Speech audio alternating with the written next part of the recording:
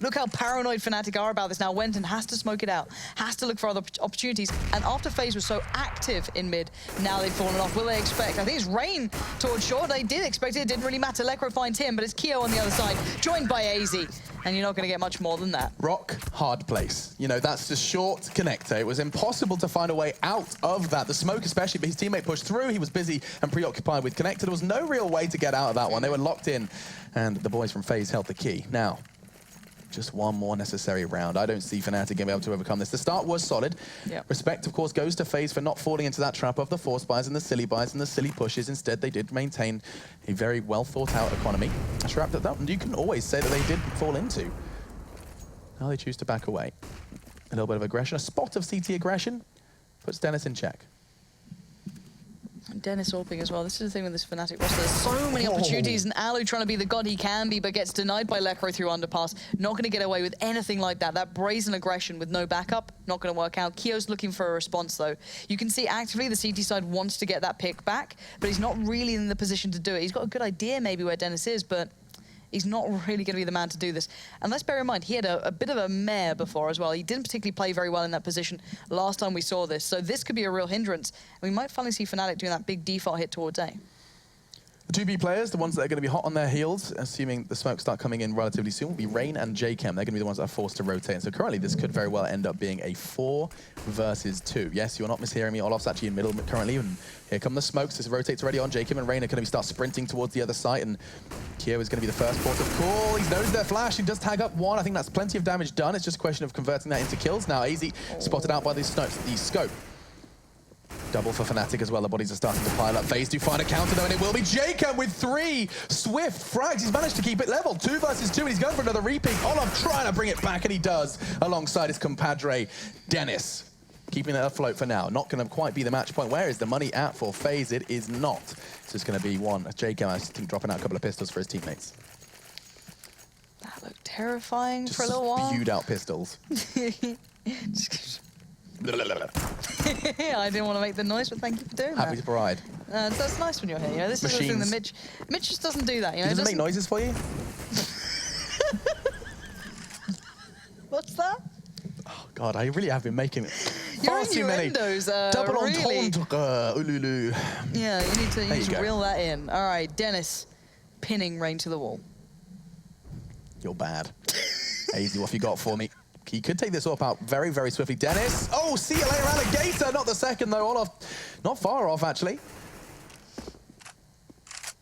Alu and Jacob. Just 2 men up against it all. Just 1 now. 4, hunting him down. His pistol, though it may be small, is powerful. Alex, you can't get away with that. Look at the power of that 5.7. You can't mention sexual innuendos and attempt to pull that one in subtly. That was subtle. No one saw that. You've ruined it. Subtle as a brick. You've ruined it. 15-9, though. Fnatic are going to be picking that one up. And I mean, I think that 2 versus 2, Lauren, you play that scenario out 5 times, I think you're going to be seeing the majority of that actually go the way of FaZe. Fnatic were good to stabilize. Yeah, they were. Fnatic have done really well to pull this back into what it is, and it's just brilliant to watch. You know, the problem is that when FaZe is on such a large round number, you're always just waiting for Fnatic to either win or it doesn't matter. Simple as that, because they set the precedent so high. So now for Fnatic to bring back this close is impressive, but look at Rain going to take matters into his own hands, going to push straight up mid. Doesn't expect Olaf Meister to be there. Not sure what he expected, but it wasn't that. And now he's in trouble. The problem is that this isolates the A players. Alu's going to have to make a bit of a, I guess, educated guess.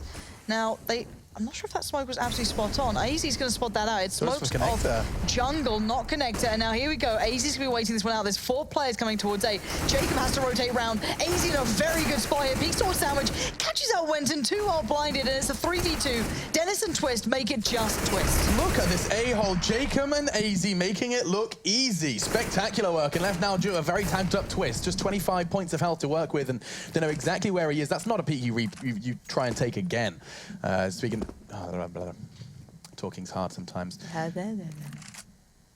Now, the bomb is right within their grasp. They do not need to move a single muscle out, and yet still look at this paranoia from Twist. He knows where they both are. He knows they were both on the A side, and he's sitting there walking in T-spawn.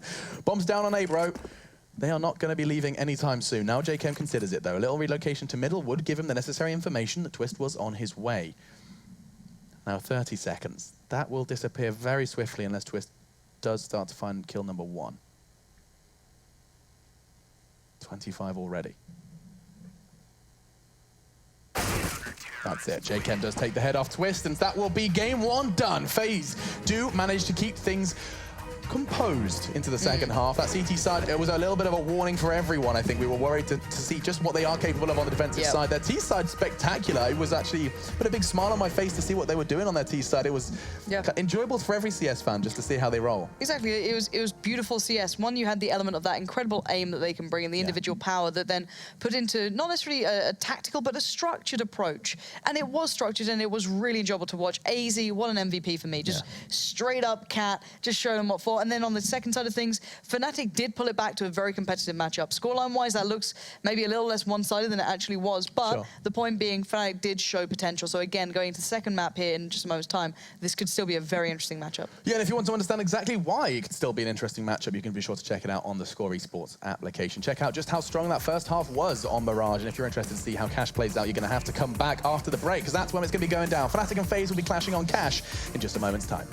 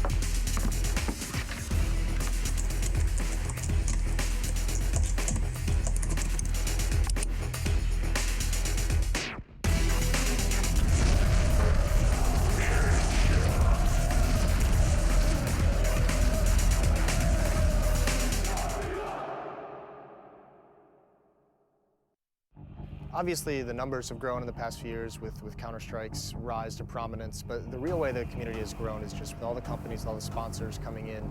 There really is that level of professionalism for players who are trying to aspire to be in the top levels. This season, Mountain Dew League is doing a qualifier, and it's basically a quick path to the top. If you win this Mountain Dew League, then you get into the professional division, you become a professional player. And I'm looking forward to watching and spectating and seeing who actually makes it.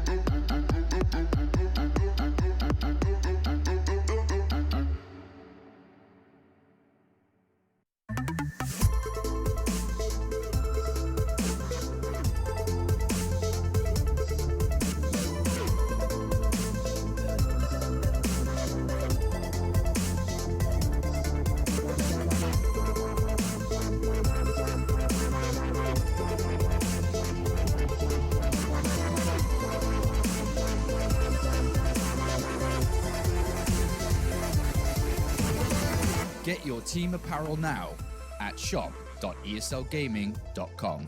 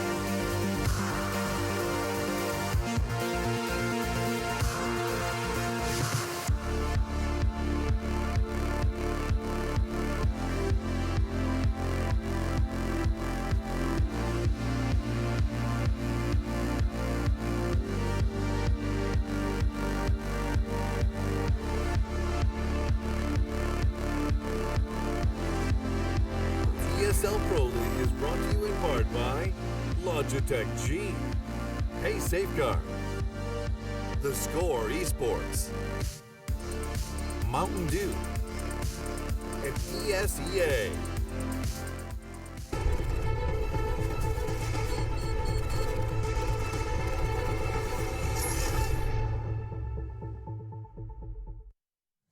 Good evening. Map 1 done. Mirage did go the way of FaZe as they did manage to stabilize on their CT side after a big showing. Lauren, what was that T side? Man, oh man, I'm excited to see if they can do the same on Cash. You already kind of set the scene in the break, or going into the break, just suggesting that this could be a very good map for Fnatic. Why was that?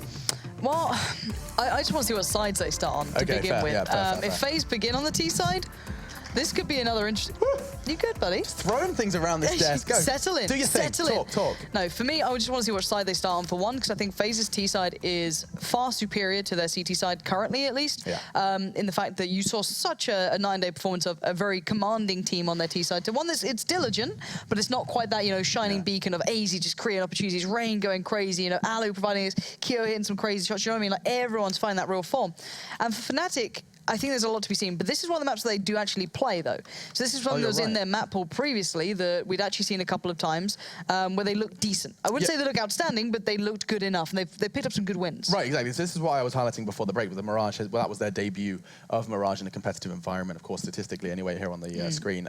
They have played, the only games they have played so far in a competitive environment have been here in the Pro League. And I've got them up on my screen. Of course, they have 4 wins, 2 losses. It was just Cash, Dust 2, and then they had the one cobbled, didn't they? Yeah, that so they like, lost. basically it's all a whole load of Cash. Lost an OT to Hellraisers on Cash. They beat G2 rather convincingly 16-8 on this very map. A very close game versus Mousesports, 16-14. So they've played it. This actually the map they've played the most with this roster, at least officially. So Now, I didn't get to catch that Hellraiser's OT victory, but that piques my interest, because that's Hellraiser's with... Oh, well, let me just bring it up. That's, of course, Hellraiser's without Oscar. So I can't help but feel a victory for Hellraiser's is already a sign that Fnatic's cash is far from what it once was. Oh, yeah. It's not quite there yet, but I've got to say, Hellraisers were playing one of those crazy games. You had Sticko, I think it was, having one of those massive performances that changed everything. 30 kills. 30K. You got $30,000, yeah. Nice. No, yeah, like he was having a really big game during regular time. I don't think it really transferred into OT, if I'm not mistaken. Okay. I'm trying to pull back these memories, but yeah, it was very impressive to watch. And Fnatic weren't bad though; they were perfectly fine, but they just didn't go that extra mile for me. They weren't that Fnatic that looks flawless. They weren't that Fnatic that goes absolutely crazy. So it's what sort of sides do we see turning up here? Do we see the FaZe T side from Mirage, where it was just really powerful, very dominant, or do we see the FaZe that looks a bit, individual? They don't have that big collective power. Is that the side we see, or do we see the Fnatic CT side dominance with the aggression in there? This is something we were looking towards that we didn't see much of. There was a lack of aggression throughout the map. They weren't, pushing through Squeaky. They weren't pushing, the B halls. They weren't, going aggressive through mid. The counter boosts weren't there. So that's what I'm looking at. Does this mean I can ask a silly question now and ask who chooses what side? Like how is that determined? There's no knife round, right? We haven't seen a knife round, so I'm guessing that's sort of determined through the veto system, which, as we saw before, is very difficult to explain. Yanko did so in approximately, I think, 5 minutes. It took him to explain the veto process. But the map is cash, as if we haven't said it enough. A map record that certainly does point in one team's direction. Look at that, 7-2. Spectacular work, the recent performance from Fnatic on this map. It's the map we've seen them most. Now, it does look like we're going to be seeing FaZe start on the defensive side, and so that does start the discussion. Let's not forget, Fnatic, last time they did play this map, it was versus Hellraisers, and they did post a convincing 9-6 scoreline on their CT side. On their T side. And I would argue that there has been some difficulty with FaZe, getting Alu onto the AWP here when the economy's been shattered, but a very, let's say, decisive start from Fnatic here at this point, as they do seem to be very much wanting to go towards the A side, but the cross is being dominated by Rain with 2 big shots back-to-back. AZ chimes in with his own towards Dennis, leaving such a deficit with Fnatic. Solid work then from FaZe. The bomb's loose on quad as well. They will not be losing this round, that's for certain. As Olaf does explode, but he's taking a double peek, and there's no hope as the double A's do close it out. And of course, they are showing good signs of power. That's a battery joke, because I said double A. But now Fnatic, though, do have to do something on this second round. Now, this is what they did before. They had no problems picking up that second round, and then we saw what happened, Lauren. That T said they basically bounced back on the second, and then all that did was cripple their money as they conceded the third. And so there's actually going to be quite a few tests coming up. They have gone for the Force Buy here, and so Fnatic, what we saw previously was FaZe finding great success just charging with these Tech 9s, and this time there is plenty of Deagles, which suggests a more passive, picky approach. You can't quite run into sights with Deagles, at least I wouldn't recommend it. 3 of them on the T side, Lauren. What are you thinking here? I want to see where Lekra is looking with that smoke as well. It could just be I'd hedge a bet towards an A hit, and maybe a split towards mid, but mostly just because they have someone like Lekra playing at the back of Squeaky, so he can do the smoke over the top. He can allow him to get bomb plants. That's really what you're looking at here for Fnatic, is trying to build some form of small economy off the back of something that's not particularly ideal, which is what we're going to be getting. It looks like Olaf's just trying to play a bit of a rotate role, just trying to catch anyone out. But the problem is there's someone just by the box to his right. Good shot towards Keo, but I don't know if he's going to make it out cleanly. He does. Lovely advantage. That actually might put the brakes on this A play. Might make them second guess themselves here. We'll see if they still commit. What's interesting is, despite losing a player over on the B side, not a single member of FaZe moved. It does look like they've got the right message, they got the memo, and that's a spectacular flash. Rain, did he mess up there? It looked like he was going for an A peek and actually couldn't quite make it into the side. The flash unable to be seized upon. The opportunity now gone. For a second, spray control, little flimsy, does tag up Wenton down to 27. Now, look at their health bars, Lauren. That's going to be, I was going to say, difficult for them to work back into the side, but a shot from Wenton does enable him to cross back. And here comes Jacob on the flank. They're all staring at him. It should be a lineup. It should be a party with the P90, but instead it'll just be the one. And now it's a question of time. And look at Olaf from behind. It's put a bullet into the spine of Alu. And what have you got, AZ? Just a UMP on a retake scenario. He's miles away. There was past tense and M4 to retrieve. It looks like Olaf's grabbed that. And with the bomb down, it looks like Fnatic could be doing it for a second time here. And this is a big part of Olaf Meister being Olaf Meister. He actually played a really nice lurking role in mid there, cutting off Alu, the one player who had the bigger rifle. He got the first pick as well.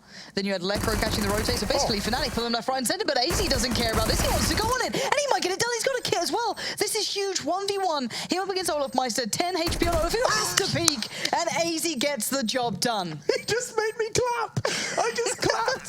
Straight up applause from me over on AZ. That's awesome. I like that a lot. The patience as well. You can see Olaf was just doing that maths in his head. He was sitting there like, that could be a kit, 2, 3. I have to peek now. AZ's lined up perfect. I love this. That first kill onto Wenton won him the round. And he pulled off a 1v3 on this map as well last time we watched them. And, not necessarily an impossible one, but... 2, 3, 4. He had to. Oh, he had to peek. Damn, that's good. Okay, second round to FaZe. So this is the problem, though. This means that FaZe's economy is not stable. It means that they've been down to, just one player left remaining with rifles and such, so they're going to reinvest, and this will mean that Fnatic wants to reinvest as well because they've got plants. So both economies are a little bit weak at this point. So, both teams looking for their opportunities here. Man, that's a fantastic gear from ESL. I hadn't seen that so before. Good. Wow, I love that. Okay, I can't retweet that currently, but do be sure to check out at ESL. Lauren team retweeted it as well. There you go, that's awesome. Right, so we're back into the action now as I'm accidentally plugging social media.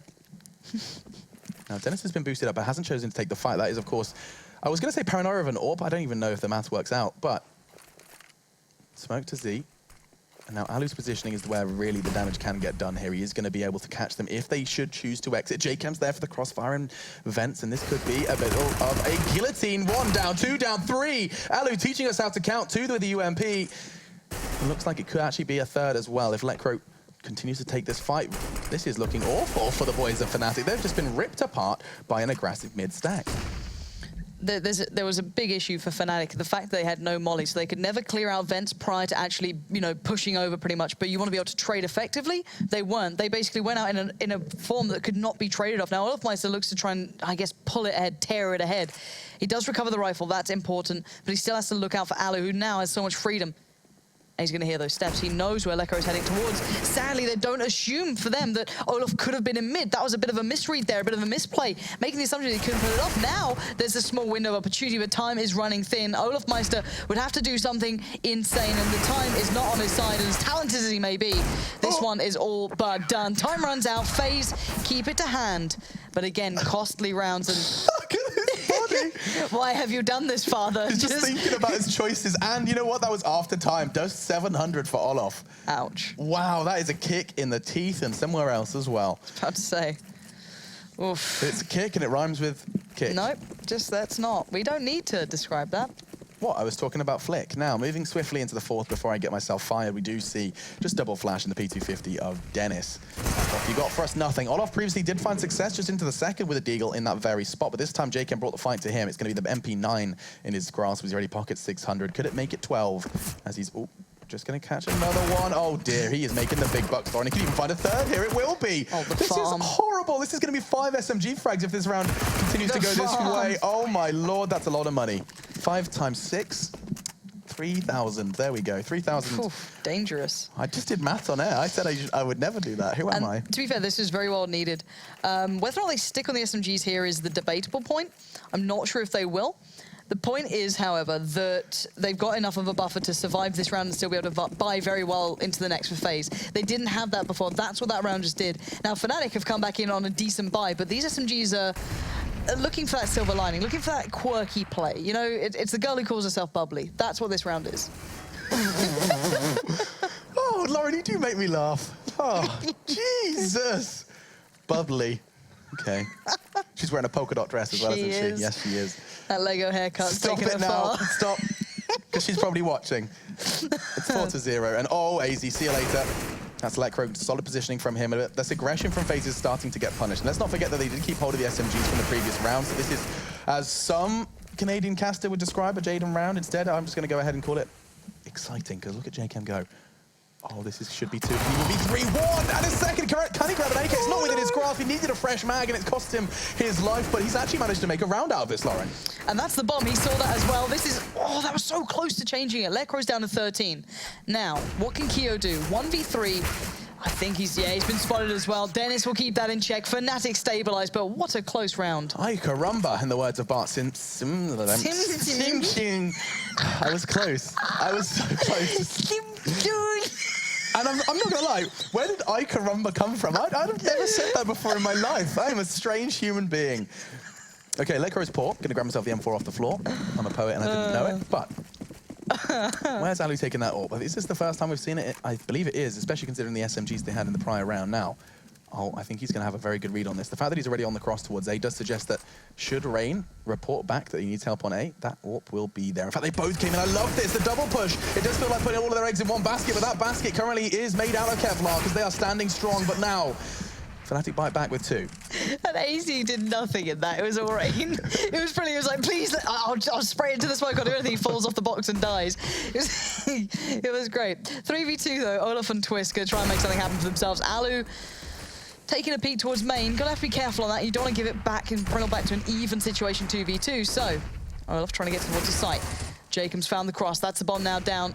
Olafmeister is loose though. He can try and get something done. Not gonna have the chance. Kyo is there. Now, off you got for us, Fnatic.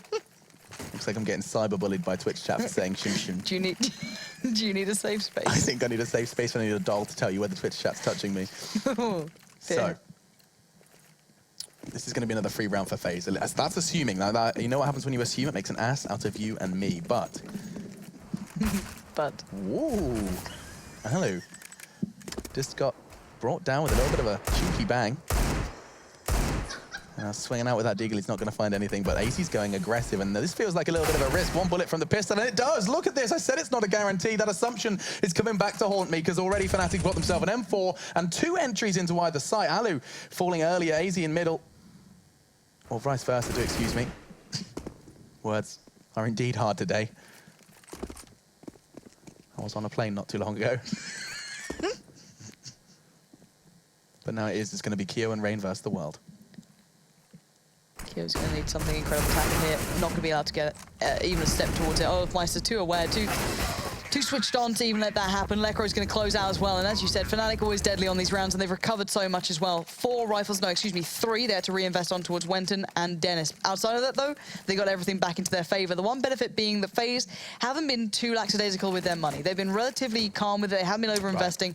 So they can probably even out their money here. A couple of investments, a couple of upgrades, but not too much. So how do Fnatic approach this, though? This is one of those rounds that classically Fnatic just don't lose at all. This is one of the ones where they're very, smart about it. They use their mollies well. They come into this and they play it in the most robust manner they can. So now, for Fnatic, this is a testing point. New lineup, new stuff.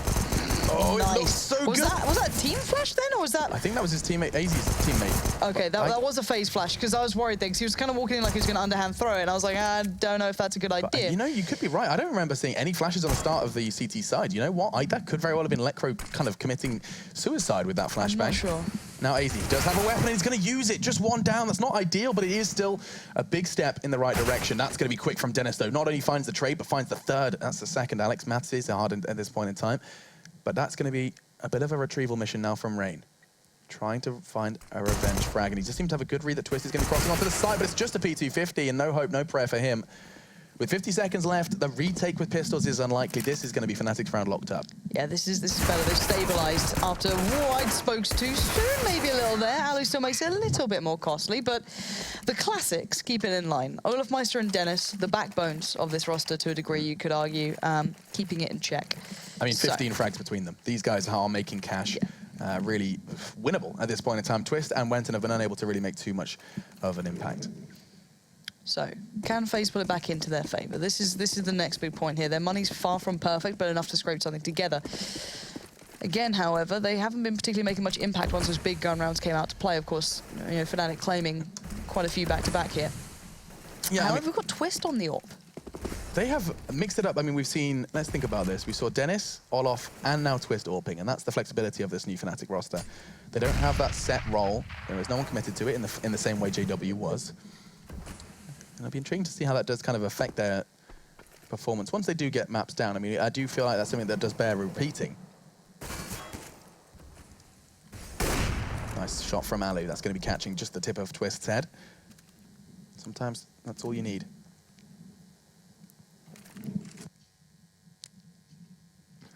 Now. Peeking towards middle, it's going to be Olaf, who surely is going to win out on this one. Alu did get flashed, but he will be able to evade that for now. And Olaf, oof. Foons out of there. Yeah. He's doing it sideways! I missed this, Laura. I know. Yeah. It's great. Completely unprofessional. Gonna get fired. We're having fun, though. Oh, Dennis. That's a lovely boost. It's boost first boost! Mum, get the camera. But the quick smoke out towards A. They're not going to expect the lane boost, and they don't expect Rain to walk in towards main. That's a pain. As he really should have just mostly stayed on the plane, Alex, here. As Lekro going to be finding at least one as he's playing out of Squeak. He does catch the other. Alu kind of exposes himself there. He's probably back down to this 2v2. The bomb's on its way towards the site. And let's remind ourselves what Keo has. Only the Mag 7. Far from ideal to play retakes on. It's perfectly fine to hinder the initial approach. But beyond that, you know you're working against the odds. Dennis still with the molly as well. Is a big impact player into this one. He doesn't even need it. Dennis lands a shot. Keo goes down. And Fnatic are falling back into what you expect from these guys. I like the quirkiness of FaZe's play then. That, you know, play towards main, the boost coming out, it just didn't quite come, you know, all at the same time together. It just kind of fell apart. I think the only criticism you would point towards there is Rain and his push into A main. After boosting his teammate up, perhaps maybe the smoke was dissipating and he kind of had to take that challenge. I didn't quite see the specifics there, but all the same. Let's see what we have here. This will be a slower round from Fnatic. This is what you were talking about before, Lauren. You were highlighting that this is something Fnatic are very comfortable with doing. They will take every second that they have to make a safe space. What was that from Dennis? Did he not see him? He did actually tag him up, despite being visible over the smoke. Dennis couldn't quite catch him. We are humans, after all. At least some of us. Now, where does that bomb look to be going? There's a good read here. FaZe have 3 players on the B side, Lauren. This is not necessarily the most awkward of scenarios for FaZe. This is still perfectly fine for Fnatic, though. They have so many, well, they've got 3 Molotovs. I think they just put one into play, smoking it out. They should check this. This is something you check. You check close, because Alu likes to play it normally, but it's actually Jacob here this time. So they should be checking this. They aren't doing so. Lekro eventually will put it back in after Wenton goes down, but now 3 more players. Rain's going to get caught up in just a little bit of a spray in towards the smoke. A little unfortunate, but will they check for Keo? He is the ace up the sleeve. He tries to come in, but the timing's just not on his side. And maybe a little rushed there. Actually, did you hear the disappointment in my voice there? I started to feel like they could have lined up a couple of kills. I'm not saying round winning, but I'm suggesting that could have been damage done. And actually, Fnatic find themselves a little bonus as the bomb did go down, so that's extra cash in the pockets of every single T-side player. And so we venture into round 11. 11, depending on where you're from. Catering to the French and Germans there. I don't know any other languages. Can you give me another one? No. Oh, okay. I can only swear in other languages, which yes. I mean, 11 isn't the first word you learn in languages. No, most people just leave it at 10. Yeah. I mean, that's enough to get you through your oral exams. You're right. Here they pop come. Flashes mid, Alex. Keo is the one who's completely blinded, burning alive. He somehow, how did he get away with that? And how on earth? I don't understand this. This is unreal stuff. Amongst the complete mayhem, in the eye of the storm almost, he stays alive, and now look at this. Weathering the storm is the other FaZe members. Alu expecting the play towards A, and it's just Twist left alive in the 1v3. Cole's down the first. Keo gets reminded this game is still certainly competitive, but Alu gets into the play and keeps us in check. If they'd taken down Keo, I guess a lot of ifs, buts, and maybes in that one, but what on earth was that round? So chaotic. So chaotic, and I mean, credit where credit is due. FaZe come out of a double flash pushed into middle with a numbers advantage. Very crazy. You're right, Keo going down was probably the crux of Fnatic's issues there. Still, smoke towards middle. It does seem there's a little additional paranoia now from Fnatic. That's like the 3rd, if not the 2nd round that we have seen FaZe take pure mid control. 3, if not 2 players pushed in, and that's the flash play. That could have been what we saw before in that P250 round. That does make sense. Yeah. That would make far more sense if that's the case. Pro team flashing himself. I was just like, how has he done that? No, that does make far more sense. But we've got 1 minute and 20 seconds left on the board. Now, Olaf Weiss has taken up a very get-right-esque role here. I like to kind of put it into that category because, you know, you often see get-right being incredibly successful doing the speed play. Olaf, not so much so. Jacob's going to get the better of him, almost dies to his teammates spraying in there, but it does do the job regardless. Somewhere else on the map, Rain did catch out Dennis, I think making a bit of a step out towards main, expecting maybe someone not to be peeking it so brazenly, but that not to be the case here. Leaving it in the 3 remaining Fnatic members' hands. You've got Lekro, Wenton, and Twist, the 3 new members. Wenton maybe not as new as the others, but you know what I mean. So Alu's going to be just periodically peeking mid. Nice adjustment on Twist. That's the AWP now removed. Now they should have the full picture of what's coming their way. It's going to be an A hit. Simple as you like. Wenton going to catch out AZ and pull it back to maybe a realm of possibility. I don't know if it is the CS we're watching, if it's the fact that I'm casting CS for the first time in a while, but I am sweating profusely, Lauren. I don't know. Why did you tell me that? I've taken the jacket off. I can't do this. Are you okay? Yeah, I don't know. I'm having hot flushes. Is that a thing? Isn't it Can me men at have my that? age meant to be going through that? I can't do Menopausal issues it. It's making casting very difficult. Oh, that feels better. Okay, Yeah, you feeling good now? I'm feeling better. Okay. So 7 for FaZe in the CT side, and I can't help but highlight that this is not necessarily always the case. Their CT sides have always left something to the imagination. We've always thought that there's much more for them to unlock, and if they could get any more than 7, they are going to be so comfortable coming into their T side. Not forgetting that, I mean, Fnatic, their last CT performance, they did manage to accumulate 9 versus Hellraisers. Just 6 on their CT side. That does make sense and does add up. Just making sure. Just 2 Tech 9s. It was Wenton and Twist. Now, is Olof's weapon retrievable? Not really at this point. I can imagine they'll probably move it away, if anything. By Sunroom. Yeah, I love that little pop flash from, well, not pop flash, but the little flash from Rain to set up the player from quad to be able to peek out. Do believe that's easy if required, and they do. They do have a little bit of a peek there. Again, just keeping information flowing. We missed every kill here. Finally catch one. Rain gonna get down Let Crow, and now it's just Twist in the 1v5. Perhaps our observer was in a bit of a rush. 8-5. And that's, of course, a dank meme. Just 2 more rounds to play here. Oh, look at that production, just reminding us who is controlling the camera. He was teaching me how to surf today, Lauren. How did it go? I wasn't very good. No? I got to stage 10 out of 15. On what? Do you know what it was? Was it God. beginner rush? Can you clarify? Can you somehow communicate what map I was on? No? Classics? What was I playing? It was...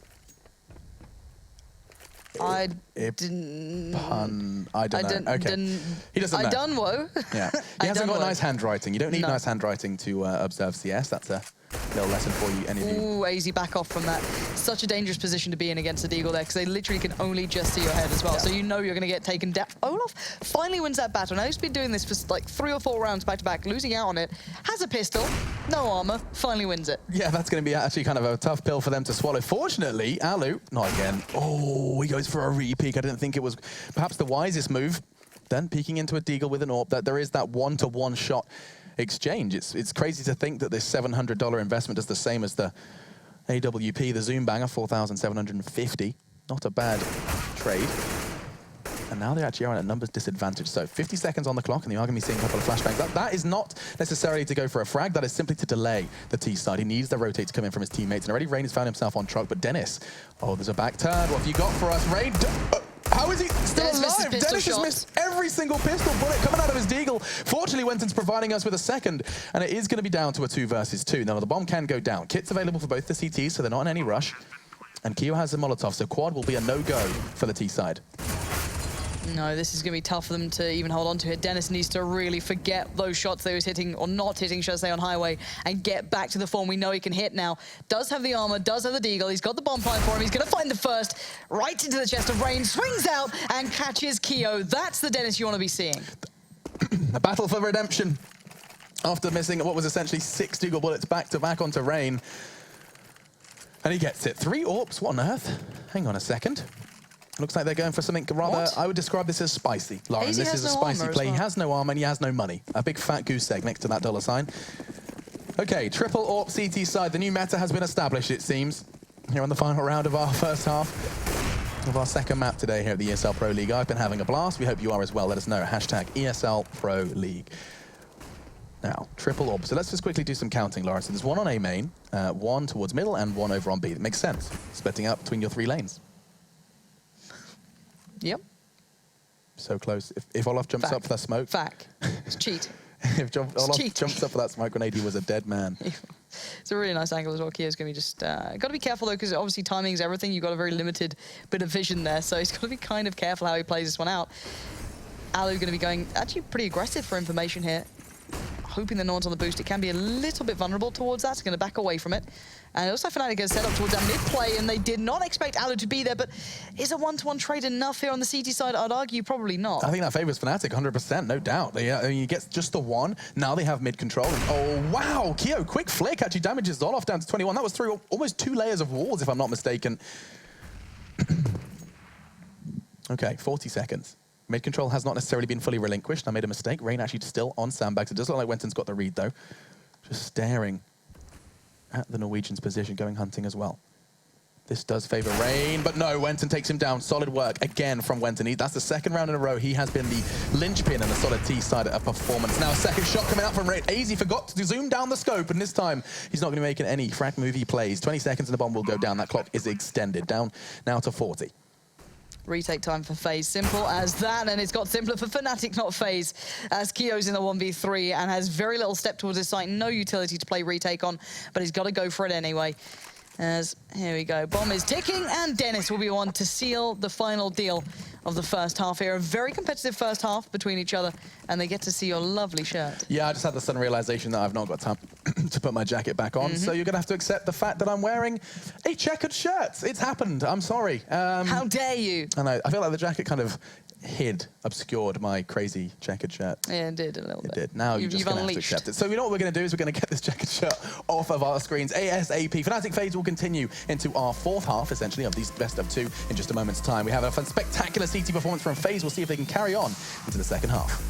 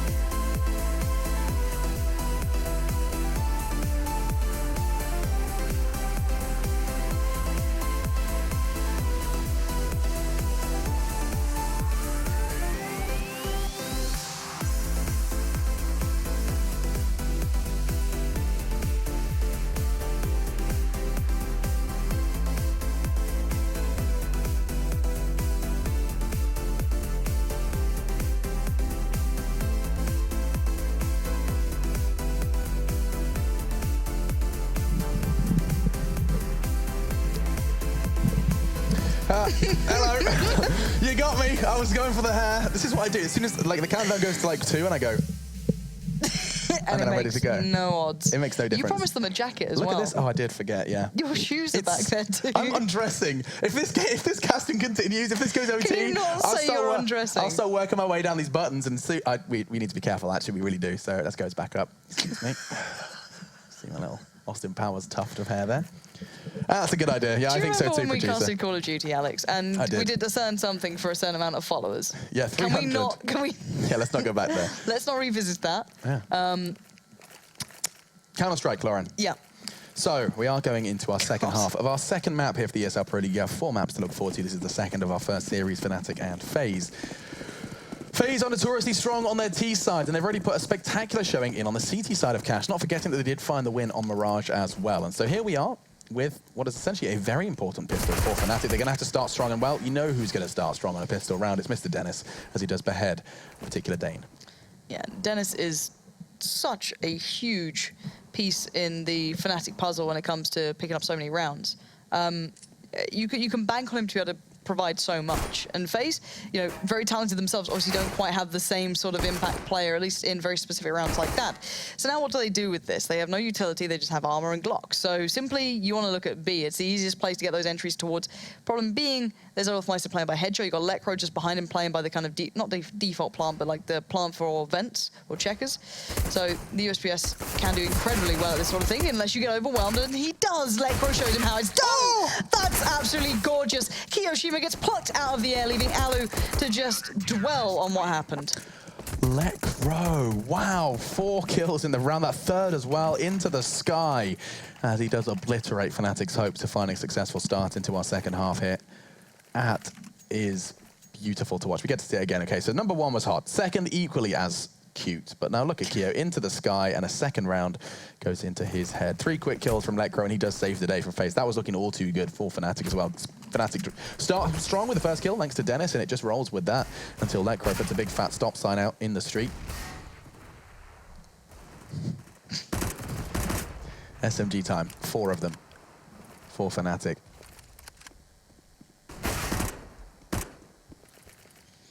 Look at what FaZe is trying to do. It's very obvious they just want to get the bomb down, and Fnatic are saying, well, you could do this. We're playing retake. It's quite simple. Plenty of Molotovs coming in. Jacob might actually be forced out of this position because that was actually meant to deny the plant, but if anything, this just forced him to adjust. Now, for FaZe, it's probably going to be the late mid boost coming through as well to catch the highway players. It's something you've seen a lot of teams doing now. Not sure if Alu's up there right now, if he's just watching the back. It's certainly a possibility, but AZ is the one in trouble right about now. 4 players facing. Wenton's the first to come forward, joined by Twist. And we're seeing that final push coming up highway. It does not work out at all. And Keo, you might as well just run and save this. Yeah, it's Kevlar, it's valuable resources coming into the next round, and you see the bomb getting defused as well. Keo was hoping to take something out of the hands. Had Lekro got greedy for some odd reason. And talking of Lekro, not only did he have a great round, 17 frags for Mr. Lekro. We were talking about Dennis and Olof being the outliers, but Lekro has creeped and crawled his way up that scoreboard. And so, it will be a third likely consecutive round for Fnatic. Lekro started, and it seems to be like he wants to keep running now here in the second half. Mid control being seized by this time. Twist can't quite find it. It takes him almost the whole magazine of his MP9, sprays the remainder as he tries to retreat, and it does look like it's going to be working out well for them as the unarmored Ts are just meeting a little too much resistance. Yeah, it's not going too well for FaZe right now, so no bomb plant to be seen. Additional money for Fnatic, and everything's looking good for them. They get that buffer that they were looking for before. I think they should upgrade here. I'm hoping they do. Yeah. Okay, so Wenton does Dennis. To be fair, the UMP is viable. Positional, I guess, dependent or position dependent, but it can work and you want to get money. So that's kind of understandable to keep one and upgrade the others. Yeah, it makes sense, especially given the UMP and its armor penetration. It's going to be the double smokes middle. This usually does force them to basically take mid in 2 steps. You take the first half, then you take the second through the smoke. However, that first half could pose a little too much of a threat. As you can see that Dennis has pushed up Lekro's in vents, and so they'd have to overcome both of them should they want mid control, and that smoke's just going to be laughing in the face of danger. Bomb will be going down though. FaZe are going to be able to get, I was going to say get this bomb down for free, but he did have to get a little tickle by that fire down to 56. And Dennis has been able to upgrade, which is a really nice additional factor. Bit of silver lining there, but now down to the remaining 3. Gorgeous position from Alu. Just expecting the push up around the back, denies any access from Dennis. Now he has to pull himself in to be more relevant to the retake, because if anything, that'll tell Fnatic there's only 2 players watching that cross or watching the site push. Let's find out who we can exploit here. And good time being saved by FaZe. The final push has to come in right about now. Easy! He gets caught up, he gets taken down. Twist opens up an opportunity, and now Keo has to stop it. Good timing on the molly. That's going to deny them a fair bit here, and it's getting warm, and it got even warmer. FaZe close it down in the end. Alu's molly being the MVP that round. Double kill for Keo. Could have very well have been 3 as well. The Molotov looked to be doing a lot of the work. Hokey dokey. Artichoke. Look at this. Keo just knocks him down. All backs turned. They're all got kind of a little distracted there by Alu. He was just sitting there waving a big flag like the Matador.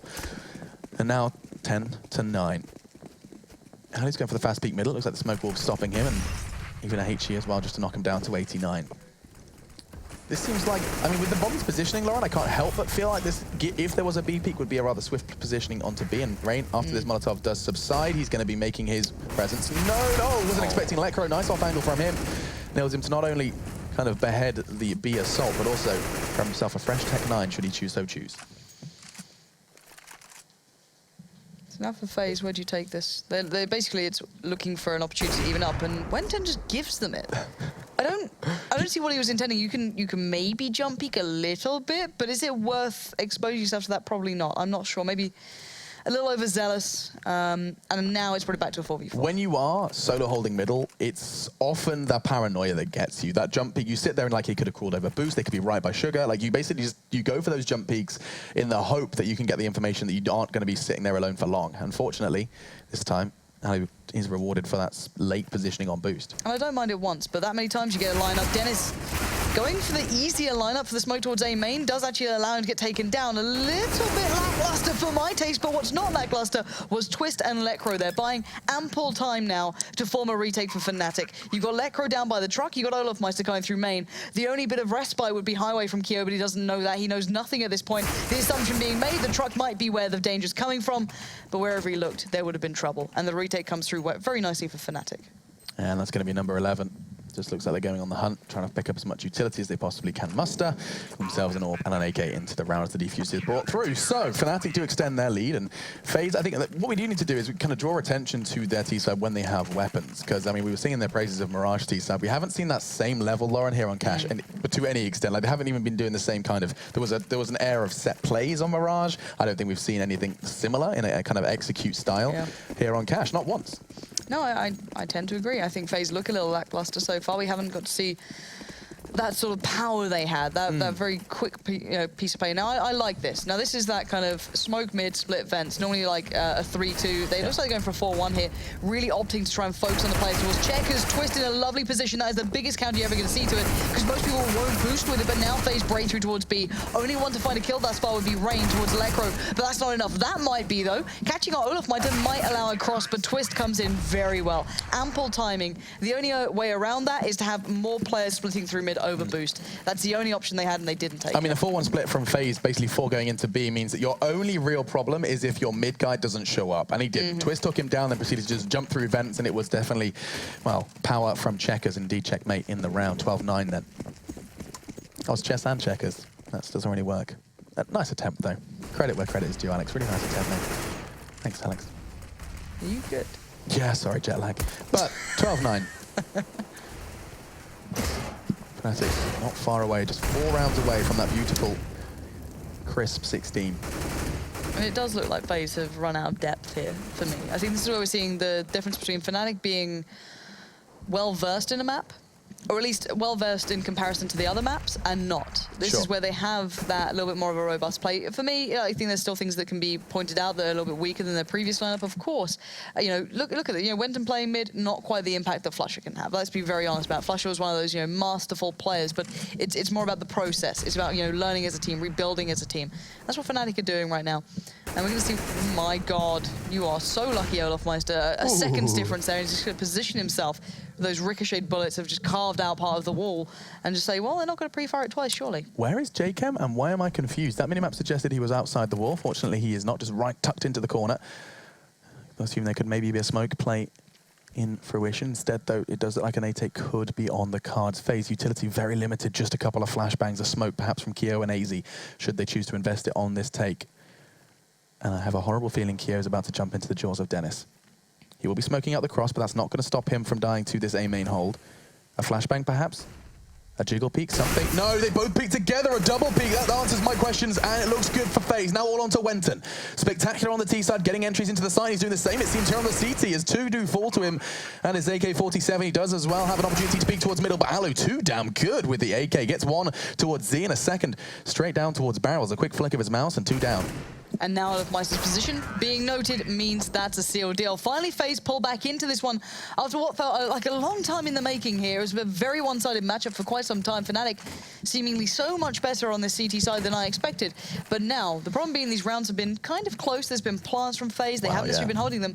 It means that as soon as FaZe broke back in, the money is not good for Fnatic. This could be a double eco on a couple of players here. This is very far from ideal. I mean, this could level things out. You're absolutely right. And now keep your eyes peeled for a fast play from Rain. He didn't actually line up his flashbang correctly. Nice. Second. This time we'll get him out, and he knows that there will be pistols. It's kind of unusual to see him, someone going so aggressive without company, but it looks like AZ's going to be joining him over boost, and so this will be good for FaZe. Just went in with the 5-7 again. His small but mighty weapon does find 2. third? Potentially. Wow, he did. He tagged up one. It was Rain to finish. And oh, he did try and go for the USP. Obviously, the intel was there. Dennis knew he was dinked or lit, as the North Americans would like to tell us. Or as Europeans say, when you tag him for like 19, it's like, guys, he's lit. He's like, lit. He's not though. Yeah. He's not. Or if you're, you know, hanging out in Los Angeles, things can be dumb lit. Dumb lit? Yeah, that night was dumb lit, man. That's a thing. No, that's a thing. not a That's what they say. That's a joke. I feel old. I know. I think dumb lit just means like super cool, but of course, saying super cool is no longer super cool. But can't you just be ironic about it? That was super cool. But that just sounds sarcastic now. Yeah, that's true. Irony and sarcasm, sometimes hand in hand. It's tough being old, Alex. It must be How will I tough. be relevant towards the children these days? You can just say dumb lit. I can just make Okay, Minecraft your content. challenge, if you choose to accept it, is to use dumb lit correctly in this cast. Let's see what we've got though. Here we go. It's Den's gonna be- position could be absolutely dumb lit here, Alex. 3 kills possibly? Jumps in, that could be dumb lit. Oh my, how has he done this? Oh, How has he wow. done this? How did no one kill him there? That's nuts, and JCam could very well do the same. No, not this time. Twist is there with the UMP, and now it looks like a very reminiscent situation. This time it's Rain instead of Olofmeister trapped in a main. Rain in a main. I like that. I made the pun rhyme about being on the plane. It was awful earlier into this game. Felt very bad about it. Shouldn't be allowed to get away with this, and he's not. Facing together from the truck. Smartly done from Fnatic, keeping that round in check. But yeah, Dennis getting away with that was That ridiculous. burst from the FAMAS where he had like 2 bullets left and he finished the job with it. That was cool. That was dumb. Good. Never That was saying dumb this good. again. That's I horrible. love this. Let me see. Just want to see this kill. How many bullets did he actually have left in the FAMAS? So he tags him up. 1 bullet. See you later. Oh, Dennis. Oh, love that. 13-11 then it will be the scoreline, and this is where Fnatic needs to close out. They know FaZe's economy is shoddy. They've gone for the force buy, and so should they win this, it's almost game, set, and match. And that's a should. That's a big, fat should. They back away. Looks like that's going to do use of investment of utility from the Fnatic roster is forcing FaZe to go ahead and rethink their decision to go for a fast B take. Of course, it does favor the Tech 9s. Those close angles would enable them to perhaps get an extra weapon in their hand. But just the 2 weapons, Alu and Rain, this does not look good, Lauren. So the thing is that, in reality, FaZe could be exploiting mid so much more. There's only been really one player being there, and it's either been Wenton when he's, you know, when they don't have an AWP. If they do, sometimes Twist will go there, but they could really make something happen from that and then take themselves towards one of the sides, you know, do that B split off the back. I'd really like to see that double smoke again, possibly, but, you know, it's how FaZe feel about it. We have hindsight, we have 2020, we have, you know, X-Ray on. We have Twitch chat telling us really what they should be doing because they are the true analysis out there, Alex. Yeah. But Alu's now going to be the one to look for the opportunity, and I like that they're taking a little bit of a look towards mid because it is very much sparse for any sort of opponents. I do feel like Alu shouldn't be the first walking out mid, though. Fortunately, he did have his friend on boost, so I can go ahead and reel in the criticism just a little bit. But again, he's going to be the first in checkers. Is he going to drop? What on earth is going on? Alu is going to be the first man in towards B. He's got teammates behind him, admittedly, for the trade. And look here, they come. The wave of FaZe. It's about to come crashing against the Fnatic rocks already. Lekro has rocked it. Gets 1. A second this time is from Olaf. They are just delivering, firing on all cylinders. Do the Swedes. The deadly duo find a necessary stop to that fast push from FaZe. And Alu, yes, he may have been the first there, but looks like he might be the last to leave as well, as he's alongside Rain remaining on B. Alu's in such a vulnerable position as well, safe from nowhere. Now he knows that Wenton's one in the vents. Now he knows there was one on upper, but can they find Twist? Rain! That's the sort of performance you can expect from him, and Alu just closes it off. But what a sick bit of play from Rain to keep that round looking even viable. That was actually just a really fun round to watch and to cast. First Fnatic bite with very quick, swift 3 kills on the B defense. Then the remaining 2, Alu and Rain provide all the necessary frags. 5 kills between the 2 of them. Nuts. 13-12. This game is far from over yet, Lauren. It's going to, in fact, level out, I would assume. I mean, that's a P250 for 2 players of Fnatic. The rest are on the most prime of Vicos. Most prime? Most Ample? ample? No, what's the best? Like, it's the most pure eco. Taut? Our producer's giving us bad Did you words. hear that American as well? Taut. It's a taut eco. For real. You've been around a lot of American casters recently, so Seriously. Oh, gosh, stop it. Woo, nice, Kyo. Ooh! What's the kill? Gets a kill and a second. That's going to be Rain then, who does find the head of Lekra. They are unarmored, so let's stop getting too excited, as this does feel like we're going to be finding 13-13. Any superstitious viewers leave now. You ever been funny about superstitions? You ever been sitting there like, oh, don't break the mirror, don't walk through the ladder? Are you any of them? If someone could walk through a ladder, I'd probably be a little bit more suspicious. Underneath them, you know? No. No, none of that. Okay, good. Black cats, don't freak you out? No, I had one. Oh, they always, you know what? I feel like black cats love the hardest because, you know, some people don't like them. They have to work harder. My cat was a real douchebag, Oh, to be okay. fair. Absolute douche. That's the nicest word I can put for it. I just hated sliding humans. down, look at that. That was cute. We've had some fun corpses today, is something I thought I'd never say. Pardon? We've had some fun corpses here at ESL Pro League. There's a, You know what? there's a word for that, Alex. There is a subreddit called Out of Context, and I feel like I may end up there. Oh, that's a Alex, delightful corpse. if they come back to camera with you in that pose, We do like our corpses here. don't you dare, Matt. No, Don't you dare. Matt, no, don't. Don't Stop. you Don't you dare. Oh, that's not cool. I knew he was going to do that. I prepared myself. Still, back to the 13-13 and superstition awry. Looks like Lecro could die. Oh, Poet. Hold on. 4-4. Now, oh, they're pushing through the smoke and he is full white and he is out of there. Yeah, absolutely nothing to be done. You can't expect much more. He couldn't run back. He couldn't fall away from it. He just had to commit, try and find some sort of respite in the smoke, but that's all he could find was the bullets from the opponents. Now 4v3, huge advantage now for FaZe. Bombs planted, decent after plant position. I like where AZ currently is. He can control vents, but he actually takes a swing out here. A little bit unnecessary at that point, but he does claim twist, which means all in all, this is a done round. It was done for quite some time considering Wenton and Dennis are already saving in CT. Yeah, it's done and it is dumb lit for FaZe as they do find 14. Bomb will be exploding shortly. There's no doubt about it. Now, whether or not Rain actually is going to take a weapon out here is a different question because he's probably going to come into contact with one, if not two of them. The crossfire established, and that's going to be Dennis again with a FAMAS. Not quite as stylish as his previous FAMAS frag, but all the same. He's going to have it taken away from him. Jacob pulls it away, and I mean, you know what? FaZe can go hunting here. They've got oodles of cash. Yeah, and yes, I used oodles. And the disparity between FaZe and Fnatic is quite drastic, bearing in mind that Fnatic have no money, so that was very much worthwhile them actually hunting down those weapons. Oh, that's a lovely corpse. Look at it go. It's like I used to go to somewhere called Charlie Chalks when I was a kid. I'm pretty sure that slide existed. It was pretty scary at the time. I think if I went back, it wouldn't be quite as intimidating as it was when I was like 9 years old. No. It did look very scary though. I can imagine. Had a big like red arrow going down it. Yeah. And he was, like, I don't know why they let us go down because you can just get like burns. You know, like if you're wearing shorts, like flesh on, that's kind of... Alex, bring it back in. Oh, sorry. Bring it back in. Okay, talk about the game. That's it. Okay, I can do this. 14-13. That's what I'm here for. And you can see Fnatic are looking for answers because at the moment, this is turned over. Like, I think the defining round was that B win, the 2v essentially 5, Rain and Ada getting all the kills. Because that was what got FaZe here to the 13-13, now 14 mark. And they likely will be picking this one up, of course. That is of just glancing at the economy, not accounting for some spectacular plays, which we know the Fnatic players are capable of. Why do you thinking dumb lit fun corpses? That's what I can think. Who am I? I don't even know anymore. Don't know. I'm so sorry. You just told me to reel it in, and then you remind me of how I started unreal giggling like mentally about it, just thinking. But it is a very slow round from FaZe because they are quite cautious and they have the mollies to be able to speed up later into this round, so they can clear those corners, which they're trying to do right now. So they should put one down to probably Toxic. And oh, Alu, you got to hit those. There we go. Finally comes up with it. Dennis goes down. It's a very quick, clean A take in the end. They lost out elsewhere, but the bomb's going to be planted, and they should find good after plant positions. Wow, we talk about calm before the storm, and the storm was swift, just walking on the side, and just a flurry of frags in favor of FaZe.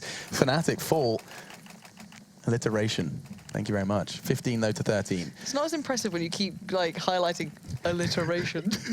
It's like math. Hey guys, look what I did. Look what I did, guys. Is what I was just. WMP then for Lecro and Olof. Oof. In fact, the triple. Excuse me. Twist is hiding at the top of that one. This could very well be over, Lauren. This is looking like Fnatic, their last breath, their last whimper. Similar to my career currently on this last whimper. Where is that smoke going? I was excited. Rush? To highway. That's highway, is it? Okay. Yep. Oh, at the top so they can separate them out. So it allows FaZe now to push in as well. If not mistaken, I think it should be out smoke anyway, but Dennis doesn't mind. He's going to find two very quickly, and Wenton's there. No one able to flush him out. They had mollies for this sort of thing, but they're going in without them. Jacob and Rain still have them to put into play, but yet to utilize everything they can do. Now it's just Rain. 1v3 against 3 UMPs. It's possible. It's Rain, let's bear in mind, and he's been on point. And these angles aren't going to stop him from getting the bomb down. It's all about the retake. It is all about the retake, and it's all about the confidence, in the words of Gotwan. So, does he choose to go for this Z player? He knows he's got to make this a more manageable scenario before he does get that bomb down. If he does get the bomb down, it just invites a 3-man retake. Instead, it looks like he's going to try and separate this into separate 1v1s. It was first Olaf first of all, and actually, you know what? The SMG prevailed, and so Fnatic keep this competitive. They brought 3 SMGs into the round as CTs on cash, and it worked out for them. Now, let's not forget, FaZe do have oodles of cash, and so it enables them to go ahead and just go for the full, and I mean full rebuy. They're even buying themselves some Tech 9s should they need a sidearm. Now, what on earth does this mean Fnatic can bring in? It still looks like it's going to be, yeah, it's manageable. In fact, the only real hindrance will be the absence of an M4 on Dennis, but he seems to be very comfortable on the, excuse me, it's Lekra this time. He's been comfortable on the Famas in the past, and nice little tag, just drawing a bit of blood on the wall in middle. Wenton's responsibilities in middle have provided, ooh, wow, look at this wallbang from Keo. Wenton's not sure where to go. Q's been doing outstandingly well, considering he has no info directly as to where he is. He's making like good assumptions, you know, making good guesswork as to where he might be playing from now. Wenton could back away from this. They don't have an AWP in place, so they can't make the option of playing, you know, mid from quad basically or anything like that. It's very hard to give up mid control at this point. They still have Olaf Meister in the vents as well, so they don't necessarily have to. Again, 15-14. A lot of mollies. This is going to be one of those late in the round kind of hits. Look how passive Wenton's doing that jump peek as well. He got taken down by Alu after going for the wide jump peek, and now he's found himself a much more safe alternative. He's just checking that corner, trying to catch him on the cross. Keo has already crossed though, so no information gathered for Wenton with this jump, and all he's going to do is make him a big, loud nuisance in middle. And now he has been spotted, so Keo's advantage has been squandered. There's that bomb as well. T-side unwilling to commit to anything. Alu has returned. If he goes for another jump here, this will be his last action in the game. No, brought down to 1 HP. He's lucky to be able to still contribute. The HG didn't take him down either. He was a little further up the ramp. It was actually his teammate who went for that peak this time. And now it looks like Fnatic are filling up the kill feed again. I'm starting to feel OT vibes. AZ looking to change that though. He's going to walk out, and that's... Oh, Dennis, I thought he was a little close to be pulling out knives. Fortunately, just bided his time onto AZ. And now just Keo and Rain. Now, we saw what Rain was capable of on the B side, and this very similar kind of scenario, but I do not think this is looking good. Pushing through the smoke, time was of the essence, and a second surely should be on the cards for Dennis. It's just a matter of time. There it is. We're going into overtime, and so me and Lauren will be forced to commentate some more of this spectacular CS. Look at them go. Fnatic and FaZe have demonstrated already that both of them seem to have, I don't want to say like limited tools in their arsenal, but no, I haven't been impressed by either team's T side, if I'm honest. Not in comparison to Mirage. Right, exactly. That was such a different picture. Yeah, it's a very different display here. Neither looking as impactful as they were before, but again, it's like, where's Keo been? He's not been having that big, you know, influence that he had before. A little quiet. We've not had those crazy AZ moments. We had that 1v3 that he pulled off actually on, I think it was the first half, I guess. Rain's had a couple. Alu, you know, it's been few and far between. Whereas Fnatic in the last throws of this game certainly had the resurgence to pull themselves back through, and it actually started to look pretty good for themselves. But OT's a different matter. OT turns into, you know, one dance with Fnatic basically at this point. These guys always seem to be able to provide here. Now, I'm not saying they can in this instance. I think that FaZe certainly is a bigger challenger than most. But if anyone turns it around in OT, it will be always Fnatic. I mean, were you talking about old Fnatic or new? I mean, I think it's just Fnatic. I think that you're attributing that to what is essentially just 2 members of that roster. Wenton, perhaps you could just regard as a third. He certainly did a spectacular job of filling Olaf's shoes, and I say spectacular. He was the chosen player after, you know, experimenting with Klessin. It was Wenton who did kind of get locked into that roster, and now he finds himself playing in an official capacity under that organization. Very cool to see. And so we do stand at 15-15. This, of course, if anyone is unfamiliar with the structure of the ESL Pro League, it's basically 2 best of 1s. You can see game 2 of 2. Mirage went the way of FaZe in a very much a convincing fashion. Their T side, very robust. And this is why I think I've kind of fallen into the trap of expecting more from them on their T side here in cash, just because Mirage did look so damn good. 13 rounds on T side Mirage. Yeah, I don't know. I mean, I just wasn't really impressed by anything. There was a couple of really enjoyable rounds. I really liked Lekro's hold on B with the pistol. I liked the FaZe breakthrough from B. That was you know, these set plays that they primarily actually revolved around B as I start to talk through them. Yeah, I think it's just looked a little lackluster for me. You know, we haven't seen those big set pieces. We haven't seen those incredibly clean anti-ecos. There's been a few, you know, and these are the things that interest me is, you know, how do they approach it? I used to love watching the likes of Envy, for example, on their anti-ecos on their T side, when they'd approach the B side with so much vigor, when they used to, you know, be able to molly out every single corner, really play this meticulous piece. And that's just really interesting to watch to any sort of tactically minded person who doesn't just get excited by Kenny S hitting a crazy shot, you know? They're the other sort of redeeming factors for me. There just wasn't that much of it. There wasn't those decisive mid-takes. They weren't too exploitative towards either side. It was just very much, oh, let's just get a pick somewhere, let's see how it goes. Yeah, and that's fine. It's perfectly fine. I just want to see a little bit more from these teams because, let's remind ourselves, this is Fnatic and FaZe, two of the big heavy hitters here. Yeah, I mean, it's the discussion of defaults, isn't it, really?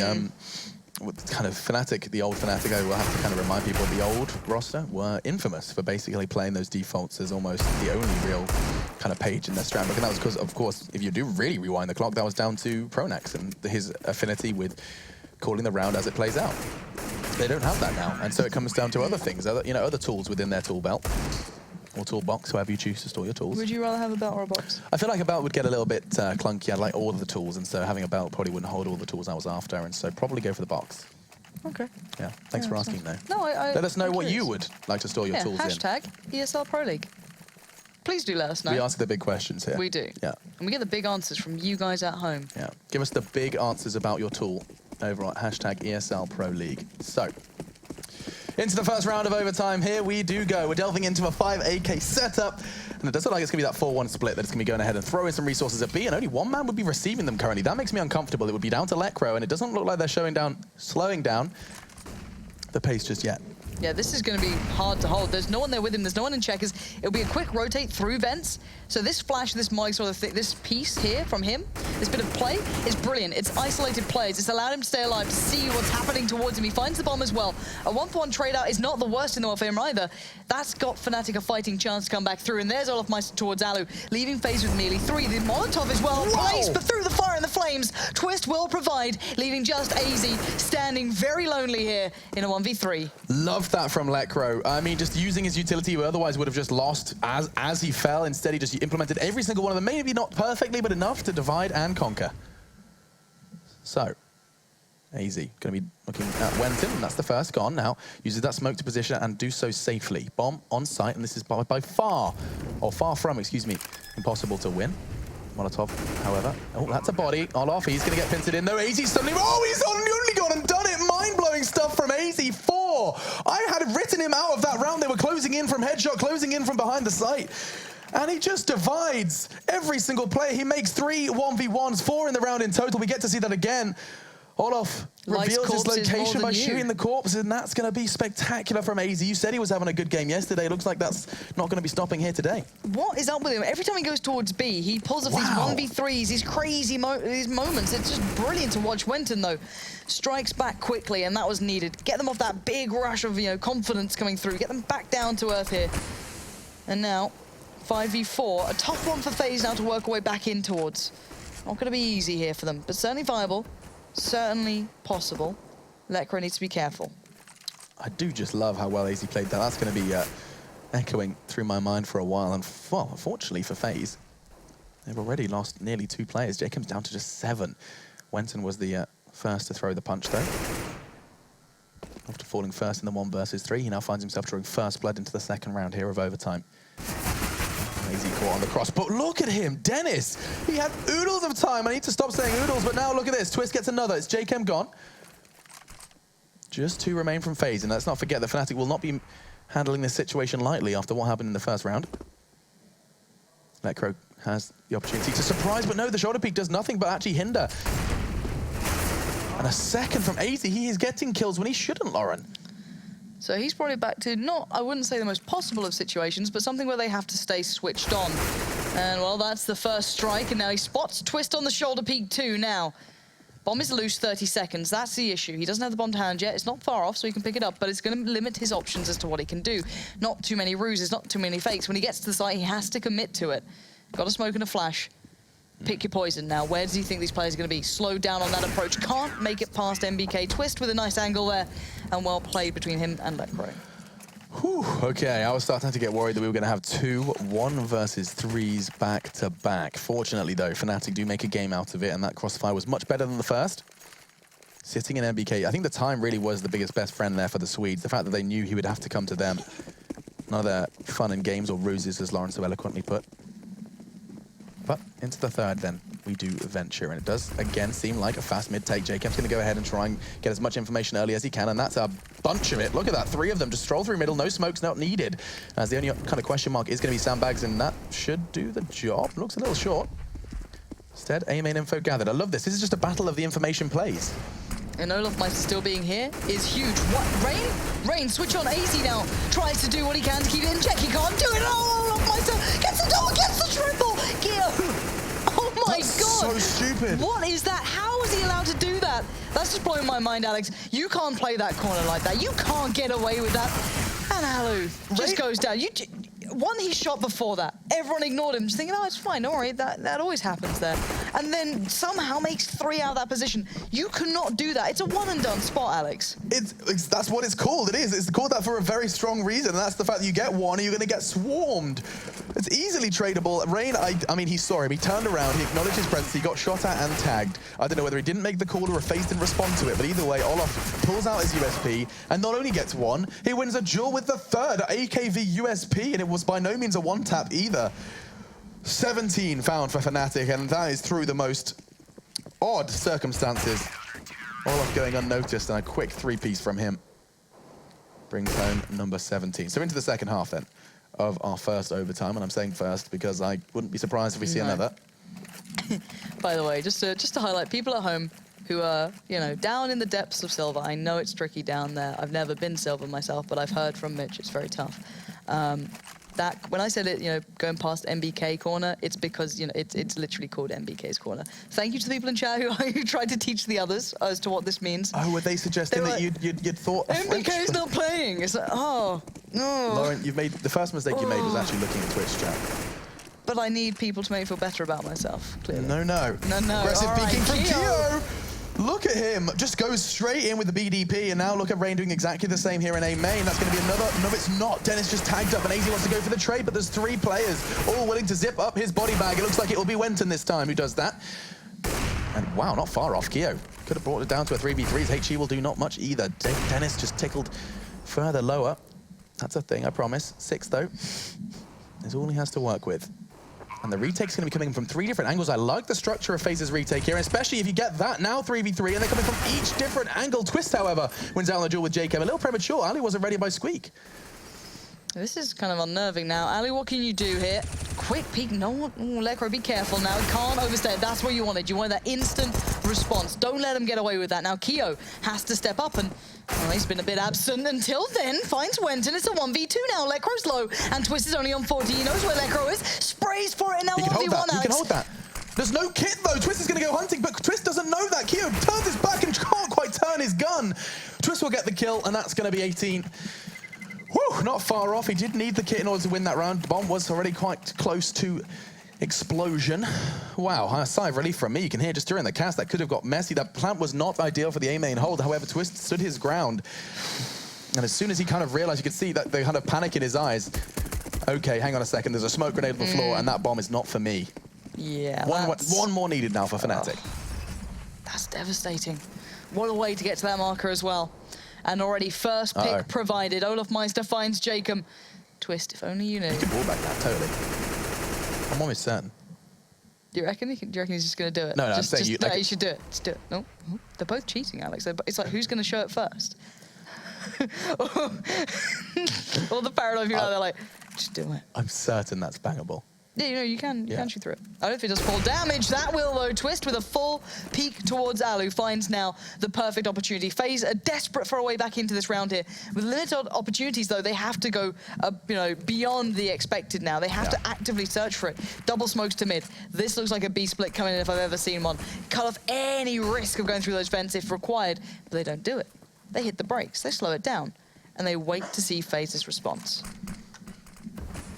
Smoke from AZ just trying to go ahead and just delay anything that Fnatic choose to put together, but I don't know if delaying them with still over 50 seconds was initially on the clock is really going to do too much damage.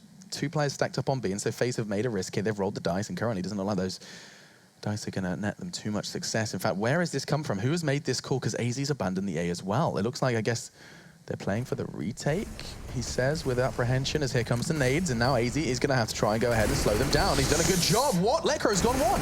Oh my god, he's not done either, that's 2. No. That's a 3rd. AZ is just sick. That kill towards Olaf Meister should never happen. That is not what you see every day of the week. And again, how much can this one man provide? He's left with more, though. 2 more players standing for Fnatic. They want to close it down. Keo claims Dennis, and it's all on Twist. And only an AWP to work with. It's the worst for situations like this. Getting hunted down by rifles, you're cornered. Bolt action, and it's going to be him who falls first. Not a single drop of FaZe blood drawn on the retake, and it will be the 17th as the defuse comes in courtesy of Keo's likely sweaty fingers. He got 4 in that round. Excuse me, AZ did. Spaghetti everywhere. Just... Knees weak. Arms feeling pretty heavy here, Alex. And that is most definitely going to be a potential second OT. Now, I said I was feeling second OT. Now, it's not like Fnatic's buy is going to be damaged. They are going to be down Double to the... orb T-side. They're pretty baby. good. They're pretty good for money. I don't know if I like it on T-side as much, but hell, with these 2 players on it, you can't really doubt so much.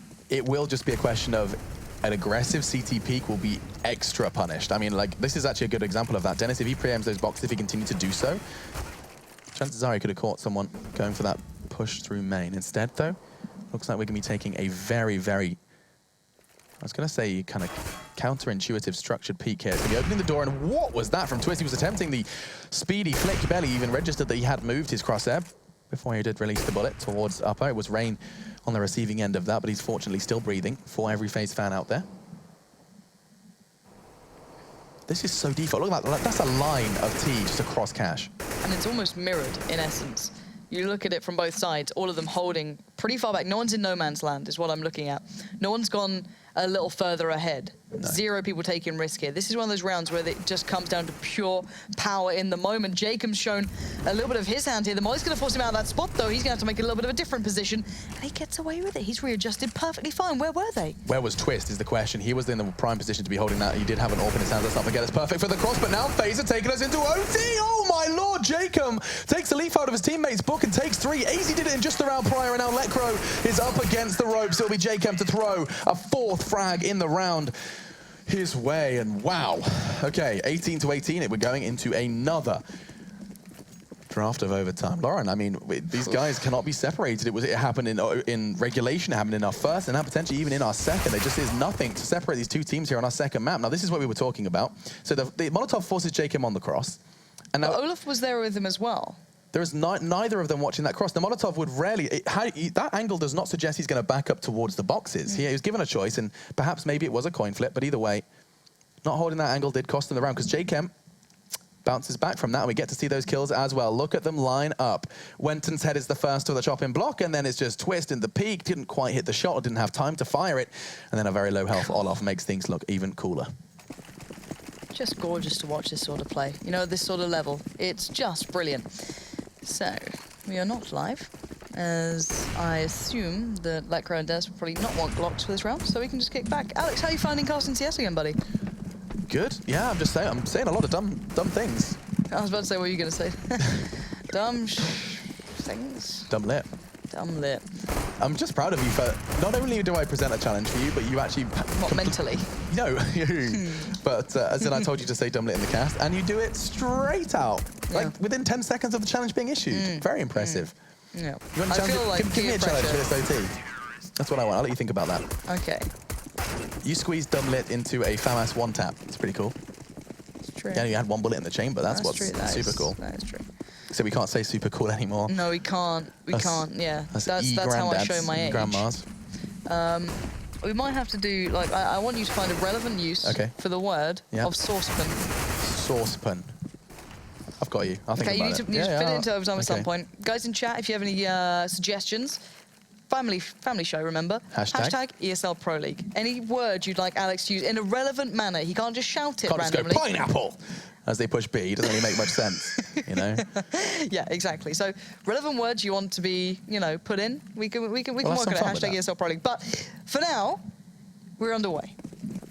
Indeed we are, and if anyone has just joined us, first of all, welcome. We're having a blast. We hope you do too. It's FaZe Fnatic. This is our second map of our first series of the day, a second one to look forward to after this one. Mouse versus Penta will be going down across 2 maps.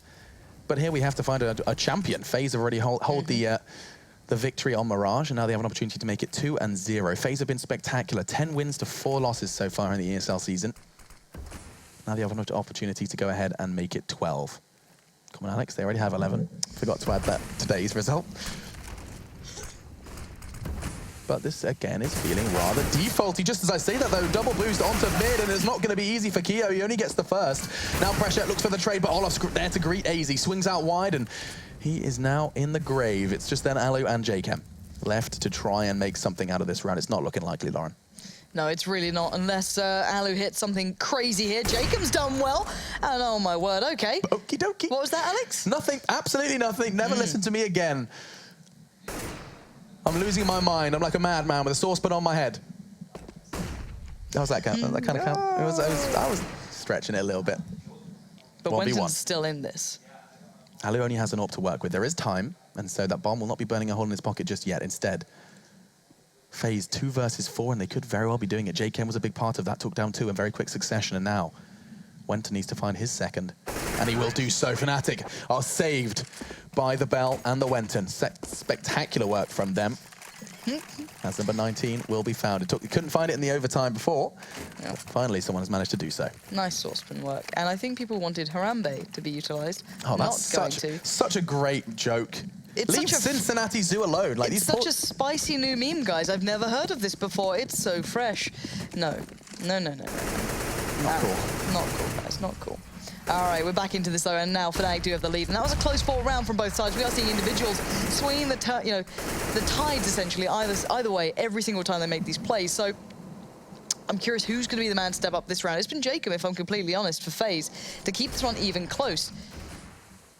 And now we wait. Fnatic looking for their first opportunities to draw blood across the map, however. Not really opting for much aggression just yet. A little bit of a posture towards B more than anything. Dennis, Wenton, Olaf, and Twist all there. Could be the double smokes mid and then a bit of a B split. Or just a late boost up, try and isolate and on push close, as there were 2 members there just prior into the previous round. So again, there's those mollies. An instant response to what was happening before. But no one to work off it. Now that's intriguing to me. I don't know how you feel about that, Lauren, but investing 3 Molotovs into middle with no one to catch them should the Molotovs find success. I mean, you go on towards fence, you can throw double towards the under boost, and not a single person was in a position to catch someone should they be tagged and forced out of position. So intriguing decisions made by Fnatic, of course. If you want to try and think about it, perhaps there was a change of plan after the Molotovs were released, because now they come through middle. Makes no sense to me, but if it does work, as Alu does go down. Now a second as well. Fnatic are making this mid push work. Now Rain, smart move as he realizes numbers don't favor him. 3 players in front of him. Gonna try and get one. No, just the first, as Olaf makes life difficult for him, and this will surely be it. Excuse me, AZ snaps on to Wenton's body. But now all for the Frenchman, and not looking likely. As I say that, it seems like I need to stop saying that, because every single time I doubt the 1 versus 3 or the 2 versus 4, something comes back to grab me, and okay, I see Twister's just making my life a little hard to understand. He threw away an AWP and bought a new one, but last round did it. In it.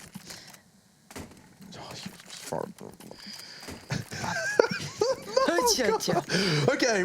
It's because FaZe can't afford anything, basically, and they'd rather have the 4 rifles, and just roll with it right now. Screw you, Fnatic. 20 though to 18 in our second overtime here in our second map of the day. Yeah, and FaZe have no money. That's the problem. They've been worked down, beaten up, pretty much been beaten black and blue by this point, down to just the upgraded pistols with the armor and a touch of utility to support it. And AZ, not what you want to be doing with that one, I don't think. It kind of worked anyway, but just not quite to the corner that you maybe would have wanted. But still, who am I to judge? AZ's going to just clear out Squeak and just say, oh, there's no one here just yet. Look for other opportunities, look for other options. Rain, though, this has been a regular spot for him. I wouldn't be surprised if they look at it, pre-aim it now. Yeah. I mean, it's the fact that his smoke covers it as well. That's the, I mean, it's kind of definitely a telestrated play. And okay, AZ. Under pressure, they know exactly where he is. Likely a Molotov or something will try and flush him out. And notice, but both of them, a HE and a Molotov, but it's going to keep him safe in the corner. He's got a teammate as well. Fnatic, they'd be foolish to challenge this. This is where the 5-7 thrives in this exact scenario. Now they've invested 2 Molotovs into it. 1,200 for that kill. It's a big flash of the cash, but it will work out in the end. And FaZe look to be flabbergasted by the end of this round. Going to be hard for them to try and pull back in anything from this point. Fnatic on the rotate as well, going to make it even tougher for FaZe to be in the right place. Yeah, FaZe do seem kind of stuck in a vacuum here with their economy. Not looking great. Just trying to build in to what is essentially a very poor buy. Nice work, and oh my god, it's only getting better. 2 now down for Fnatic. Dennis and Ola forced to watch as the rest of the round does transpire. 15 seconds, it does have plenty of time to get that bomb down. The retake starting to be formulated. Ali from behind, one from Checkers, and the other from CT. Now Twist, this is actually quite a difficult exchange for him to win.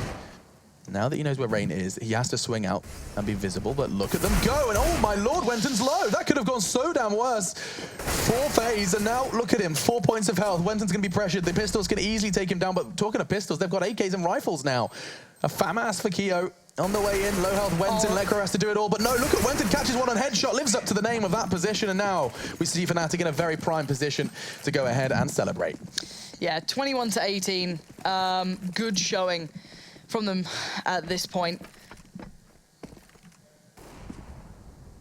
I've been silly, haven't I? My brain not working good. 21. Yep.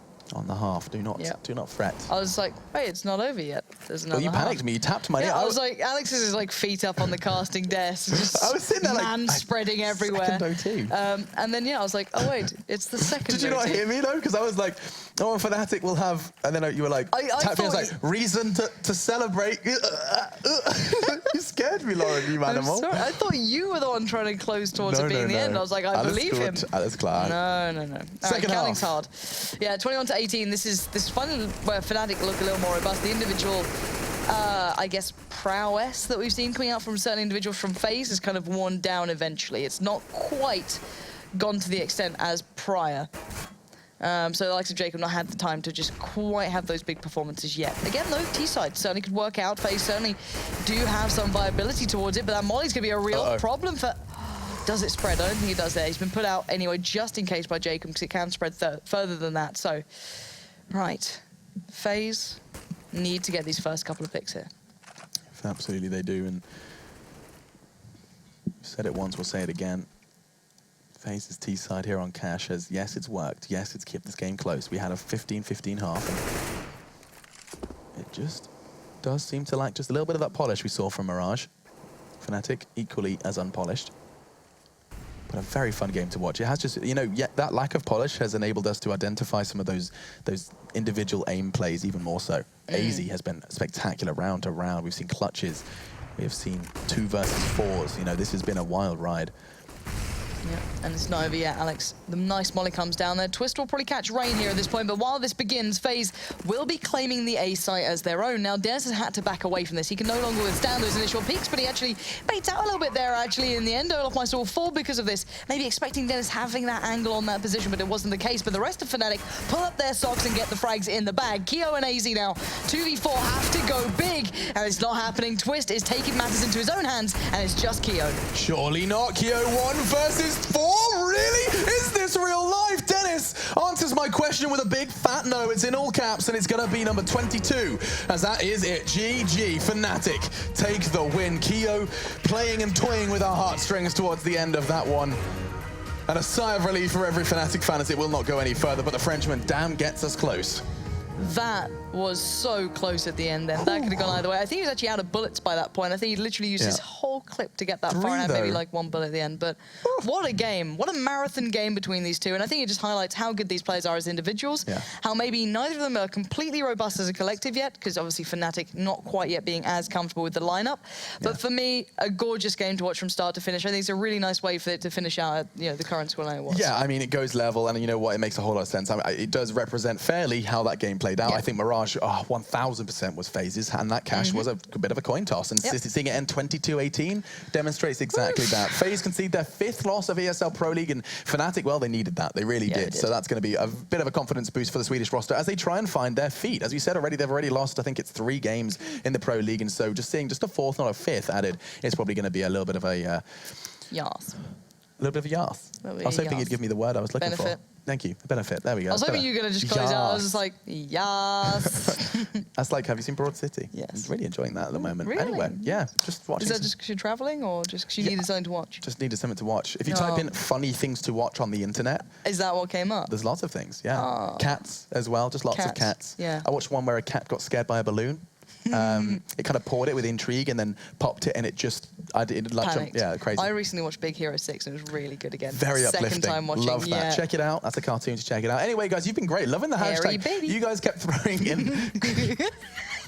Hairy baby. I'm trying to say goodbye. You guys were great, by the way, on the hashtag. It was awesome. We had some words. She managed to, I think I said vacuum. You managed to squeeze in a couple. Really appreciate that. Hashtag ESL Pro League for more of the same. For now, though, we do take a break. When we come back, you get yourself Mousesports versus Penta, and Mitch will be in the driving seat of that one alongside Lauren. So thank you so much, and we'll see you in just a bit.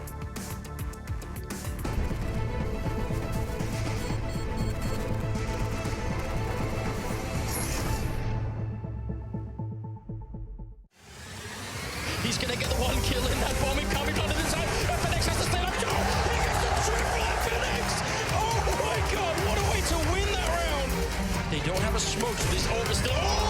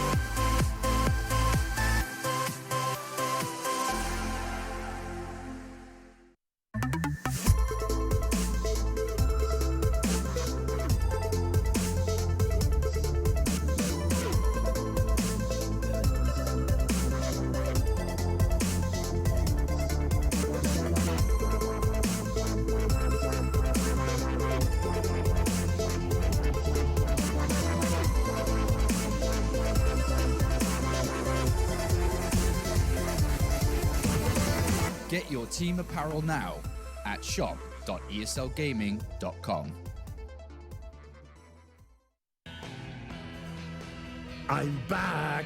Now that Kinguin has partnered with ESL Pro League, you have even more of a reason to buy the skins you need. No one has a bigger selection of CSGO products. Buy CSGO cases from your favorite players and events, including the ESL Pro League case. Buy and sell skins on skins.kinguin.net.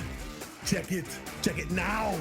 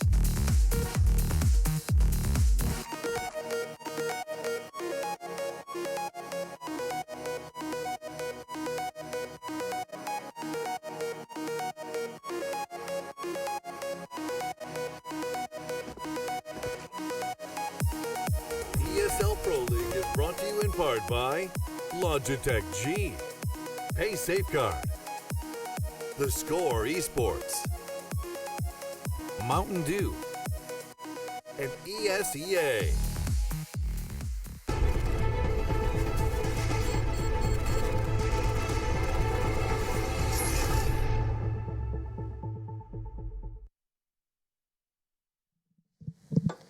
And welcome back, ladies and gentlemen, to the ESL Pro League. We have had to abscond Alex and put him back in the cage for this one, but hopefully we'll be seeing a little bit of him later on. Lauren, no, still stuck to the chair, still hanging around. I'm just putting a bowl down there. I was trying to having a drink of, you know, Coca-Cola. Not allowed to do that. After our conversation last night, are you sure it wasn't a pansy pop? It might have been.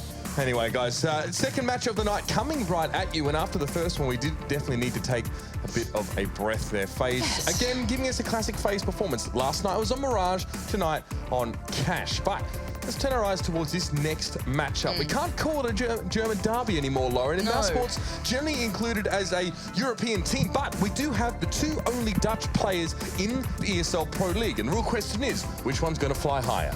You've got to assume that the Flying Dutchman will be Chris J right now. Out of the two, performance actually wise, Chris J hasn't been on a high note recently, but experience kicks in. This guy is your more veteran of the two. Mike has a little more inexperienced, looking for those first opportunities to really break in and prove his kind of, I hate saying value, but you know, really can show that he can play, you know, up against the big guys, you know, with a team himself. Yeah, no doubt about it. Of course, some new inclusions there. If you are a little bit newer to this recent Penta roster, Stefan has stepped in. Kyrie obviously out, as was mentioned earlier on between you guys. And yeah, I mean, when Alex pressed you and asked you what you thought, it was not bad. Definitely, Stefan knows how to run and gun, especially a lot of his aggressive plays.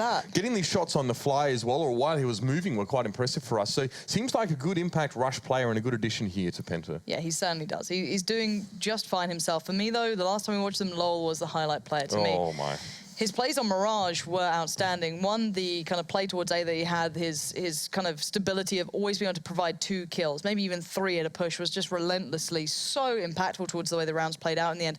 Certainly a play to keep your eyes on at home, I'd say, for me. Outside of that, though, it's Mousesports again. You'd favor them from the very offset, but they're going 1-1 against some very big opponents so far in the Pro League. Yeah, no doubt about it. I own both these teams, in fact. Mousesports stand at 3 and 6 in the rankings, if I'm not mistaken. But Penta with a decent showing thus far. They've only really played 4 matches, and we're really just starting to see them come into it. But as you said, Lowell did carry Penta kicking and screaming to some degree into an overtime with FaZe on Mirage, which will be our first map of the night. And it was an interesting one there as well. He was, what, 30 kills in regulation time. Then he sort of popped off the radar a bit. The rest of Penta had to do some lifting of their own, and they couldn't quite carry themselves far enough. Yeah, it did eventually run down. You know, it ran out of steam, but it was a really nice kind of impactful affair between the two. I'd still say on paper this should be very much a Mousesports game. They have those 2 big heavy hitters now coming through together. You've got the Nico and the Oscar combo, which we saw on Cash not too long ago, being very, very prolific. This beautiful crossfire they set up together, being able to hold that B-bomb site as, you know, as almost this, you know, succinct duo. So that's something I'm looking forward to here. I'm hoping we get to see a very competitive game. Penta seem to be able to provide that. Their T-sides look robust, but the problem I would say is, now, other teams may not be able to look at Penta as a regular opponent, whereas some of the members within Mousesports have played these guys on quite a regular occasion. You look back at, you know, as we say, the Meisterschafts, the German affairs. They will know these guys how they play a little bit clearer than the others. Yeah, I mean, well, Crystal has been on the Penta roster for quite some time, and back when they had 3 Germans, they were able to play in the Meisterschaft and played up against many times against your Spiddies, your Dennis's, you know, even to some degree, your Stefans and all that as well. So, you know, there's a lot of knowledge amongst these guys. I mean, Tarsin played for Killerfish, which is an interesting name, but a reasonably strong German roster. In fact, Stefan was on that same team with him, so that might sort of give us some insight into his sort of return there as well. Kakafu is the coach, so he's not subbing in tonight, guys. Don't forget about that one. But yeah, so Penta, obviously they maintain that 3 German roster, so they can still get some experience domestically. And it shows sort of in a positive and negative manner. I mean, you know, Penta have elected to still allow themselves to orbit around that second, third tier by playing in your local leagues, you know, your 99 Damage Masters and stuff like that against other German teams. So if you look at their results for Penta, it's very, very hard to sort of read how they go up against Tier 1 teams. But the data we have now after 4 maps, obviously they're only 1-1, but obviously splitting with Virtus Pro and then pushing FaZe to the limit is a very promising sign for this team. Yeah, it's true. It's more that they can compete. Occasionally, you'll see them make some mistakes that you can chalk up to maybe being used to being against teams who don't punish as thoroughly. I always hark back to Mike S, but there's plenty to pick from there. But we are waiting on that final player to join us. I do hope they join soon, because we are running with just me and Mitch. And the problem is that when we get down to filling time, it falls back to basically me casting with Alex. You know, just the primest of content really starts to come through. Look at his little faces in the corner. We at least have somewhat of a dam, you know, there. Eventually it does break. Yeah, and Alex then is the dam buster. He just, Exactly. just comes in like, oh, let me bring it down for you guys. Right. It's almost intentional sometimes, you feel, but he obviously carries it nicely through. But that's what we want to avoid, Lauren. Of course, we talked about bath bombs and being covered in nuggets last night. So that was is true. We did go to the nugget conversation. It's one of my favourite stories, really. And the fact that you gave it up to us willingly was even better. So. Oh, you know, I really embrace my shame, which I think is an important part of any adult's life, is embracing when they become an absolute mess and just kind of working through it. How's that going? Oh, really good. Alex, how's it going for you? Alex is leaving. He was very sad to be leaving. He's going home right now. A bit of a he's back. He's back. I'm commentating on him because the Mousesports players are taking their time coming into the server, but he's forgot his bag initially. He's got to come back for that one, as he did just fly in from LA. So there we go. Yeah. He's now absconding from the studio. Alex, it was a pleasure. Bit of a jet setter, of course, he is. That does, obviously, carrying a suitcase with him, obviously, you know, still with the same clothes he's worn for a few weeks. Explains the shirt he wore tonight as well, guys. So he did smell additionally musty. There was a mild vetting process on what Alex would be wearing tonight. And that was me saying, oh, stuff it, just wear what you can. So that's how it's going to be. We're going to be live in just a moment, ladies and gentlemen. Players are just about to join us here as well. Waiting on Stefan as well on the side of Penta. So it's an AWP-centric map at times, especially if, you know, there isn't a utility to sort of canvas off mid here. So a good chance for us to really see a little bit more of that showcasing from Oscar. And, you know, reading a couple interviews and realizing that actually, you know, it depends on the map. Is where Oscar's going to AWP. Sometimes Chris J still will, but the map record here as well, guys, don't read too much into that because obviously he doesn't take into account the level of opponents.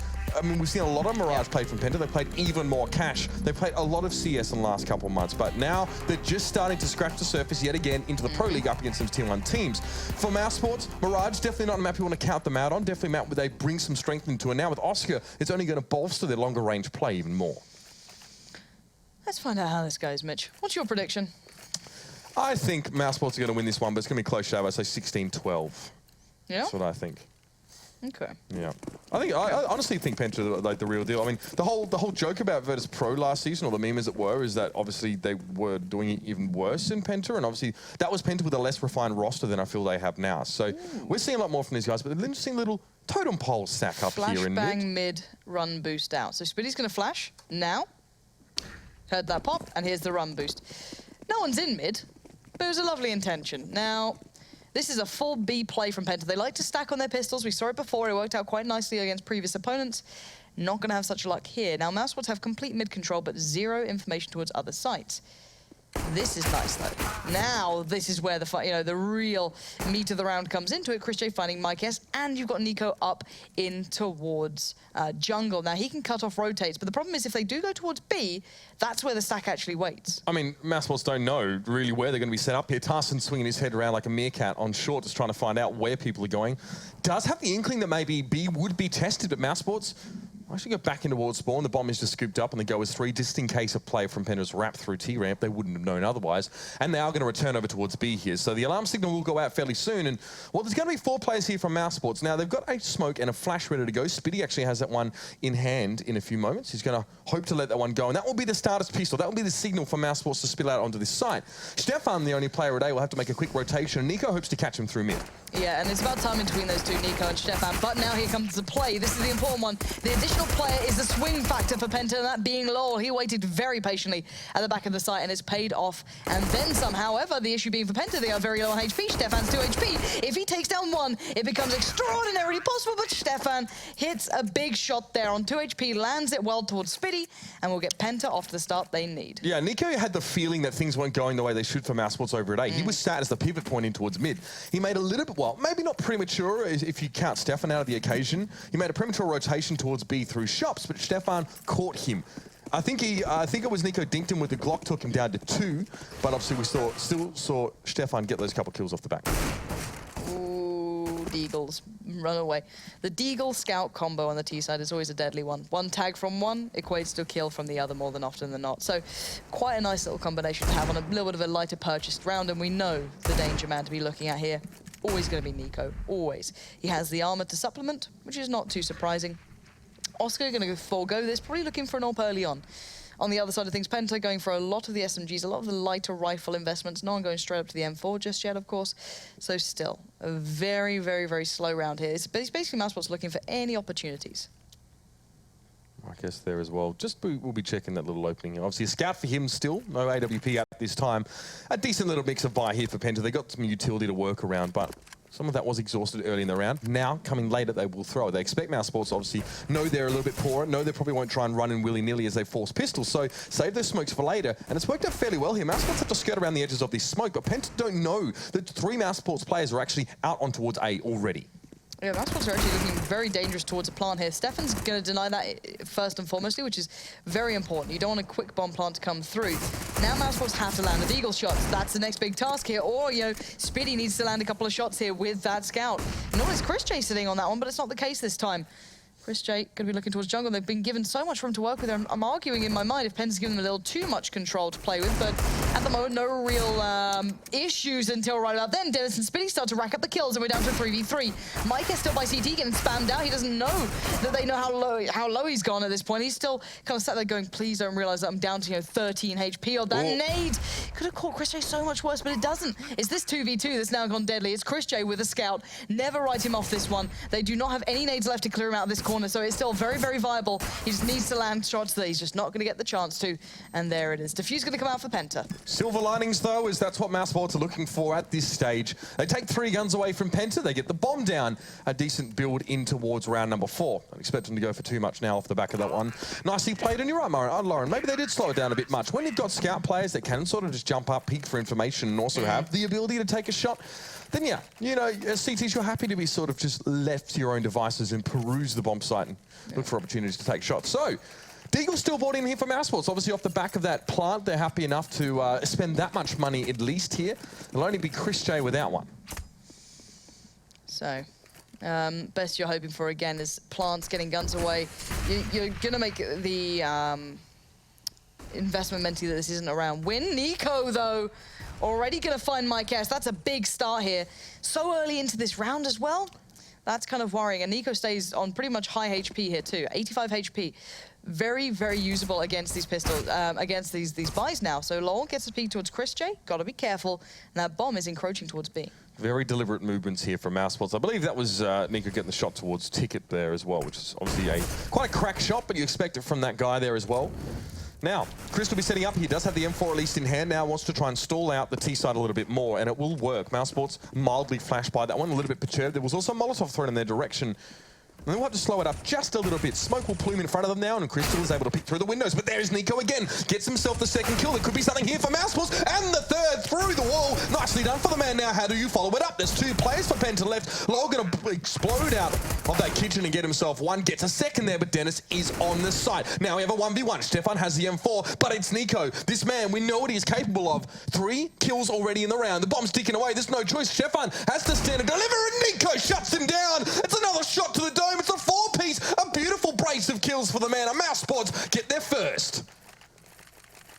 How does he consistently do this? Such a unique player in that ability with the Deagle. This shot just seals it. This sums it all up. Stefan made noise. He knew it. He predicted the angle, and there it is. The beautiful connection, the aim, not going to miss there. Sticking true to what you expect of his caliber. And now, you know, swings and roundabouts here. Penta on the back foot. Mousesports back on a good buy now. And if Mike S can't turn this one on his head quickly, this looks like, again, Mousesports building up that confidence. Mike S flashed there briefly as he hopes to at least creep up and gain some information. Chris J doesn't give him a chance. A bit of damage goes back in the direction of the Dutchman, but it is Chris J flying that little higher this time. That's Arson. Where's Dennis is there? He's testing a little bit here. I mean, this is a great way to drive a wedge in the economy of Penta as well. It wasn't built on that second round either, of course. They went down to 2 guns, and then they lose the third. Absolutely nightmare situation for them now. And if Mousesports can break them here, it's not going to be pretty. Now we see a bit of a stack here. Penta really putting players in the direction of B. Mousesports still deciding where to go with that one. Crystal manages to get a shot towards Dennis. That's going to drop the bomb loose. Not sure if he was aware of that one. And Spitty's up in ladder room here. So not in a position to trade there on towards Crystal, but still has a decent spot. Yeah, Mousesports, you gotta worry for them now. They only have one smoke left that's just been put down. Speedy did find Stefan in the meantime, and this is the difference now. Nico catches Crystal, and it does even the odds massively, almost drastically into the hands of Mousesports here, and they can start closing out this round. If I was Tarsin, I'd be looking at saving more than anything. Exits are great, but you're not going to get many at this sort of position, as everyone from Mousesports is going to abscond away from mid, I can imagine, until the last final throws, if they do eventually consider going towards it. But point being, Mousesports looked a little, not hesitant, but didn't quite have that punch, you know, that power. If you looked back at, let's say, FaZe's T-side here, easy, straight up K, you know, instantly playing out these plans, but they like to seem to kind of apply the pressure, hit the brakes, and wait to see the response. And so far, Mousesports have delivered on the fact that they can counter it, and that's broken the back of Penta. Penta's money is in the dumps here. Penta don't get a full buy till round 6 because of the way this goes, and Mousesports got theirs, well, a little bit earlier than they would have expected, potentially. So, good bank build up for Mouse here. Penta making the clever decision here just to save off, and I'll just see what they can create here. They're not trying to stack on this kind of round, which is interesting because sometimes when they have guns, they even try to make that happen. But they are going to be split. We might guess in towards mid there as well. He's going to see a lot of that utility coming towards him. Know that the door is shut, at least for the moment now, and Crystal's going to be called upon here to deliver in very much Crystal fashion in a few moments. It's going to be 4 players for Mousesports that will barrel down short in due time. Crystal the first to check. That P250 close range could hurt. It does. First kill goes away. Crystal taking a little bit of momentum out of Mousesports, but still they're able to press on. Oscar a good shot towards Tarsin, and now he might even have himself another, but Smoke isn't connected, keeping Penta Sports alive just for now. Ignorance is bliss. Where's that bomb as well? There we go, finally picked up. Starts heading, I believe, over towards B, but they don't have anyone playing that far ahead yet. No one's... That was a nice molly. NA molly style. I don't think Oscar was cold. I think he's quite warmed up, but I guess that'll help.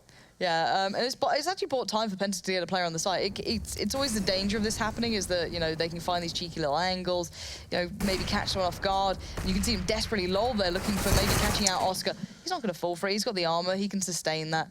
And now, sadly for my guess, Nico feels like executing him. So, again, Mousesports, it never looks as dominant as you'd expect, but they still get these clean enough rounds building up, and they've got a good bank now behind them. I'm not sure if Tarsin spotted most of Mousesports on short there, or if Crystal really got the full idea, because Lol sees the one player and pushes across the gap to try and sort of pick him up there. Now, I mean, if he had the kill, he would have been able to be safe, but obviously exposes him. He sort of walks side onto the entirety of Mousesports there, and it's a bit of a shooting gallery at that point. So, first buy here, no IWP, though, for Penta. That's quite a sticking out like a sore thumb for them at this stage, is obviously Oscar is looking for a worthy opponent in these next couple. Nico sets up towards mid, just trying to facilitate there. And just put some infrastructure down and maybe take some attention away from A, because Mousesports are grouped up to push on this. And as you can see here, Penta not playing too attentively towards A. They're kind of playing around it, playing plays towards connector, deeper into jungle, more expecting maybe more pressure or presence through mid. And that one is just Nico, and I say just Nico. He can prove me wrong on any occasion. Now the timing is perfect for him. If he checks that box, oh my God, Lol didn't see him either. But at least Crystal found him. That's the difference maker here. He must be confused as to how he had to deal with that, but now it's down to the 4v4. Mykes has the full cross. He can see everything. Spiddy is his one hindrance, and that smoke is a real issue if they don't deal with it now. The molly comes in, absconds their view for a second, but Chris J peeks out again. Mykes gets the shot, and sadly for Mousesports, they are running out of pressure here, out of players, out of utility, and almost out of time. Yeah, they've expended so much now at a loss of players that Dennis has to go for a plant and hope to just try and hold the fort down. So Oscar has to absolutely motor it in towards mid, but Lol challenges out here. They managed to cut the AWP player of Mousesports away. He still get the stop, but not the second, and that's going to be Lol and Tarsin now, just bringing a bit of a sense of calm to the battlefield. Mykes with the last kill, and Mousesports take their sweet time. Unfortunately, it comes back to bite them. Yeah, you've got to feel this is going to be a close game, because you can't call it a domestic matchup, can you? You know what I mean? Like, there's too many differences now. But some of these players know each other well. You know, how well does the likes of Stefan, Tarsin, Crystal know how Spiddy, Chris J plays, you know, how Spiddy plays, how all these guys, you know, Dennis as well, you know, they played so often against each other. You've got to feel that they're very much in each other's heads. Yeah, I mean, Spiddy was on, obviously, Penta with Crystal for God knows how long. And obviously, Stefan and Tarsin go way back. They played against each other as well. So, yeah, I mean, you know. But, I mean, now you come in with these fully new rosters, even Penta having made some changes now, how to facilitate and set Lol up into this lineup. I feel as if they've sort of made space for that to happen. So, yeah, I mean, you can throw out your old notes, I guess, from a couple seasons ago. They're not exactly as relevant here, especially as Mousesports no longer plays in domestic competitions, or sometimes they can't because of the spread of nationalities amongst their roster. Let's look at Mousesports' approach to this round on the full buy here. 2 AWPs in play as well. Chris J and Oscar both going for that. And it's Nico again being kind of the one man away. They'll play him towards one side, the 4 towards the others. Whether it be him in mid, him towards A this time. It kind of plays into the 1-3-1. But again, you can always depend on Nico to do well in these trades. Always find effective value for his weight in these rounds. Now, player in Dark's been played in. Nice flash there. Great work allowing Stefan the freedom, but Spitty doesn't know that Mykes is above him there, so he's going to get caught out, and that's a big advantage. If that was Crystal, that would have been the no-scope attempt as well. I can almost guarantee it. But 2 casualties sustained by Mousesports now as well. This slow play, we've been seeing it from round number 1, actually. They've never really come in with a massive killer instinct. They're hoping, obviously, to use mid as much as they can, but a couple mistakes, a couple unchecked corners, perhaps, or boxes, as it were, leave them at a huge player deficit now, heading into 33 seconds left in the round. That bomb, it's making its way towards A slowly, and I don't mind the setup here for Mousesports. If they hit A hard and fast, they can screen this one off from the 2 players there and towards CT. Nice opening by Oscar. Getting those plays in towards jungle, and Connector is beautiful, and Chris J with that second AWP. It's coming up trumps thus far, and now they can pick Penta off as they try and approach from distance, but Lowell's in a great position. Flash comes in, but he's not going to make anything of it. Yeah, he kind of just went a little early then. He made a shot, he made a sound, and that's enough for Oscar to turn around. And now the bomb's gone down in a 3v2. Mykes and Crystal with everything in front of them, and timing is so close. I think Chris J realized what had happened. He turned around at the right time, but now pressure gets applied from Connector, and it's Crystal to find him. But left in the 1v2 is Mykes, and the situation is looking dire here. Mykes now with a lot to do. Bomb down. Oscar just sends him packing. Doesn't even give him a sniff of the cheese or even one step into the bomb site.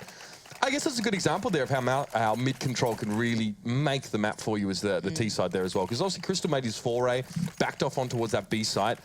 And Mousesports were 3v5, but with those 2 players, they were able to cordon off the A site. Obviously, if you're in lower dark, you're going to get smashed by someone at Connector. And then, yeah, I mean, the 2 remaining players from Penta over at B had to run across. They were caught by AWPs on the rotate. Nice quick A hit here coming out from Mousesports. Smoke's already down, but they're already out. They just went straight through. Pretty much basic smokes. I think they failed one actually there towards the stairs. I think that's just dropped down below, so it could have made room for them to exploit things here, but it's not going to be the case. Mousesports are taking the straight fight, which is all you need to do. As it was a very rushed A hit, hence why that smoke just didn't quite get lined up perfectly well. Now, Mykes and Crystal, you're not going to find much here. If they can get guns away, that'd be fine. Yeah, rushed A hit against this kind of buy is not always advisable as well, especially if you are not in a position where you don't have the time and don't give yourself the time to check some of the hidey holes. Fortunately, I mean, it's a very clean round at the end for Mousesports, but these are the ones you really don't want to lose. They're the ones to be even more careful on there. Nico, lucky to be alive there, still had 2 health, but Mykes didn't miss a shot at all, or didn't hit a shot, should I say. So, 5-3, Mousesports now back in the lead. It was a bit of a rough start for them, but they really stymied Penta's economy early, and it's still affecting them now. Not a lot of money for them to work with. Looks as if they're forced into this one, yeah. So we've got a deal here for Tarset. That's a bit of a weird buy, that is. I mean, Mykes, they're going to try and play around him in the AWP, but I wouldn't exactly call him a big hitter so far in this game. He's had his moments, but still, A-side going to be hit here. Dry runs into A are working out well. Lol's going to try and do what he can to turn it around, and I was impressed with him before, and I'll be impressed with him again. He finds 2, that's more than enough, but his supporting buddy of Stefan went down so early, it leaves the site incredibly vulnerable. A little bit of a pop flash towards Connector, and then the play towards jungle itself, leaving Tarsin the one to make the difference, but he's only got the deagle to do any sort of damage with, and he knows that that is limiting his options here. So Oscar's going to back away. Spitty finds cover. Everyone readjusts for the afterplant, and this retake looks near on impossible, but it looks like maybe Penta are considering it. Tarsin's got a kit, and Spitty's going around the world, but could be tricky, as now Penta actually committing slightly towards this, and here we go. They're going to go back into it. Oscar expecting someone by the stairs. The smoke comes out. A little bit of a gap left, though, so maybe he can exploit it here. Still, Penta had enough money. At least they forced on utility and then just maybe skimped on guns enough, and now they have the site sort of canvassed out. This angle from Spitty, though, it's super nice. And then even Oscar finds Crystal there as well. Super cool, as you guys put it earlier on. Beautiful finish to the round for Mousesports there. You give so much ground to a team like Penta. If you let them set up behind that utility and find spots, it's almost they walked into that site not knowing where Mousesports are. Then Mousesports weren't really sure where Penta was, but great angle by Spitty. I thought he was going to join in panels or something like that, but glad he made the investment of time to go towards mid and set up a play. It's such a risky play, though, the around the world thing. It's literally just to offset timing to allow you the perfect flank, because it's so late that you don't get checked on early. No one sits there and goes, maybe he'll appear in the last viable 5 seconds, but it's so good if timed well. So, into this one, Penta's money, as you said, it was a questionable buy last round. It was a little bit on the wire there, not exactly a big investment.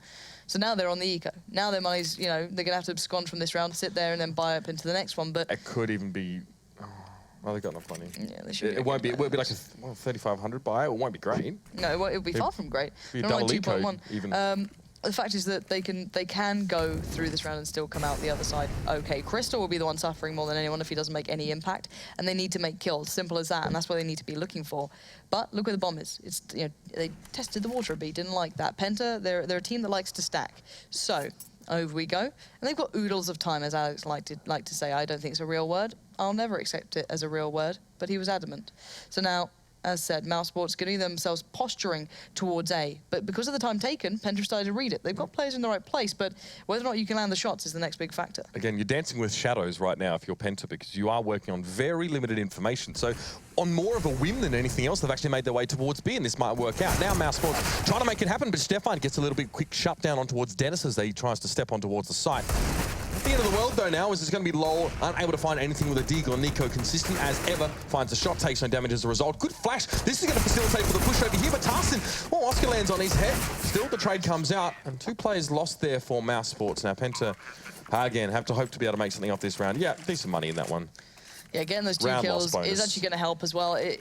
Even for the players who got those kills, it means that maybe you can get a little bit more utility. You can get that diffuse kit.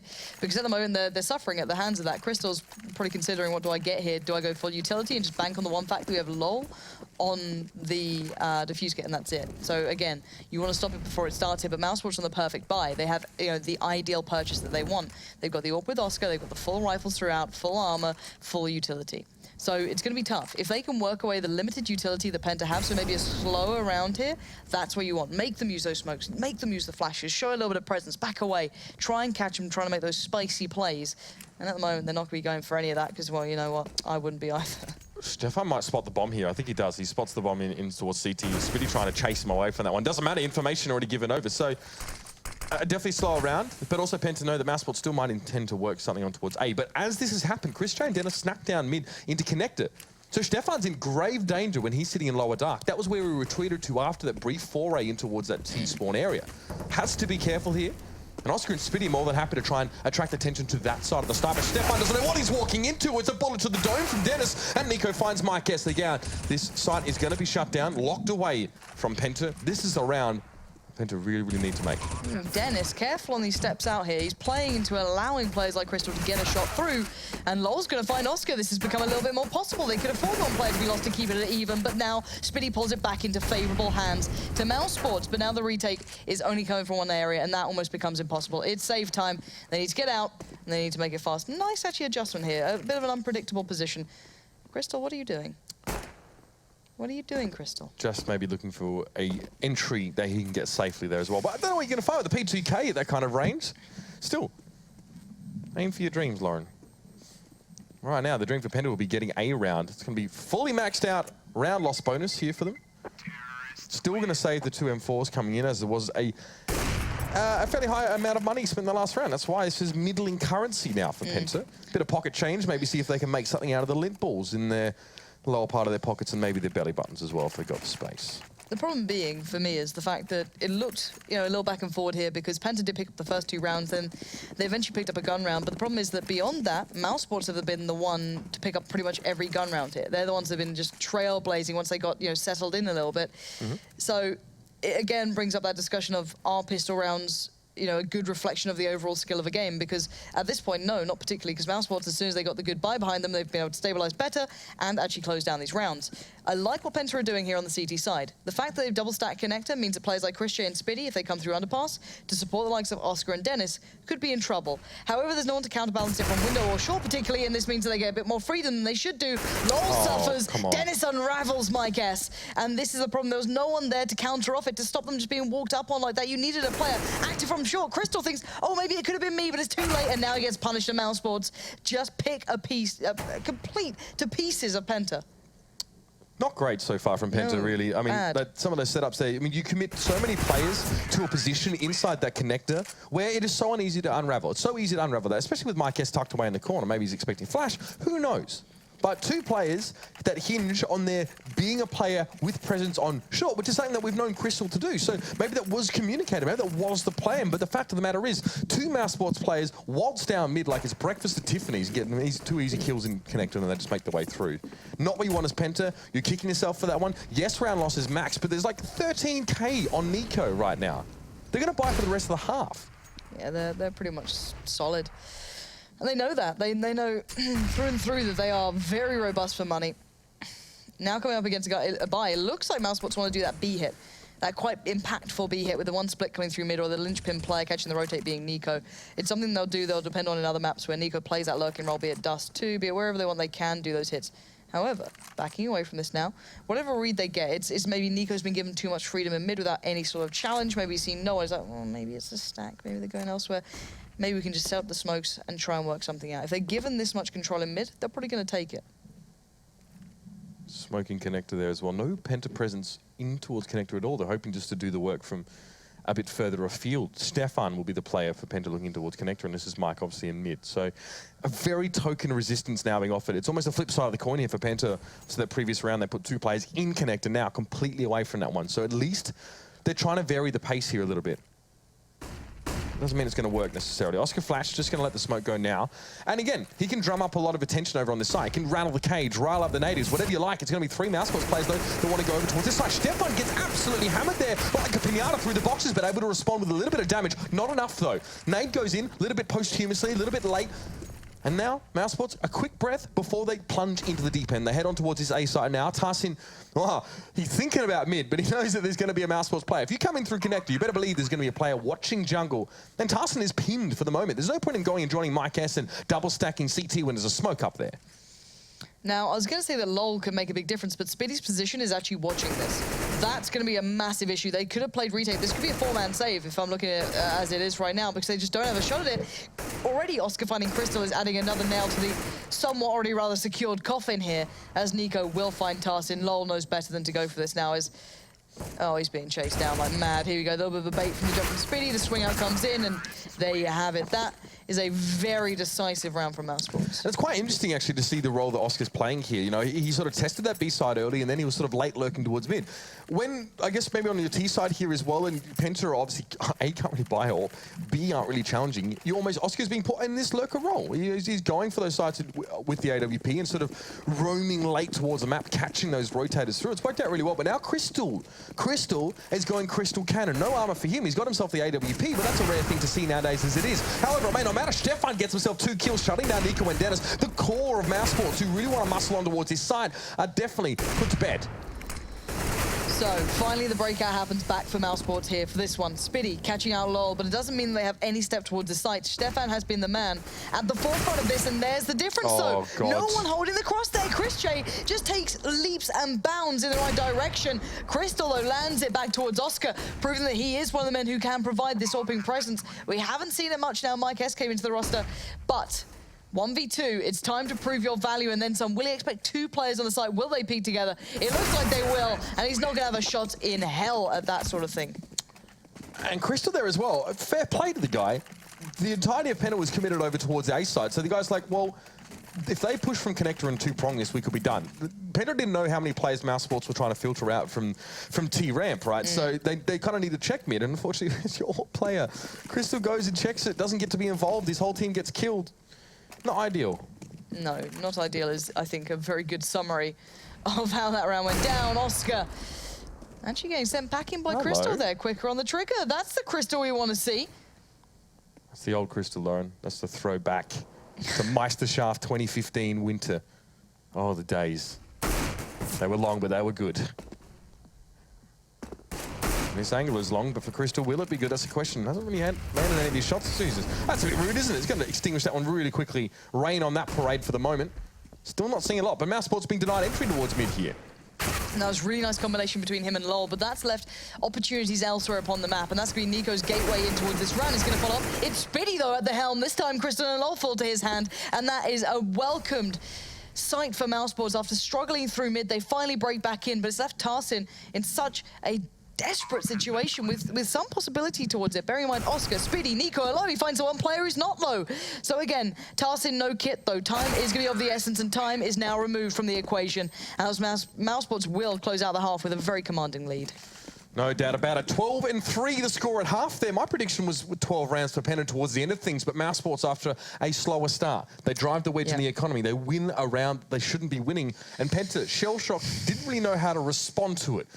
But there is another half still in this one as well. We've seen Penta can sometimes be a two-sided coin, believe it or not, on some of these halves. So let's see if they can recover in a second. We'll be back with the rest of Barrage after the break.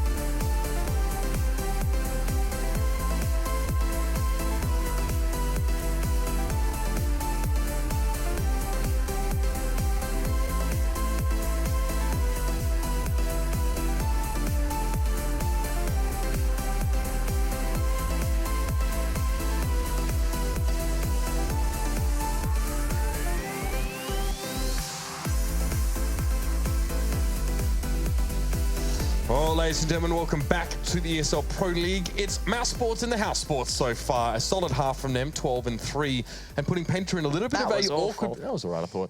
Putting Penta in a little bit of an awkward position here. Pistol, a lot riding on this one, to be fair. It was a decent start for Penta in the first half. It just didn't amount to much. Yeah, exactly. The fact is that Penta picked up the first 2 rounds, lost it on the third, and then kind of spiraled from the back of that. Penta then, from that point on, only managed to win 1 round. So again, you know, it's the slow build back. Fnatic got close when we saw them against FaZe not too long ago, of course. So again, this is possible. Penta's, I would argue, their T side is far superior to their CT side. We've seen it throughout the games we've watched so far, but at this sort of round marker, it's very tricky to see it happening. Yeah, that's right. I mean, again, we mused at the start of this game a little bit about the pound-for-pound matchups between these teams. In an article recently on a German website, sort of Penta said, we're not really intimidated by Mousesports. We're kind of used to getting compared to them. I think often the German word translated to kind of like being used, but almost being sick of being used to it. I don't know. Anyway, they're used to being compared to them, but they feel like that they have a really strong roster in their own year. I mean, this is where you prove it. This is what you want. It's not going to be a German derby like we would have liked. That Mousesports flag should be blue with stars on it, but still, Penta, the pistol round comes in, and Penta just motoring in towards B. Yeah, Penta just B rush, no stop, and Mousesports just have to watch. A retake would be all they can hope for at this point, which is perfectly kicked off by Dennis there. Again, Penta do get the bomb down, get some nice positions. The smokes are just going to really avert Mousesports' eyes for a good bit of time and make them kind of have to sit back and wait for this one. And, well, time is going to be of the essence. No kits to be seen on Mousesports. No, not ideal there. With them all buying up armor in this round. Super standard buy, if you will. Nico sees the bomb tick, and unfortunately there still needs to get through a couple of these players now. And Tarson at the bench, keep himself scarce. Stefan wants to round the corner. It does ultimately reside in his death, but still trading here on the side. Now 2v1 situation here. That bomb, though, that's ticking awful fast, just like the pulse of Mousesports now as they realise they don't have the tech to deal with this. And Crystal just audaciously stepped on towards the site now. Get kit for Dennis here. No time, though. No time. There was a kid amongst Mousesports somewhere. It must have been on a fallen player's corpse. I think he picked it up at the end, but it wasn't going to be enough time there. But 12-4, Penta get the first round on the board. This is the thing, you know, it's brick by brick, you know, you've got to build that road somehow, and this is how they opt to do it. I don't know how many brick roads there are anymore, but, you know. Oh, we're in Cologne, there's plenty of those. That is true.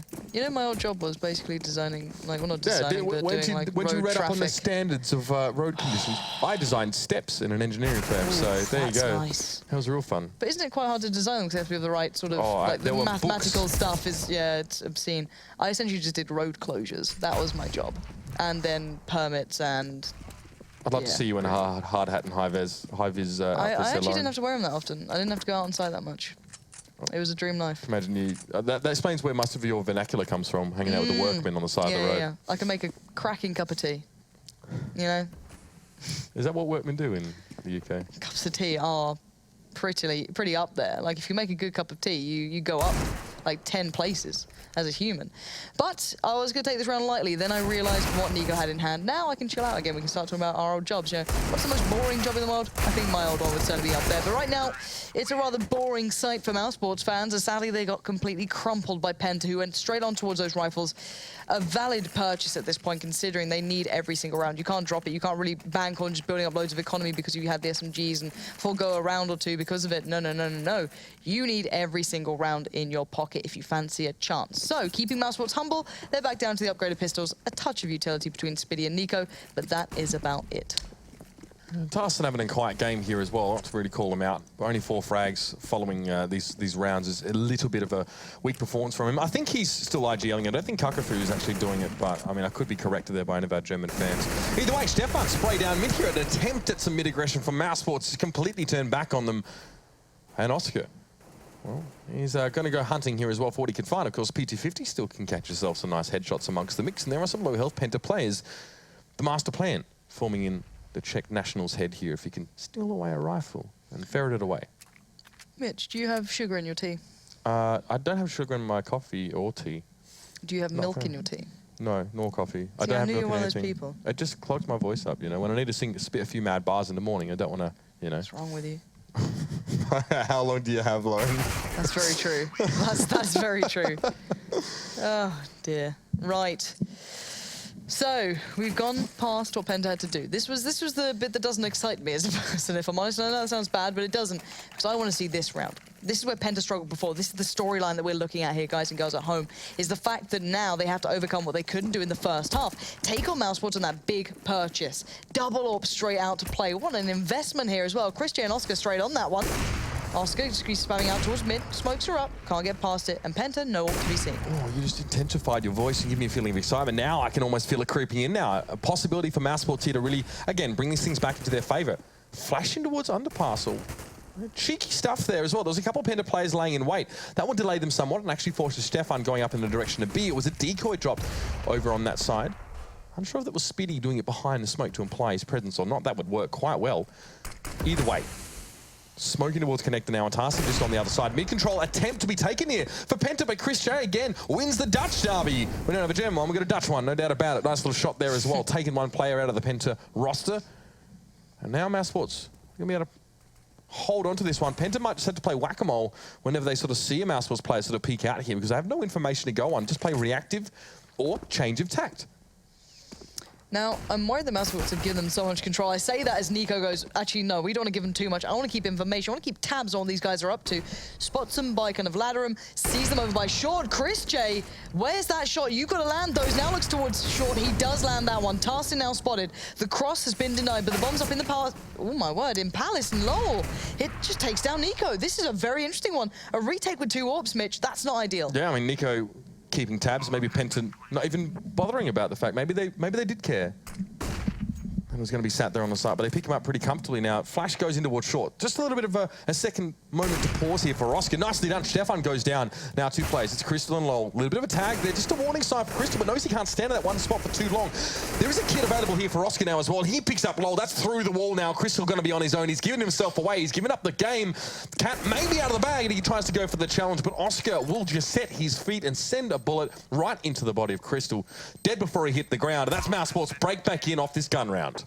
And you shouldn't be able to pull off retakes like that with 2 AWPs. It's so hard to do. You shouldn't be allowed that much freedom, but my word, do they find it. That's, I guess, just the pedigree that this team has with AWPers now. You've got, not only can ChrisJ do it, but Oscar. This was the potential that people didn't look at that was going to be a big swing factor, was the fact that their double AWP presence would be so good here. A lot of teams struggle to find, one valid AWP, one big AWPing presence. So you look at NIP, they struggle on that one. Forest picked up that role quite recently. Mousesports have an abundance of rather viable AWPers here. So now, coming into this round, 13-6.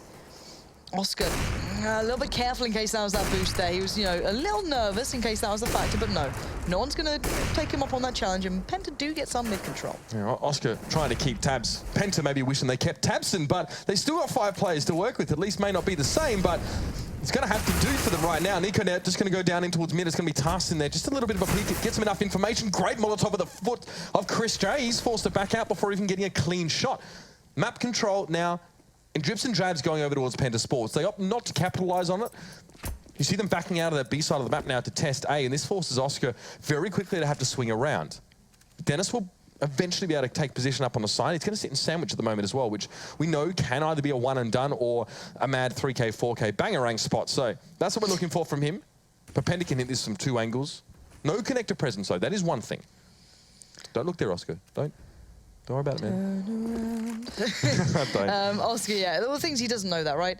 But now he's going to hit everything going through. Tetris lines up for him. Stefan goes down, and it's not even a one and done. It's a 0 and done. Dennis is picked up. Mike S claims victory over Oscar, and that's A looking vulnerable. Now, Tarson's going to go for the plant towards CT. There's no one watching this. He gives ChrisJ the chance. A sloppy plant there, and no art plant positions for the Penta to really operate from. Now, going to smoke in. Spiddy finds it, denies the short plant, and Mousesports are pulling them left, right, and center. Mike S has to do something crazy here. 10 seconds, finds one. Will he expect ChrisJ? So close. Chris misses it. And now Mike S up against ChrisJ in the 1v1. 7 seconds, 6. Oh, and ChrisJ backs away. Cool, calm as you like. 2 seconds. Mike S left unawares, and ChrisJ gets the job done. The Shadow almost gives away the shot after the timer, but wow, ChrisJ, you smart, you loyal. He almost messed it up, though, to be fair. Oh, yeah. Went straight in for that one. And there was probably time for Mike S to plant, obviously. There was actually smoke that I don't know. He could have tried to get away with it. Even just like, don't plant in the smoke, plant somewhere else and make ChrisJ to look at the smoke. I don't know, man. This is this is low rank thoughts. For me, the fact is that both the plants they went for were so exploitable. No one was watching the CT peak, but we'll come back to that in a second because Oscar's... Oh, did Lowell spot him? I'm not sure. Lowell did linger towards there. He had to look at it. He's allowing ChrisJ to push forward. Oh, timing is just not on ChrisJ's side. Now it looks tasty to recover that rifle, and it looks like it was impossible, but he will. And flashes up to follow it up. He's not done there. In fact, there's going to be 2 Penta players. Oscar, not much you can do about that one. Sun tries to peek in towards 2, and Tarston will cut him to size. Now Stefan, quick shoulder peek in. Got to get Spiddy alert, but not give him the kill. Mike S will find him there as well. Through the wall, and now 2 players from Mousesports. They get closer and closer, Mouse. Penta really just fighting to stay above water, but this is a good way to do it. Get the floaties on. Even the rubber ducky around the waist, that'll do the job now. Nico, not going to be able to do much there against Crystal, who with the Galil manages to get the finish, and he'll have himself an AWP too. 14-7. The break of Mousesports economy comes in now, so their money is gone here. This is double eco territory, so you might as well buy a little bit to try and do something, because you're going to be on eco the next round regardless. We're going to see, upgrade to Deagles. Pretty much Oscar going to stay away from it because he wants to be the one to get towards the AWP early, have utility, maybe get armor if possible. It's perfectly viable as well. Nico trying to get an early pick. Going to get shown away. Oh, into the nade by the molly. Well, that's how Nico actually gets his hair that way as well. Like the side really short. When he tries to turn away from that nade and it comes in like that. Just trims it. Free haircut. Nice. No questions asked there. Stefan finds ChrisJ.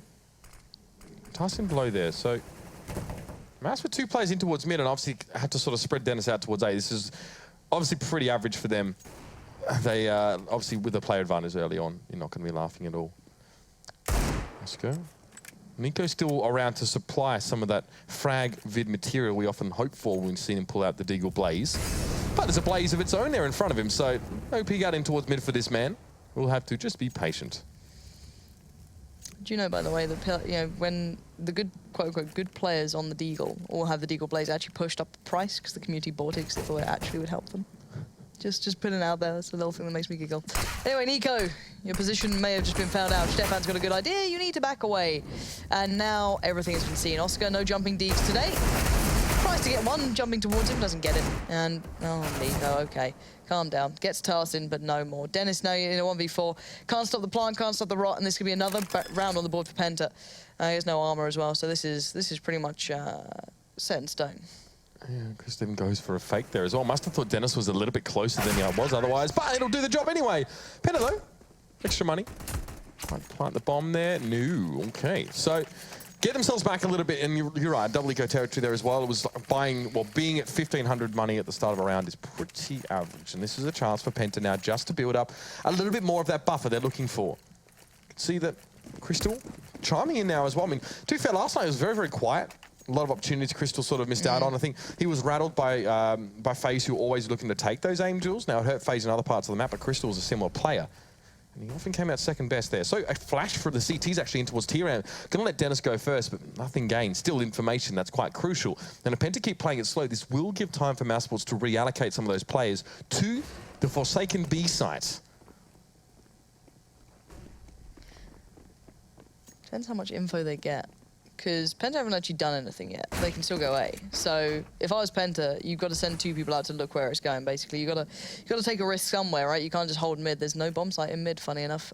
So you've got to try something. And if anything gets shown anywhere, like, you know, if someone hears someone, you know, pulling out, or just like showing that, you know, there's a flash here, there's something here, they'll try and just build off it instantly for Mousesports. That's what they want. Spitty's now been taken down. That's the Zeus gone. I was looking for the Zeus kill. Hopefully not going to happen. But it is actually the correct stack now for Mousesports. They have all players now actually in the B side itself. This could be worrying. Tarsin's now working this one out. Doesn't check the spot twice, and that allows Dennis the chance to pull the trigger. Tarsin goes down, but now it's just Nico. But is it ever just Nico? Well, I mean, you can always consider him in the plural sense sometimes with what he brings to a round. But just another one for him. Just a quiet one, but now money is back in the pockets of Mousesports. And okay, boys, they'll be saying to each other, trying to finish this one off here. They can still buy back in with an AWP for Oscar, just the right amount as well. Gives him a little bit of armor and a helmet and a little decoy. So he's brought up nicely. We do have pretty much the same side on Penta. Again, Mike S persisting with the AWP. Again, always finding him coming off second best quite a few times here to his countrymen, as it were, where we did have a few situations where they were sort of having to go head-to-head. Dennis, the incandescence of the Molotov actually obscuring a lot of what was happening inside that T-ramp. Barely sees the one player. Now comes the executing from Penta. Yeah, big default A hit, pretty much. I say default because it's your standard smokes. CT, jungle, stairs, done. Allows you in the site, but Mousesports will happily try and play around that. Stefan gets gifted the opportunity by Dennis. Now the site is theirs. Bomb can go down. No one let's stop it this time. No pressure from CT. See, Oscar's not able to get there. It was Chris J before, but still. Now it's retake time. Oh, a little bit lackadaisical from Oscar there, but the adjustment was phenomenal. Settle. Dan him! Get the video out, please, someone.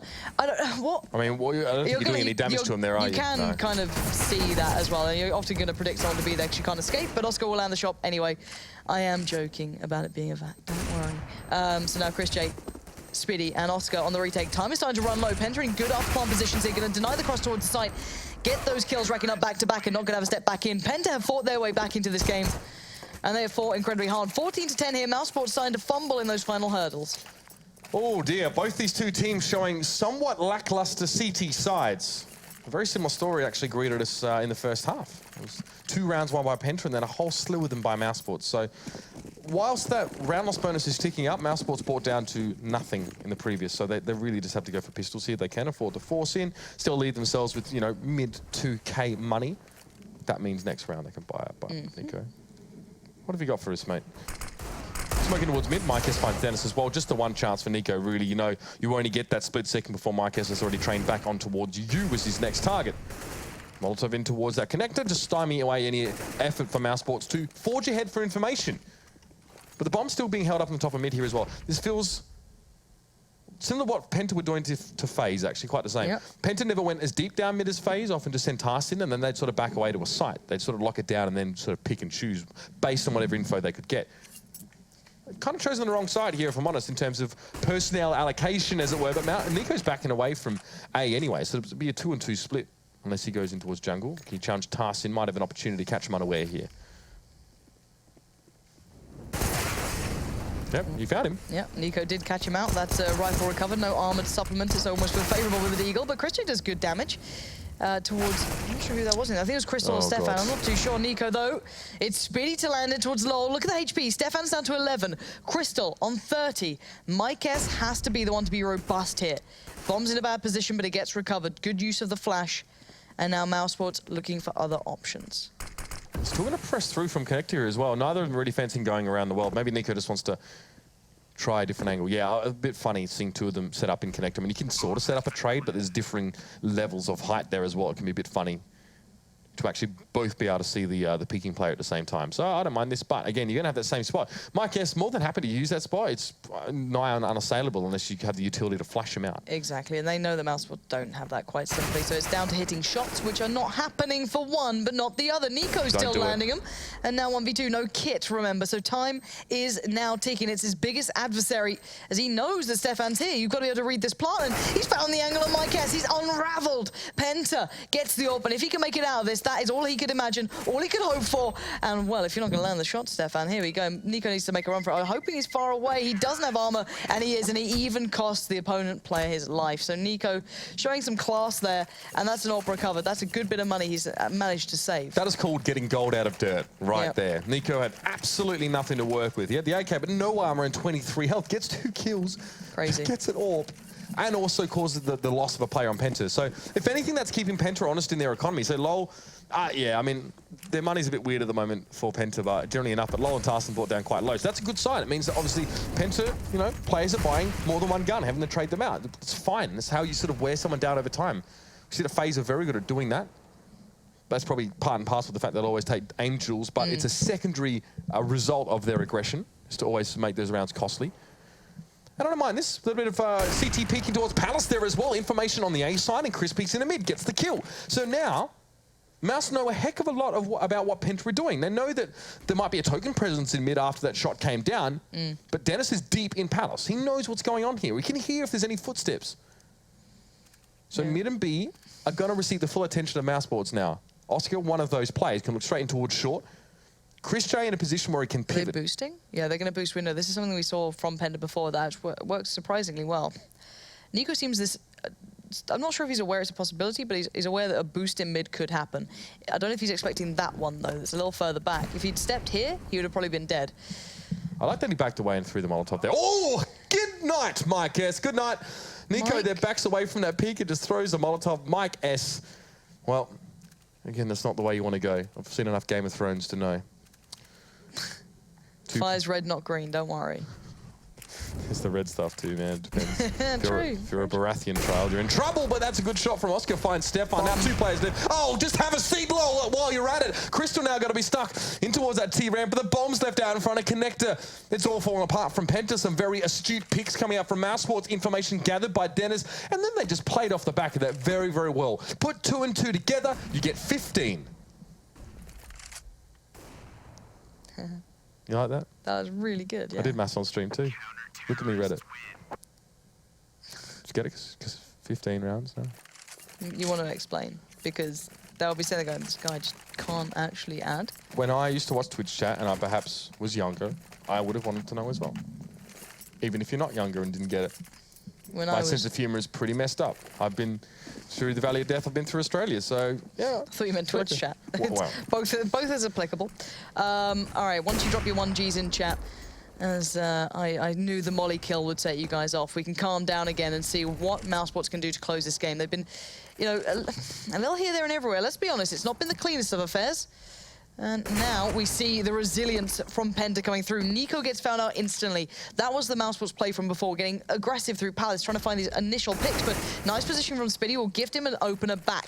So evening the tides here, turning it a little around towards their favor. But it's a 4v4, and Oscar is desperate to find more. Little plays like that from Spiddy actually can really win you rounds on the long run. 2 players peek you, you get 1, you take no further damage in the first few shots. He's still at 73. He gets information of there being an extra player. You can't ask for much more. Great stuff from him there, and then that B side is pretty much off limits now. Now Dennis is deep in Palace here. You can see it on the mini-map. And Penta is setting up here. So Dennis is probably not close enough to hear Penta setting this up. Mousesports will know from now the utility coming out. They've actually got no one to receive this, so it's going to have to be full retake. But having Dennis in Palace already is quite a boon. That means they can literally operate from 4 different angles on towards his A site in the afterplan once that utility has expired. And Mousesports have plenty of their own. They have the utility to flush people out, or just kill them as they walk in front of your crosshair. Crystal there in a position he had no... Oh my god, I thought that was the same guy. I thought that was 2 from Chris Day. Oh, so Oscar picks up Lowell there. No business being in that position as well, I was trying to say.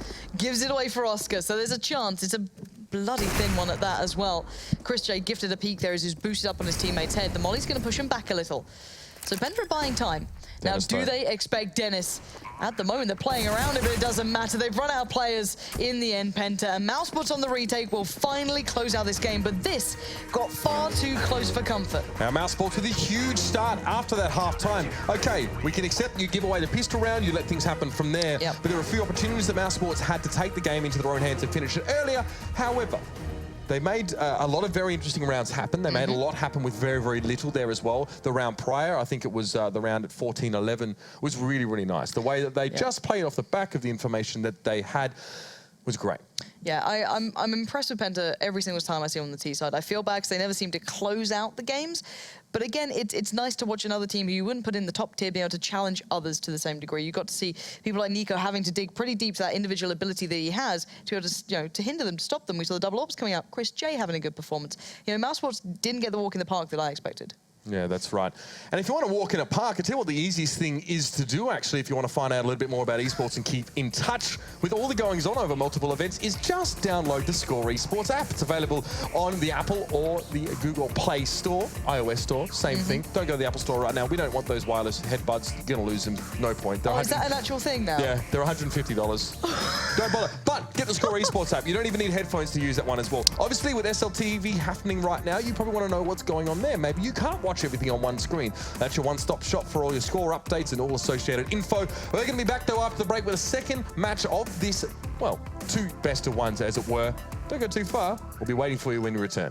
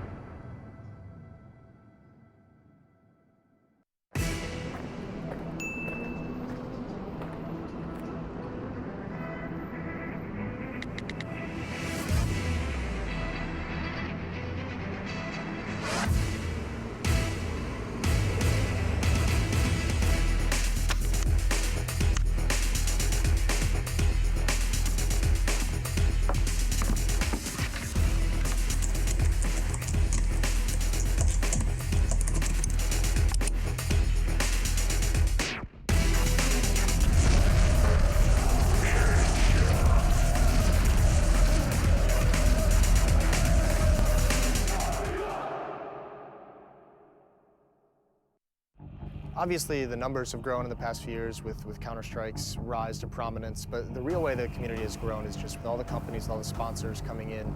There really is that level of professionalism for players who are trying to aspire to be in the top levels. This season, Mountain Dew League is doing a qualifier, and it's basically a quick path to the top. If you win this Mountain Dew League, then you get into the professional division, you become a professional player. And I'm looking forward to watching and spectating and seeing who actually makes it.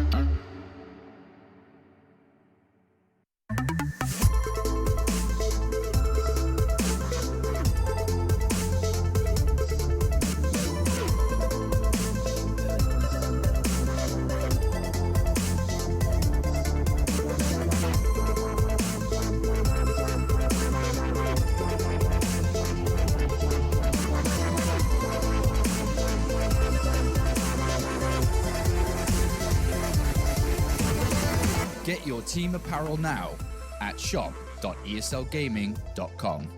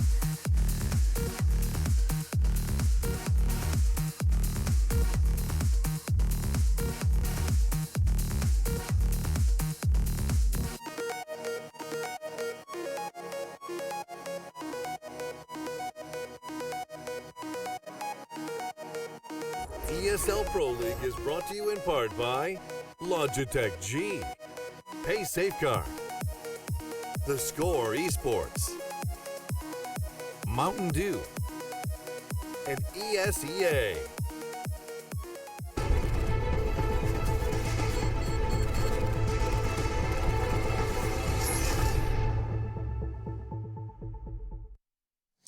Welcome back, ladies and gentlemen, to the ESL Pro League. I am Mitch Leslie, joined here by Lauren Scott. And if you just joined us, we are one map deep already into this matchup between Penta and Mousesports. A pretty close one in the end there on Mirage.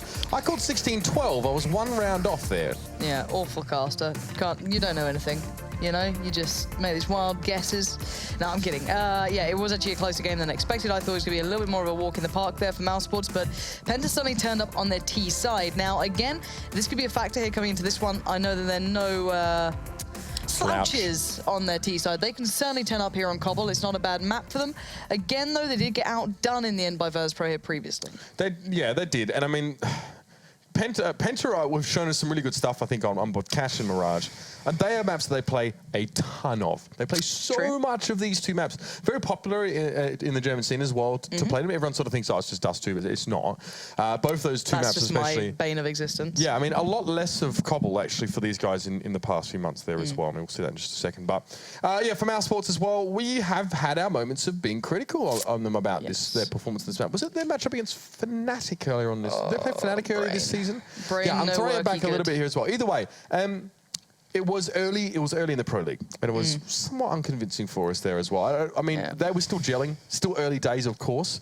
I think we really started to see the machine and the cogs start to turn there over on Mirage as well. So expect to see the same. I mean, this is the kind of map where we talk about this all the time. This is like our favorite topic to talk about Cobble as well. Mirage is the kind of map where you play the information game, right? You see what you can get, you see if you can peek forward, you use things like short and T-ramp to just get spot out and get some information. Mousesports use it really well. They use Dennis quite effectively pushing into Palace on Mirage to go forward and find out where the Ts might possibly be set up. You can't do that on this map easily. You can't do it safely at all.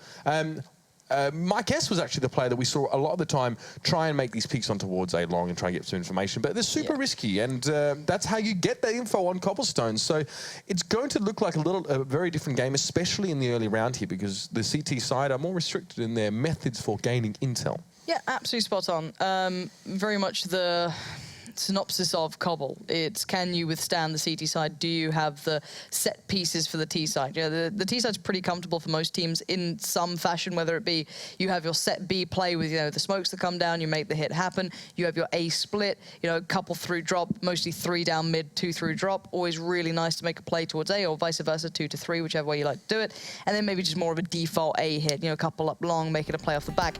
All very viable, all work well enough. However, the swing factor for me in this one is the double AWP potential that sits with Mousesports. We saw it being toyed with a little more than previous in just the last map there, with not only Oscar being the headliner, but Chris J as well having a good impact on this one there for Mousesports. And for Penta, they certainly have the viable options in the form of, you know, whether Crystal picks it up, my guess, lots of players can, but I would say overall the skill will sit with Mousesports there on that one. But that's mostly for the CT side. So coming into this one, let's see which side we start on. It looks as though Penta going to be up on the T side to begin with, and Mousesports on the CT side. Yeah, you can see they're 4 and 10 for Penta in previous times. They still played a lot. I mean, these guys play so much CS. It's ridiculous. A lot of teams you see they'll have like 3-7 or whatever, like with 14 games on in the last 3 months. And that's actually a lot more than you sort of realize when you're sort of playing official matches. But still, it's not been a good record. And most of those games for Penta have been up against sort of teams of the Tier 2 and Tier 3 nature. So. Now, I love this. This is the pistol round that I like to be seeing happen, which is the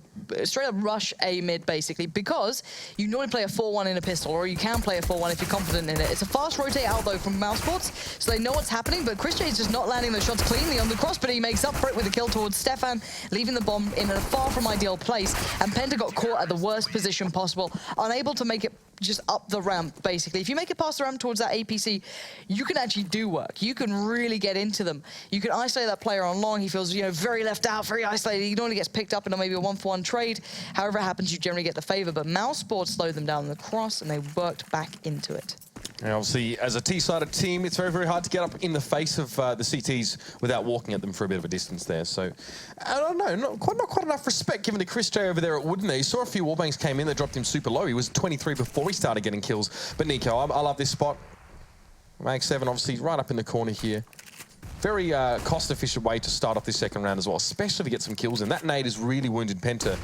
And he could be rubbing his hands together a little bit more, but we haven't seen a rotation towards drop. It's just Shotgun City here, and that's all you need. We saw Splice do it so much, actually, recently over the qualifiers. It is just ching-ching all the way to the dollar bills. It's going to be Dennis there as well. So himself up 1. Marquez will go down.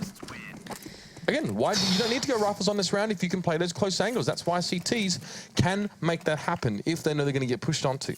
Yeah, and Cash rules everything around me. Oscar's now on 6k. He can get up to the AWP really early if he fancies it. Probably not going to go for this round, of course. It's the most deadly thing to have against a pistol. You can be so overwhelmed, but the XM can work so nicely in drop as well. That kind of the power it brings, the quick nature that he can utilize it a little bit better than the others. The Mag 7's still viable as well. But for Penta, maybe a little bit of a talk time here, just kind of discuss things through, have a chat, say, all right, guys, what happened there? What went wrong? And Chris could be baited into this. Bear in mind that MyCast is on long, but they don't have the Deagles. Normally the Deagle's the one that can kind of do the work from that. And Oscar's going to pop himself up in towards drop room, looking for Crystal, and finds him. It just reminds you of Left 4 Dead whenever I hear that shotgun go. Yeah, I mean, Crystal was trying to get information there. He spotted them coming, but there's not really much you can do when you've got Oscar running at you like this. Only got 2 shots, only 2 shells left in the shotgun, so just a little bit careful. It's all he needs to get the kill, but oh dear, Oscar, please, yeah. See, reload, son. Oh my God. Get that gun reloaded. MyCast will pick it up here, or at least attempt to. One of the bombs still out in front. He actually wasn't able to pick it up when he jumped down, so that's all. He has to get back there later on. And then the Speedy will do the rest of the cleaning work here as well. So Mousesports, a very economical buy into these first 2 rounds. It's going to yield them a good amount of money. Yeah. And it's going to keep that bank nice and topped up. Yeah. MyCast, if he gets more, this is really nice for him. It does mean that he can look towards an AWP earlier than previous, but not going to happen. It was worth a good attempt. But Penta making something out of nothing there too. Getting those 2 kills is good. But again, that was aggressive from Mousesports because they had the expendable weaponry. They can go for that sort of play. And on the other side, of course, Penta opting to stay away from the AWP to start off with, not really having the cash flow for it just yet. And on the other side, there it is. Oscar straight on the AWP. That's insane. I mean, he had like $8,100 at the start of this round. So for round 4, that is super nice. Still the scout for Chris J though, and still the Mag 7 for Nico. So this is that 1 extra round that teams try and squeeze out of their sort of round 2 and round 3 bye. Can work on a map like this. It can as well if you have a nice little B hold up close and personal. Such a gamble, Mitch. Look at this. The things they've double stacked on long. It's a gamble. It's a viable one. But Penta have done the slow walk through to A, and I love this. This sort of play just really, really piques my interest because you can then cut off the 2 other players. It means you've cut them right in half, and then any kill is huge. Tarsin finds Speedy. Now the players on long feel pressured, nowhere to run, nowhere to hide. They don't know what's going on. But then Penta also have to not outdo themselves here. The bomb's now planted, and the retake positions are good for Mousesports, but Crystal can take down Dennis and Chris J, make them panic, make them not feel good about this. And Oscar and Nico are locked out drastically. Weapon-wise as well, not really the ideal arsenal you want to take into a scenario like this. And Chris J probably has to repeat multiple times. Nico needs to be up close. Oscar was smoked down in connector. That was my one worry. No one's watching where Dennis is coming from. And this opens up an opportunity, but the opportunity is just dwindling second by second here, Mitch. 3 players left now as well. Bomb ticking away. Kits on everyone here for Mousesports. It was better off saving him somehow, and yeah, they will do that. They're going to back away. And AK picked up there, not too shabby. And Mousesports, yeah, I mean, they give that round up. They let that one go over towards Penta, but still plenty of money for them. Oscar keeps the AWP, which he made a huge investment into in that previous round. So, again, he's also not complaining. But still, giving 1 round over towards Penta, give them a chance, let them even stabilize mildly in their economy. Always the way you want to let teams in. But we are seeing a lot of teams do that, try and squeeze the extra round out. But Penta just gutted Mousesports pushing out the middle like that. And players on long will now feel the pressure. The knock-on effect of rounds like that when you have players pushing middle on you means that you can never leave it unattended. Hence why now Oscar has to take the peak. He can run towards danger, do like the peak on the cross. And the deep nades are going to give away there's some presence here. The molly on long will also display that. So again, he can't leave this position. Even if Penta went for a quick play off the back of this towards B, at the end of the day, you can't have the early rotate from Mousesports. It basically means that Chris J and Oscar are locked to this. They can't do that 4-1 play if they wanted. And Nico's got such an advanced position, though. That's still a really nice counter towards losing out some ground on A. And Crystal as well, thinking about the drop. Actually, just he and Stefan at this stage, trying to see what they can find. Penta, not very forward positioning from any of them. I mean, Tarsin's way back at A-long here, so as much as a default as you could almost call it here, just try and see what they can spot out. Get a kill, work off the back of that one, apply further pressure to that area. This is a full-on A split if I've ever seen it, or at least it was intended to be, but I don't think they're getting the presence they wanted early on enough here for Penta to be able to hit off the back of that. But now they've got a good spot with Stefan and Crystal holding the rotate back towards B itself. But then it's like, okay, who do you want to get past? Speedy and Nico then. Okay, these are your 2 challenges. They're tucked in play in the sights. It's very hard to push them out of that. And Penta are running out of time. They're a slow, methodical team at the moment. They don't have that quite quick play that they used to on occasion. This seems like a more robust side. But I think they're going to start hearing the footsteps here. Nico's certainly got a good idea. The molly's going to give away the game, and it's going to be Penta pushing forward towards platform. Nico, they're going to easily take down Tarsin. Expects a push out from the broken wall. That didn't happen, but Dennis fell in the meantime, meaning he's a little more vulnerable from drop. He has to keep that in mind. 20 seconds, Mitch. Yeah, not a lot of time to work with here now as well. It's got to be go, go, go here for Penta, and they do pull the trigger. They make their way forward, but still a bit more vulnerable now as they have to motor themselves on towards the side. The flash doesn't really do much to dissuade Stefan. He still falls, but gets himself a kill, and now it's MyCast all on his own. Peeks out, manages to catch Oscar by surprise. He'll try and keep his head down as much as he can. Away for Chris J to swing in and save the day. And as a Mousesports round coming back up there as well. A bit of extra money spent in. Wow, a lot on Chris J there as well. So can spread that one quite nicely across them. And Penta now back to the drawing board here. Will force up this round. Fair enough as well. Gives him 3 AKs. Utility, not too shabby either, really. No, perfectly fine. I'm hoping you see like a split B, a couple of players towards drop. Ideally, the one with the Tech 9 can head that way, or just all-out plat. This is what it looks like, an all-out plat play. Try and just exploit what you can. Make that Tech 9 come into an area it can actually do something with. Well, Nico didn't even have the time because of spawn or whatever to actually get towards that platform. So they have to give that up now and play the longer game. It's going to be Spitty from a distance. Gets tagged up a little bit there inside the chicken booth. And don't be stepping on eggshells there, son. It's going to be Oscar, though, that picks up Tarson, keeps Spitty a little bit safer. Good little timing on the peek out. That's perfect. Bomb is on the ground. It's a little bit loose here at the moment. He's just picked up there briefly, but it has to be on the run now. It's going to be Mike S on the statue. Very vulnerable positioning now as well. This force not really coming to too much so far for Penta, but Stefan really striving to make the difference, but it won't be enough. All Spitty for me. The fact he stayed alive in Chicken Coop was massive then. He was always, keeping them humble. They could never go for the clean plant. They could never, get the time in their favor. And then he even got kills, 3 kills from there as well. Really nicely done. A man who often goes unappreciated in this lineup, I think. The fact is when you got people like Oscar, and you got people like Chris J, Nico, all these bigger names out there. Of course, it's easy to kind of slip away, but that was a round where you see his value and his weight in gold. So 5-1, saves the round, pulls it back in. It was looking a little dangerous once those smokes got in there. You're like, okay, maybe there's something to be seen. Not the case in the end, and now it's going to be the play, trying to catch a couple of guns away, see if there's any aggression here. The double peek towards middle. Dennis is going to back from that. Hard for you to place your crosshair on the right spot there as well. There's a multitude of different places on that Y-axis where you could be having to look. So reasonable. But Chris J picks up a Mike S, who gets a little bit ahead of himself. Now Dennis ready to receive as well. He catches the second. It's going to be low to fall now. 2 players down for Penta. Over on towards long, so hoping to try and get up close with the pistols and make something happen, but still Mousesports keeping a respectable distance between them and just dealing with them from afar. What's the money like? We haven't really seen much of an AWPing presence from Penta yet. Or not at least consistently. They just haven't had the opportunity to build up the money, so... Come on, what a difference that's making. Chris J being the bank here. Always good for him. Means that he can always have an AWP if needed, or drop it out to Oscar, or just constantly keep his teammates with weaponry. Such a big difference. But again, Penta looking a little lackluster on the T side, and that's worrying to me, because it's normally their T sides that really provide the backbone to them having these competitive these games. And we saw it before. We saw it on Mirage. Not seeing it here. That makes me wonder, is their CT side strong enough to hold up against Mousesports on their T side? Beautiful timing on the nade then. Does actually take a little bit of HP away from Crystal, but not too much. Not enough to write home about. I think Oscar spotted that.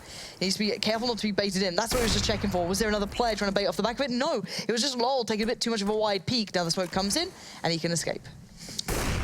Nice position there as well. Sometimes on the T side, you can get through on towards that B platform with an early AWP, but if you peek once and miss it, and then you're sort of hanging around once the smoke's cleared, it's not going to work out for you at all. Low down already, not good. Obviously, he didn't have the AWP, just an AK, but was hoping for a little bit of a different angle. But Mousesports buying this round with like 32k, which is obviously pretty much the max that you can sort of spend and keep in your inventory. The exception of extra pistols in the lot. So, I mean, they've got everything they need here, and they still are holding on to most of it. That's the main thing. Chris J is the only player up on that A site here at this stage. So, Dennis, while he's in a position to rotate, if he's cut down here and Penta really hit that A site fast, they can overwhelm. No, good on Dennis. Keeps himself alive, but does commit himself to the B site now. The smoke put in. So, Penta really trying to box Mousesports off here. Going to leave Chris J on his own. Mouse will have to challenge this. Yeah, at this point, Chris J has to hold them back. He's got the last line of defense. Crystal could have done so much there. Finds one, but that's good, but it's not good enough when you're down to just 2 players here. And for Penta, they're running out of steam, running out of ideas. They can't even get a bomb plant. This is a bit of a disaster, if I'm honest. Mike S surrounded. It's got to be time for a pause here, or a timeout for Penta if they want to have a shot at this, because they are running on steam. Yep. And or fumes, should I say. Fumes, steam. I mean, to be fair, like nuclear power plants run on steam, so that's still... But great. The thing here is that the idea for Penta was quite good. You establish, you cordon off an area of the map. You're going to have 2 players getting ready to push up that ramp over on towards the A site. It was going to work for them because only Chris J was over there for Mousesports. And throw the smoke in, Crystal there catches the rotators out as they try and... They have to challenge this smoke, right? Because you can't be 4 on one side and 1 on the other and know they're going to that weaker site. But Chris J as well, very clever for him. He made a move nice and fast. He went from the back of the A site, which is your standard spot, made his way to Wooden. So even if he had to sort of spend a lot of time at the site, he could have gotten out alive and even allowed his team then to play back into a decent retake. So, the fact that he was you know, if it was going to come down to that head-to-head, maybe close situation, a 2v2 or something, that was the Jenga block in the tower for Penta that could have been pulled out. Didn't get to that point because Nico just smashed them as he made his way through, but sometimes you just can't really account for that kind of play from the man, although you should. Penta have come up with nothing so far. Mousesports looking rock solid. And the money just, yeah, I mean, well distributed. Chris J and Nico just loving life right now. Yeah, I don't know what Penta can do Chris to J really hasn't break died this. yet. No, I think he was. Yeah, he's 8-0, is it? Or yeah, 8-0. Oh man, that's frustrating. How do they exploit this? Because Penta, the thing before that I was hoping they would do would be that they'd be exploiting A more, which they've tried. They've seemingly tried this. They just don't seem to be getting players on long well enough. They're never getting those clean takes. I honestly think they could split that so much easier, bait it a little bit. But you know, this is with every information that I have, right? That's the factor, is that we have all the info here. For Penta, they're running on 50%, right? They see what they're doing, they see the response from Mousesports, but they don't see the initiation, they don't see the initial positions from Mousesports, they don't see everything like that. So again, it's very easy when you're in Twitch chat or you're in our positions for you to go, all right, why aren't they just doing this? Yeah, that's so obvious. But when you're so tunnel visioned in on what you're doing, it's very hard to see the bigger picture. But at 7-1, something has to change. And this is not maybe the round to see the biggest point of that, but again, it's time to maybe test the waters, get something in the minds of Mousesports, and set the tone for the rest of these rounds. Penta not able to buy up too much on this round, sadly enough. Not really much utility to work with either. Maybe they can overwhelm Oscar here as well. They're trying to work on towards A long. And Oscar, ooh, he could have gotten out of this one, but now he's going to be pinched in. He needs to go straight through. Oh. I was going to say he needs to go straight through Tarson, but I mean, he just passes through him like a ghost there. Now, 5 health though has to back away. This was a possibility. This was potential for this to happen now. Lol on the corner tries to go for the peak, but Spinner shuts it down. A glimmer of hope just snuffed out in an instance for Penta. I think it's just the... That hurts. Yeah, that's not fun. I mean, you don't invest heavily into this round, but that still hurts. It's not how you want to lose them. That's so, like, yeah.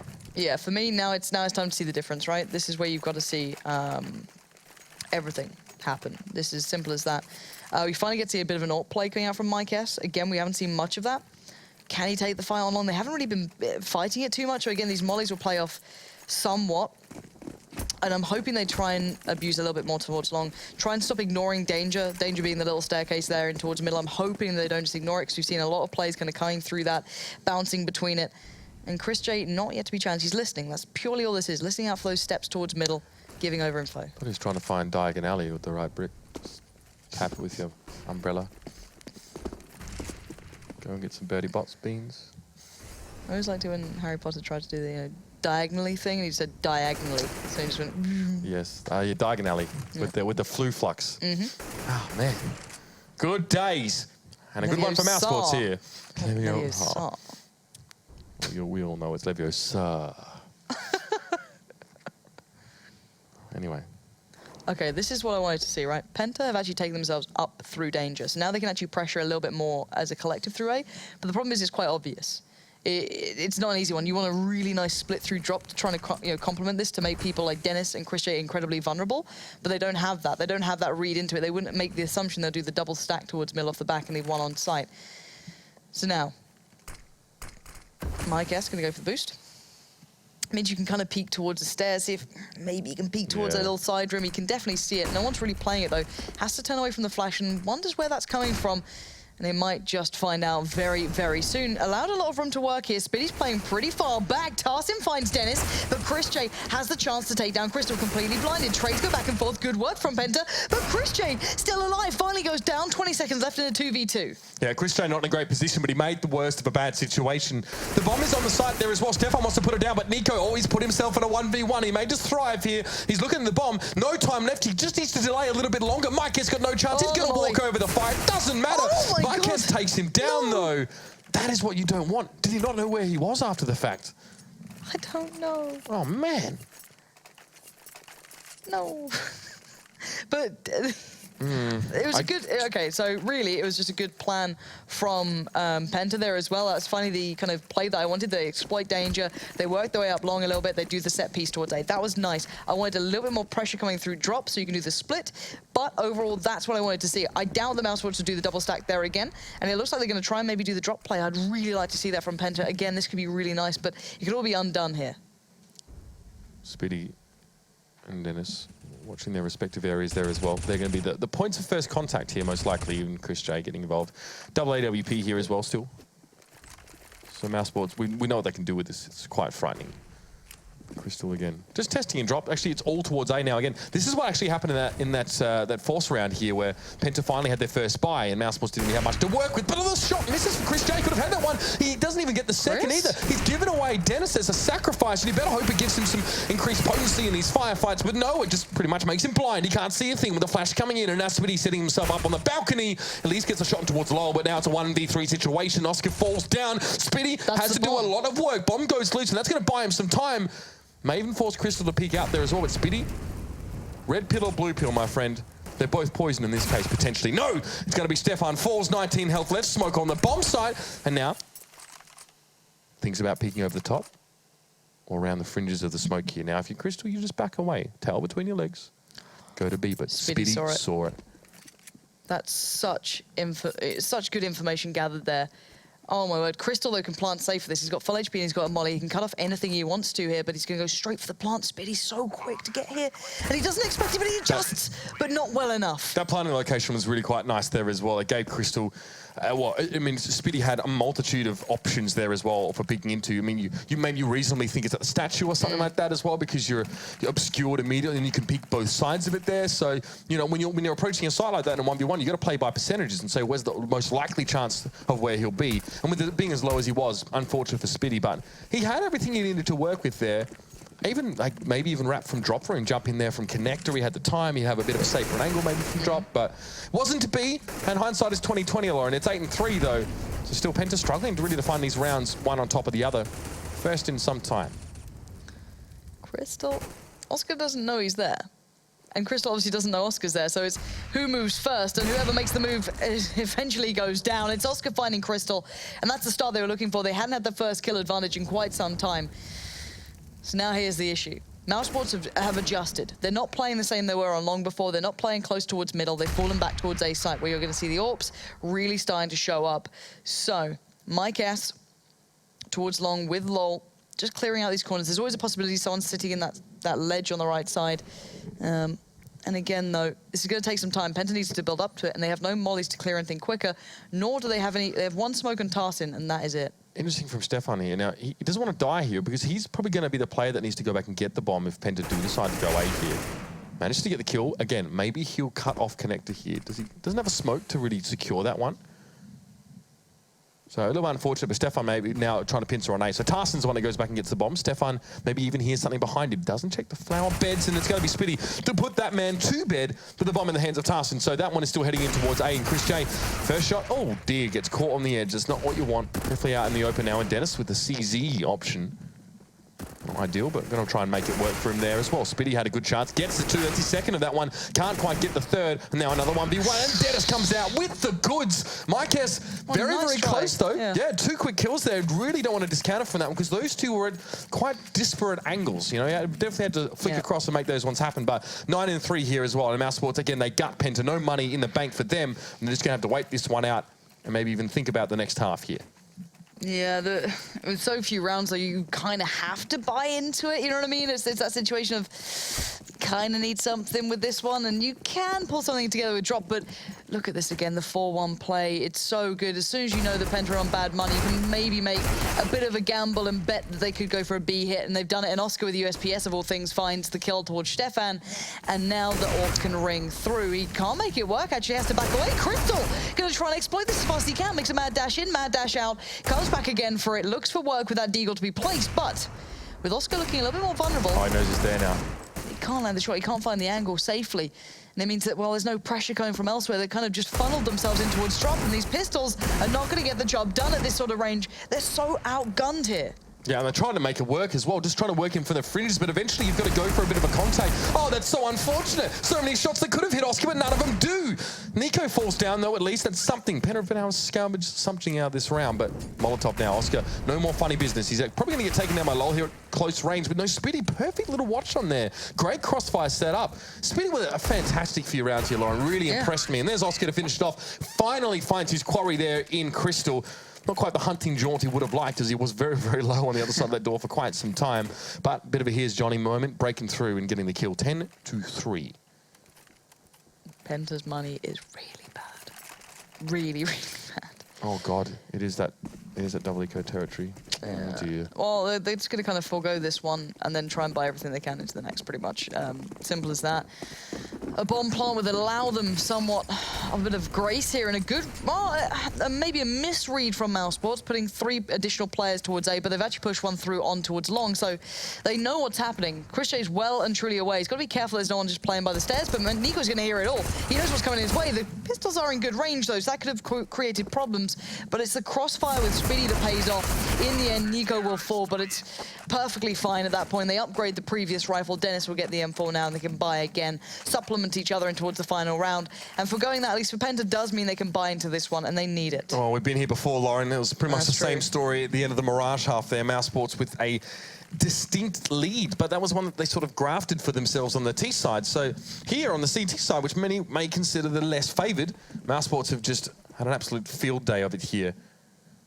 Will be Dennis to come forward again. I mean, money not a problem for Mousesports, naturally. For Penta, very much a different story. Rounds where they've had AWPs, well, there have not been many of them. Maybe a couple in the mix there, and they were not overly fruitful either. Look at this. Oh, Nico, you God. absolute animal. Going aggressive on this round, come on, give him a chance, give him a second to breathe, but no. Crystal now in between a literal rock and a hard place. Where does he go? Does he choose Nico? Does he want to go back to that? No, the Bulldozer finds his destination. He comes back around, did the full tour of Cobble towards B, and now they know exactly where Penta are left.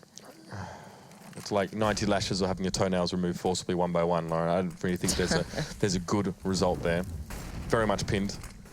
So, pushing on towards the A side, though, only 2 players left there. Tarsin just sees someone jump past him, almost got his teammate there, but Mike Hess at least managed to finish off Nico. This could be big. Tarsin doesn't see what's through. The smoke goes face to face with Oscar. It's like coming face to face with the devil, especially with an AWP barrel up your nose.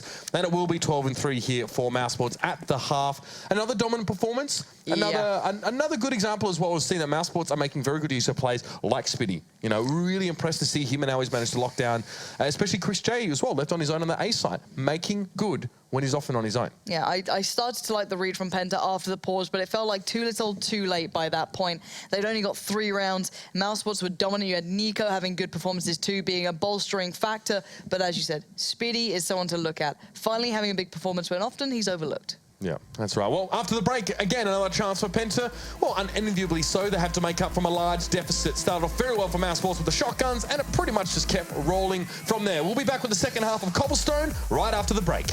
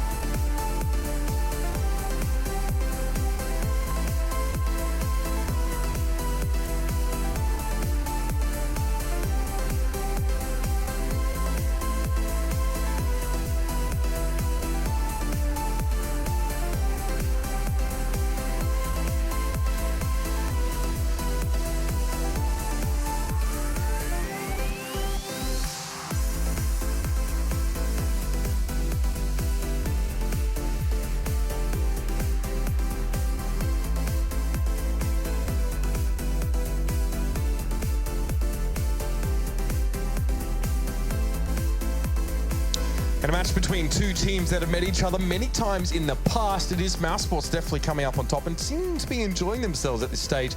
I'm Mitch Leslie. Thank you for joining us again. I'm here with Lauren, Pansy, Scott. And it is obviously the last half time of the night here. We've had a solid night, to be honest with you, especially after that first match. We'll talk about later on. But for here, it's Penta really need, again, to win the pistol. They did it at Mirage. It's got to happen now. Yeah, it's do or die time. They did manage it, as you said before. They brought the game back to look like a very competitive matchup. But at this point, already, Penta getting off to a good start. That's a brilliant beginning. If anyone you want to take down at the start, it's going to be Nico. That's a good beginning for any team at this point. But let's look at what Mousesports are up to. 4 players heading towards A. You've got Tarsin and Mike S falling back towards site. Tarsin watching the cross, Mike S playing from the site itself. And Chris J has to take that battle eventually, but it's Dennis to win it through. Yeah, that's right. That's not a great site for Penta now. Control of the site is for Mousesports. And you said in the last half, if the Ts can get around that armored car and on towards the site, they can do so much work. They can get in the face of the CT side. Tarsin now as well, just wondering what the option is going to be here. Speedy catches low as he goes in towards the middle, and now Crystal might be next on the chopping board. This is not what you want as Penta. Nico went down early. They had the advantage, and it's all gone to nothing. Those after-plant positions were so nice from Mousesports then, watching every single angle required. Dennis as well excelling where I didn't actually expect him to personally, but he really started to pull his weight. Going to get himself straight up towards the rifle as well. So he's one of those players on that. Maybe 2 rifles. We've got the Galil on Spiddy.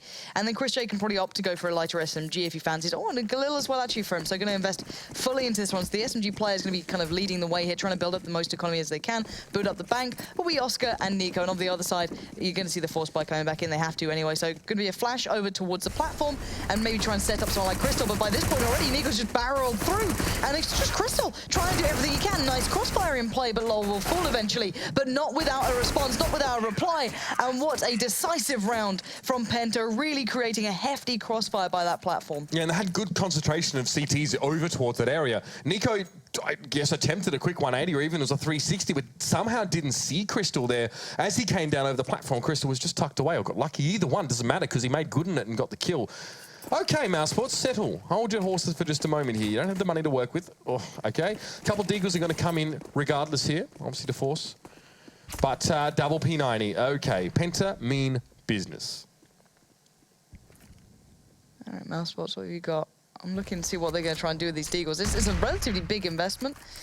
Stefan has enough bullets to deal with almost the whole team. 50 in the clip. Stefan's going to be finding Oscar to kick off with, and now Nico's very well aware of what's on the other side. But if there's anyone dangerous with a Deagle, it'll be the man in front of you. Again, he did pick off, was it 4 on Mirage? So yes, that was double it. If anyone can do it, it certainly can be him. But Penta have absconded most of their presence towards that drop room. Crystal's playing out by the window, so they can't just do a cheeky A split, which looks like the initial intention. But with little ground gained, it's going to be very, very tricky for them to break into this.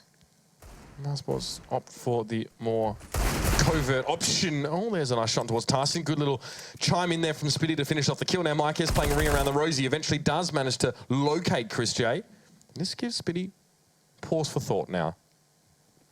You'd like to jump over and grab that gun if he possibly can, but Mike is like a bulldog here as well, defending his fallen friend's corpse. And also the sight, easy enough, spray on through. And Nico goes down, given a little bit of help by Dennis there as well, but it was Mike S to finish it off.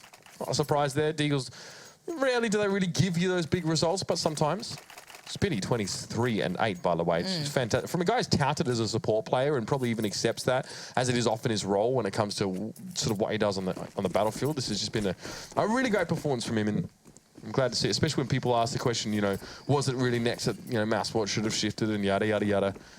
But so far, things are working out pretty well for Mousesports. Yeah, Spitty's probably just going to flash them out, try and catch anyone pushing up by the platform, anyone close by. They've only got Glocks, so best you're hoping for, again, will be something like a plant off the back. But Mike S is the one primed and ready for this. This could be a very quick route to... Oh, my God, timing. Timing is everything here. If he gets the nade out at the wrong time, and it is a little off, but he does make up for it. There we go. The P90 comes out to play. Beautiful support as well from Lowell in the back lines, not allowing anything to go ahead. They spot out the buy as well. Purely pistols, nothing more, so they know exactly what they'll be coming up against this round. Felt like I was watching a video on how hot dogs are made there. That was quite messy. But Mousesports probably knew what they were getting themselves into. They played into that scenario. So now they buy up with those AKs. And again, there were a couple of opportunities they had to slow Penta down or actually just take the game back into their hands. On the second half in Mirage, they squandered a couple of them and the game got quite close. Mousesports don't want a repeat occurrence of that. Excuse me. Oh, wow, I have a cough button for that. They do want to put this one to bed.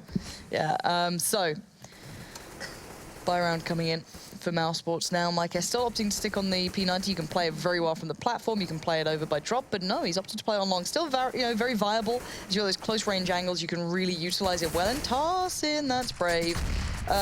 Doesn't connect towards anyone. Gives away some long presence. And Mousesports haven't committed with the bomb anywhere. The bomb's still all the way back by those B halls, so it could take a long time for it to anywhere come towards a hit. Nico will be the one to kind of shepherd it round if that does end up being the play. There's these 3 players stacked on long. This is a very curious round. Yeah, I'm not sure if Penta's read this well or looked over how Mousesports like to play their T side, but just stacking straight up 3 players long is quite a rarity, but so's that. Nico just going in towards drop, taking the head off of Stefan, opens up a huge possibility. They can wrap back around towards B after this, and now they only have to take on 1 player. Chris J falls, the bat signal goes up in the sky, Nico swings down, gets a headshot around the corner while running, and then it's on like Donkey Kong. It's 4 players now for Mousesports heading over, but Nico falls down there. Lol is ready to hold his ground, at least for the moment. It's going to be a Molotov just to cover his trail. Oscar's going to peek this and get the kill. Nicely done, but still these kills are traded back and forth, and it does leave Mousesports at a deficit, or at least it did now, until we have the 2v2. Now, Marcus has a P90. He's flanking with that one. And he's got to come in towards platform as well. So this is not optimal range for him to really make that one happen. Nothing wrong with it as a retake weapon, strictly speaking. But with Oscar holding this long angle, Marquez can't really contest with that. But Marquez has so much utility. He's got flashbangs, mollies, smokes. He has to try and set up Crystal pretty much at this point. And there it is. The flash comes in. Crystal does pull the trigger towards Dennis. Now Oscar in the 1v2. The molly's burning him out of position. He readjusts well, keeps calm.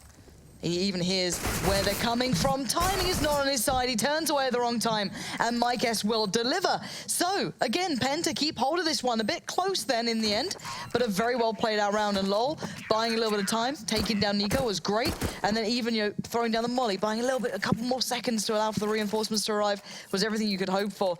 And Mousesports, well, it's time to sit back, become a little more humble about this one. You can't just take it for granted now. And yeah, force pistols in this round quite happily, of course, with that 3k plus money they have to work with. But to be honest, pistol rounds for Mousesports in this match especially, I mean, with the exception of Nico just doing Nico things in that last map, I haven't really given them too much opportunities. That's kind of the way it should be, to be honest. I think it was Dupree that said that you should really win pistol rounds like 0.5% of the time or something like that, or 5% of the time, I believe it was. So fair enough. Still, Mousesports are going to have a crack at it anyway, see if the odds are in their favor. Nico looking for his first tribute. Stefan now just peeking around the corner. Actually just plays around it quite nicely there. Yeah, that was actually really nicely played from Stefan, just playing the corner very, very well. Now, the mollies burned them a touch, but not enough to really hinder them too much. But I like the way Penta falling back towards the sides, not allowing easy pickups to be made. There is actually one man on the side behind them as well, and that was Tarsin waiting very patiently. The bomb's been dropped at long, so Chris J now just trying to claim some scalps more than anything, try and get a gun into his hands. Mike S will not allow it, and Penta make a stride towards the right direction, withstanding the storm, making their economy incredibly robust. Look at Mike S, 12k now.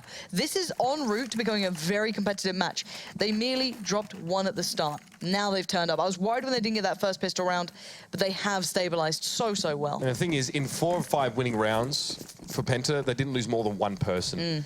It's in that last spree, right? So that's pretty big for them. That's why they got so much money to work with. But the buy for Mousesports is comparable coming into this round. Again, only about 3k between them. That just sinks in towards utility and kits and the like. So this is a fairly even one now.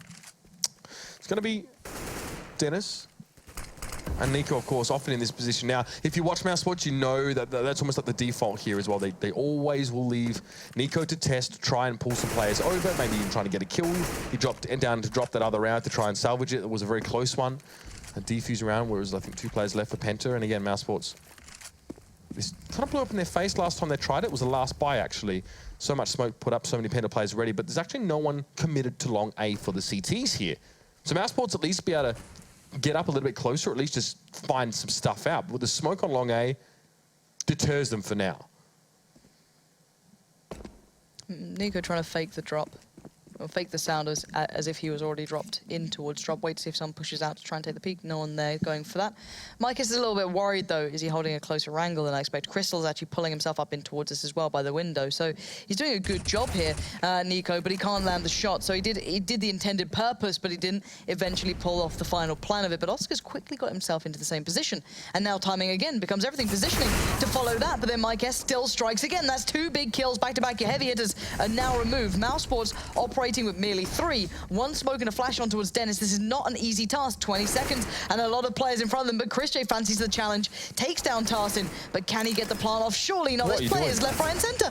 He's actually pulling it off. Oh my word, the bomb's been planted. Mike S is caught unawares, and now chrisJ in a great dominant position. They're trying to defuse right under his nose. Crystal now on the hunt, takes him down with a Tech 9 and brings it back to a 2v2. Now 2v1 as Dennis is going in, and Mousesports somehow pull off a crazy round. Absolute daylight robbery. Mousesports go into that, like, when you're 4-5 and your AWP is trying to peek for an entry and gets killed, that's not a good round. You haven't really played well around utility. You haven't really got any entries. And then just walk onto the site under smoke. Your 2 players, oh man, the pressure applied to Penta here is just immense.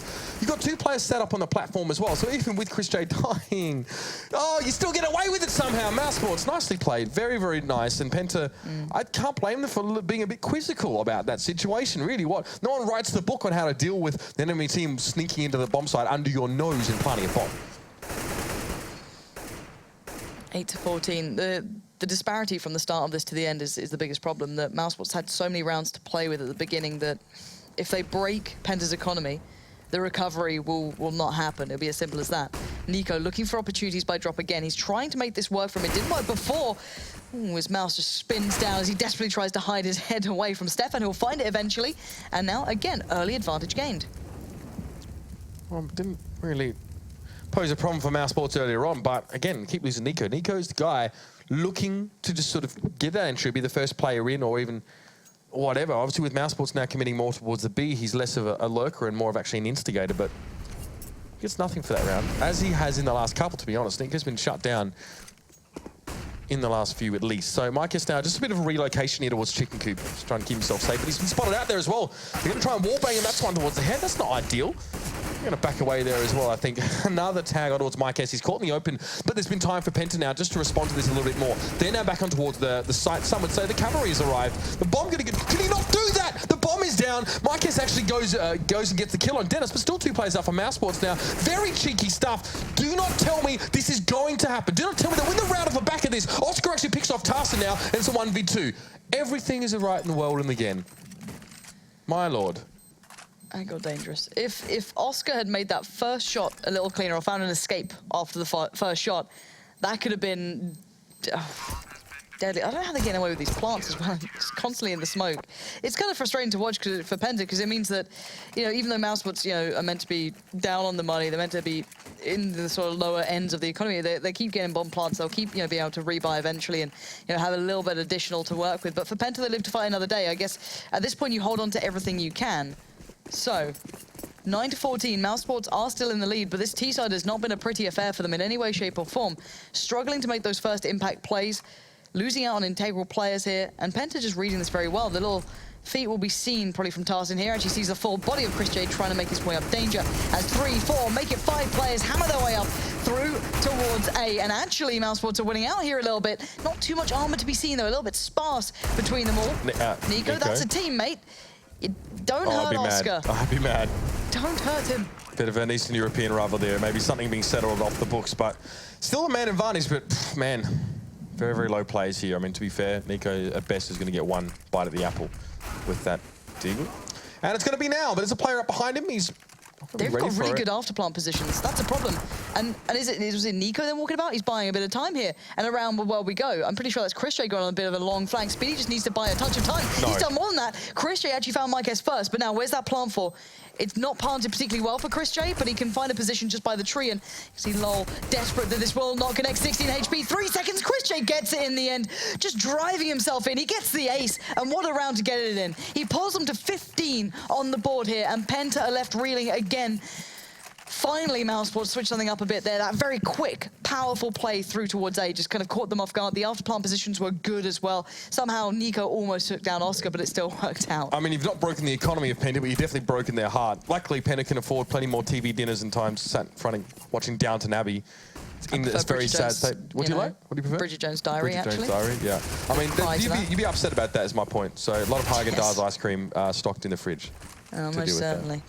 Either way, an AWP here for Oscar. So no AWP buying up here for Penta. Now, Mousesports just again, not winning the early trade. I think always going into rounds with these rounds with a man advantage. What's even more impressive about this whole thing is that Mousesports have lost at least 3 out of 4 of these pistol rounds in these 2 games.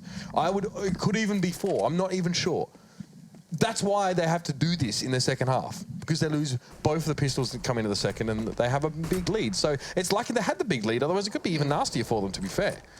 Yeah, and the problem now being, though, Nico is going to make them nervous. He's picked up a pick towards the B site, and they went for a bit of an ace stack here because, well, it's been working for Mousesports. It's a really viable thing to do, but now they can't withstand if there is actually that late B hit coming around. There's still 50 seconds to play with, so it's certainly a possibility. However, let's see what they go for. The Molly's going to push a little bit of a position out of play now. Crystal tries to find it. Nice work from Tarsin to keep middle in check. He's spotting them out, but Nico is still being the pest over by B. He knows it's clear. Nico needs to get into a good position now. He's picked up enough players. He's not 100% sure it's clear, but he can make the assumption. Now, where does he put himself? 8 HP. It's more one and done, maybe. He's a bit cautious of Coop here. He's going to call out. Guys, I'm not sure if Coop's clear. I can't check it completely, but play around that. Play smart to it. And now here we go. So, all that after plant utility, well, the smoke goes out from Spitty at least. He has a Molotov still to work with now. That could be very important to stop LoL and Tarsin over on towards a B platform, or at least get them low. I want to see Spitty and Chicken Coop holding it down, but Oscar falls to Tarsin first of all here. He was very, very close up in drop. He was hoping just to be able to, you know, put a wedge in things, throw the stick in the bicycle spokes, as it were. Nico is super low, so Spitty can't rely on him. Spitty can only really rely on himself in this case, but Nico hopes to make something happen, but no, Spitty goes down first. Bomb was planted. Decent rotation from Mousesports, but just didn't work out. And Tarsin, quiet achiever this man, always has been, gets himself with the ace for the round.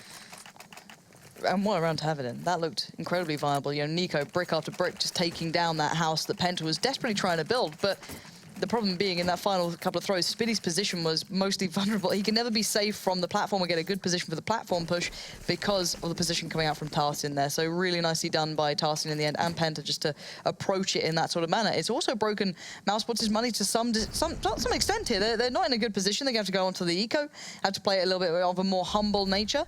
But Nico and Oscar are going to go onto the Deagles, trying to do some damage back towards Penta here. Stefan going to be tested and passes. Nicely done. Oscar tries to be a little bit ambitious there. Smoke now going in. Stefan allows him to take more advanced positioning in drop room. And Nico, pretty quickly, I mean, this is the hallmark of a very versatile player. Realizes that, you know, the way is shut. Him, at least for the moment. Not even sort of waiting for the smoke, but just backing away and looking for other options now. Although none of them really surfacing over on the A side. I mean, it's just Spitty really just giving a bit of a tickle there to Crystal and Tarsin, and neither of them are really bothered by it. Deagle? No. Okay. So, 15-11. Now, 16-11 was the last map score. The second half went in exactly the same way. So if Mousesports win the game here, it's been a mirrored situation. Literally, the first and second halves for Mousesports. I still think Mousesports had the big lead on the T side on Mirage, but mostly the same. And it's because they lose the pistol in that second half, and I'm pretty sure they lost the first pistol in this game as well. Luckily, they still managed to mess Penta up. Only Mousesports could. If they had won these very important rounds, these rounds that some people say are worth maybe even too much in the grand scheme of the game, we wouldn't still be here, I feel. No, I tend to agree. Good flash came in, but it didn't really do much. It merely made the player in drop turn around, which is its secondary effect. Give them a shot at it. So they trade in. They sacrifice Nico on the UMP for the kill. A bit of a valuable one at that. Now, because it's forced the rotate from Penta, they've put a fair amount of their players towards B. They have to stem the bleed somehow. Mike S, LOL, all going around. Oscar even selling it further. That's actually quite good, even though he obviously doesn't want to get tacked up. He will actually be in a good spot now. He gets himself in a really prime rotate catching position. LOL walks right into it, and there's now only one man holding the A site. Flashed up, Tarsin now doesn't know where the pressure's going to come from. He has to be so scared. Oscar's somewhere behind him. He's got players pushing up mid. Oscar does go down. He's kept it in check here. Maybe he's done enough to be able to pull this one back in. Crystal takes a big step forward as well. It's down to a 2v2. Yeah, Penta hanging on for dear life here now, and Chris J just hoping to try and get up the slope and make something happen. But Spitty, he had a good lineup there. Tarsin turns it right around, and Chris J gonna have to back away and try and make this one happen on his own. It's gonna be a 1v2.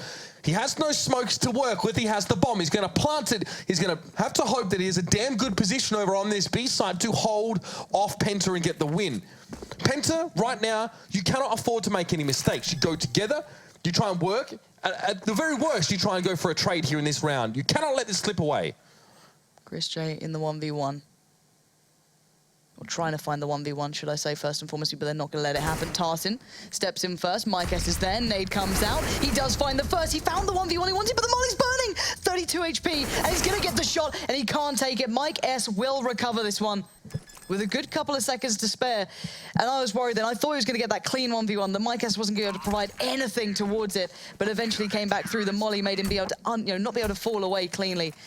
And again, close rounds back to back. There's no, easy rounds to be won here. Both teams having to fight incredibly hard for this, but let's remind ourselves, Mousesports only claiming 3 this half is not good enough. No, and 2 of those 3 rounds, they had like barely 1 or 2 people alive. Like, there's no clean T-side rounds. There's no fancy executes. There's no entry frag into another kill, into set up smoke, into after plant situation. There's been none of that for Mousesports. They're just sort of trying to peek or try and set something up, and they're dying. They're losing trades early on. I've already seen a full-blown execute onto, I could be wrong, Lauren, but I haven't really seen a full-blown execute onto either of these sites yet. I think Mousesports have maybe done 1 or a couple towards A here and there, but nothing. The set plays towards B, where you do the full smoke wall almost, and you molly out all the corners. I'd kind of like to see that, but Mousesports haven't particularly had great deals of money throughout this. Again, they've been kind of struggling on that front. And now what do they have left to work with? 1 smoke, 1 flash. This could set them up anywhere. It looks like a play towards A. You've got the split coming through from drop, just pincering in these players. Mike is in a good position, but he's left the door wide open. No Oscar way. finds Crystal, and now there's a player let loose. Who's at the back of sight? I'm not even sure who that is. It's Tarsin, again, with so much to handle, and he keeps it in check. Mouse are just getting caught in a bit of a trap here at the end of the day, trying to get the bomb down quickly. Tarsin still being a nuisance. The bomb, I can imagine, will be planted here and left in a 3v2, but almost impossible here for Mousesports. The HP so low. The retake is prime from Penta. They got dangerous, but not dangerous enough. This is 13-15 in the makings. Mousesports are just smacking the head against the wall at this point. Yeah, what you have to hope for Mousesports is that those bomb plants are continually forthcoming. You keep a little bit of money extra. Maybe there's going to be a round where you play a gun round and you lose it, and then you can actually force into something half decent. Right now, it's been gun round, they lose it, they're pretty much back on towards Tech 9s and Deagles and the like here. So they haven't had 2 consecutive rounds where they can apply pressure, but yeah, again, Mousesports weren't set up in that last round to have situations where they could scavenge guns or pick them up because it's cobblestone. It's just, T-side cobblestone, Penta aren't pushing early for information. They're sitting back. Mousesports are coming to them. So it's a fairly, reliable way to play through on this CT side. It doesn't matter if you don't have information, if you can just hold your angles and hold your lines and hit your shots. So, 13-15, full set for Mousesports here, finally. All the mollies. Got the AWP on Oscar. Tarsin holding a bit of an angle here. The flash won't actually work to blind him, but it will allow a quick escape for Tarsin. He does make it away. Switches up with Crystal, holding the closer angle. They check danger. Chris J, come on, buddy. This is an intense game. This is incredibly intense. Let's be real here. So, again, Penta have to expend this utility towards long. Try and keep them at bay in case they try to make a hit off the back of it. Down to a minute left, though. Mousesports have a lot to play with. The players remaining who have the utility towards Penta are Lol, Mike S, and Stefan. So, generally the players at B. So they can still hold this one.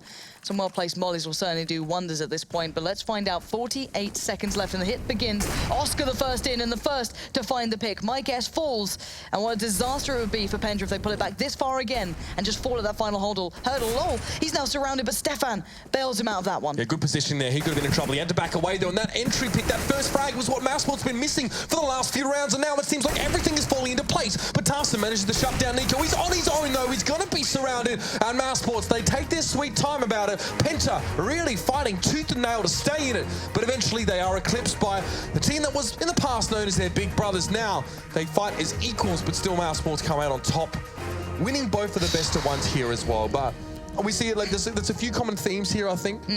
As soon as we saw that pick from Oscar in that last round, I'm like, okay, now this could be happening. We hadn't seen that in the last few gun rounds there, but for Mousesports, a lot of pistol rounds lost, great first halves, and if you're winning those pistol rounds, these would be 16-6s. Instead, now we're seeing 16-11, 16-13, so that is quite important there as well, and it's just the same criticism we had of Mousesports last time we saw them on Cobble, I think, as well. A little bit disjointed. If that first pick, I'd say the percentage of winning rounds where they lose the first player is very, lower than even the low average that you expect there, because they managed to do nothing sort of after losing Nico, losing Oscar. No, I tend to agree. I think there's a lot of attention to be drawn to what Mousesports were doing incorrectly to a degree, or what they could work on. However, I think it's also a very big credit to Penta to be able to put up a very good fight. And this is one of the teams that are continually just surprising me in how they're playing, if I'm really honest. I really like the way they've approached this season so far. They aren't going to be sitting at the top of the table by any margin. However, they are pushing some of the very best teams to quite far distances, be it through turnarounds in the second half or not, is beyond the point. They're actually managing to do it. If they solidify this, push it a touch further, that'd be kind of impressive to me. I'm seeing them doing very well. You know, so far they've fought against some very hard opponents, and they've always seemed to provide. And, you know, I can't wait to see, you know, maybe even Penta one day back at those majors as well, really like being in those spots. And they'll have the chances to get there. So far, they're looking quite solid. Mousesports, obviously, though, enjoying a revival, a refreshment, of course, with the new player entering the roster. Ladies and gentlemen, let's have a look back over the night that was. We had some very epic tussles, especially in the first match. Well, maybe not so much in the first map as it was. FaZe just looking dominant, but then Fnatic at least split the series there over on Cash. Just a wacky map, just FaZe things, Lauren, there. Really some weird situations and some exciting plays, but FaZe put themselves in situations where they had to go big to get themselves out of. Yeah, FaZe on, let's start on Mirage. That play on the T side was something to watch back. AZ, huge performance. All these players going absolutely wild. That was my highlight game, I feel. However, Fnatic's resurgence on Cash was again another masterclass, showing that they have the longevity to go all the way. FaZe seeming to run out of steam on occasion, not quite having that diligent T side. And of course, as we just witnessed, Penta really putting up a good fight, but not yet able to close these games. There it is. So let's have a look over towards what's happening in the North American region, kicking off at 2 a.m. CEST, or if you're PST, it's 5 p.m. Optic going up against Splice there as well. It's obviously the new look Splice roster. If you don't watch too much NACS, it's the one featuring a Cillian.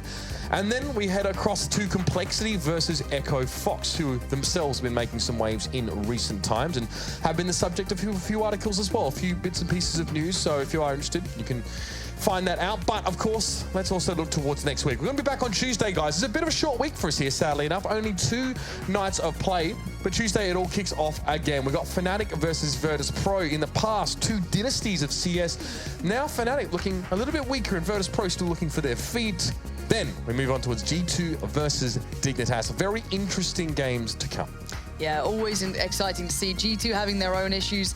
You know, I think it was their CT side we've seen being a real hard task for them. So again, let's see how they face off against one of the teams that's heavily stratted on their Ts, maybe even be able to exploit that further. And as you said, Fnatic against VP is always, it's a thriller to watch. Absolutely. And guys, in the meantime, while we are away from you, unable to guide you down the path of good CS games, do manage to get yourself on towards the Score Esports app. That'll let you keep in touch with everything that's going on, even outside of the matches as well. It does have our scores, our live tickets, and of course, you'll be able to find out what's happening over in Kiev at the moment. I won't spoil it for you. You have to get the app to find out. But of course, we're going to be back on Tuesday, ladies and gentlemen. Thank you so much for joining us. Until then, good night, have a good week, and we'll see you next time.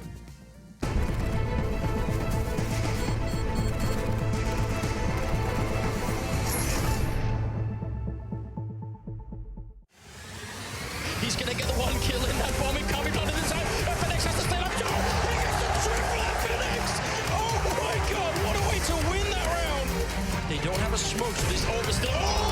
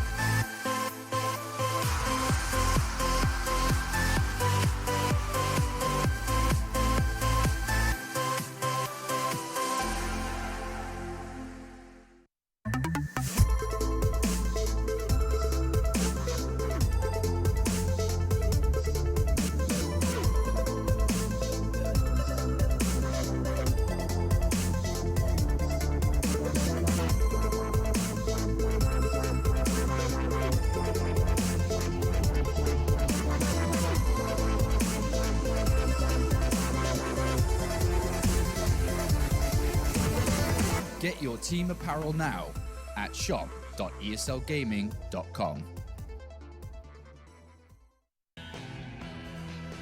I'm back! Now that Kinguin has partnered with ESL Pro League, you have even more of a reason to buy the skins you need. No one has a bigger selection of CSGO products. Buy CSGO cases from your favorite players and events, including the ESL Pro League case. Buy and sell skins on skins.kinguin.net. Check it now!